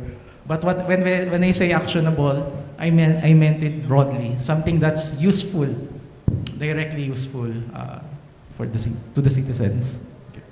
Sige, we have one more from the DAP. Okay, so from the policy research. So I think one of the points that was earlier mentioned kanina is that how will transparency lead to higher outcomes, including accountability. And in between, I think how will the public make use of it? No, if you have the financial statement, how will the public make use of it? If you have the list of contracts, how will the public make use of it? At least man lang to lead to accountability. No?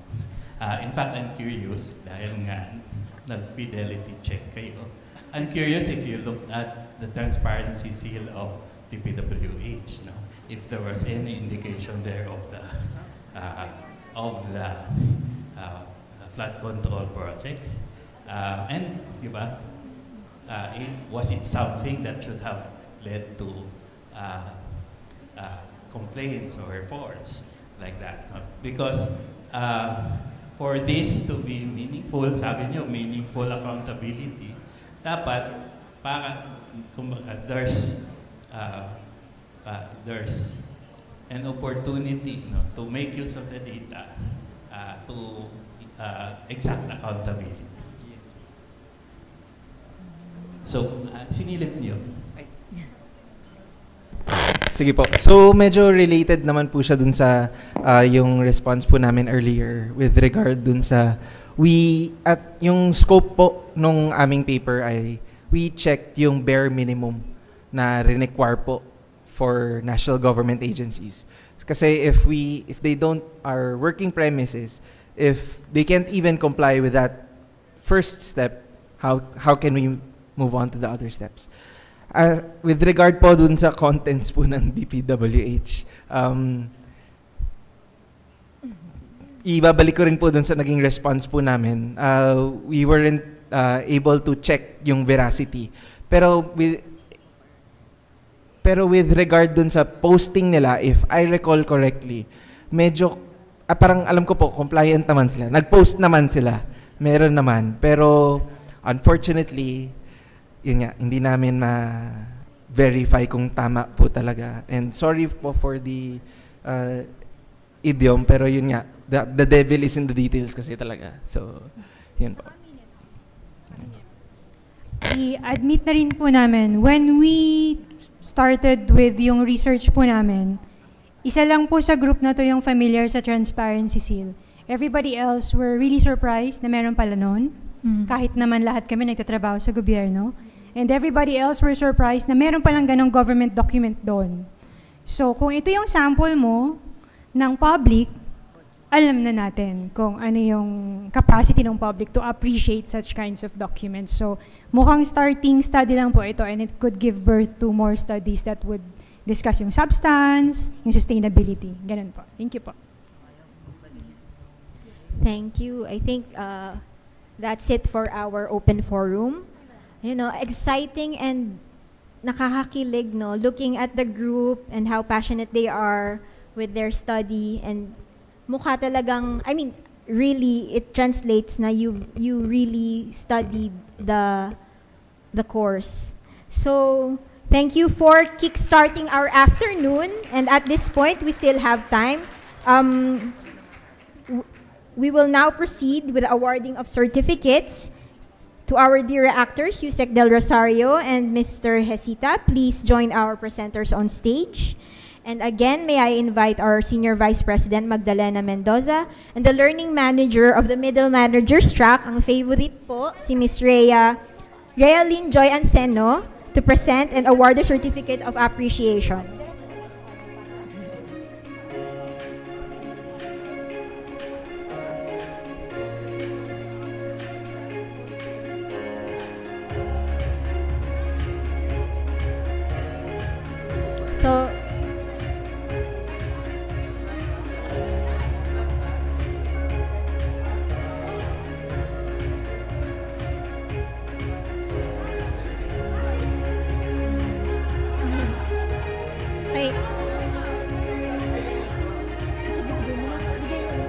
So the certificate is awarded to Attorney Hazel Thomas and Attorney Dumlao, and of course, the members of the group, and our actors, Undersecretary Maria Francesca M. Del Rosario and Mr. Ian Hesita.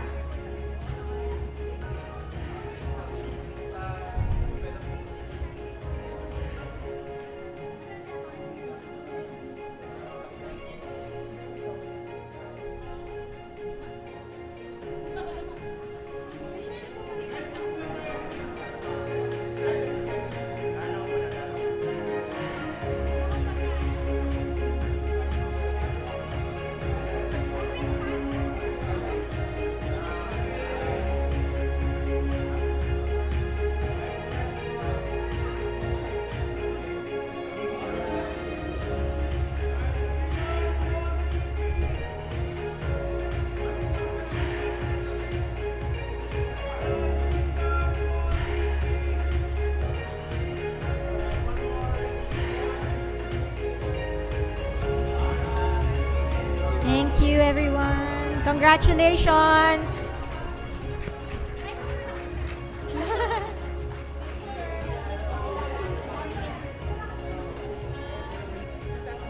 Congratulations po.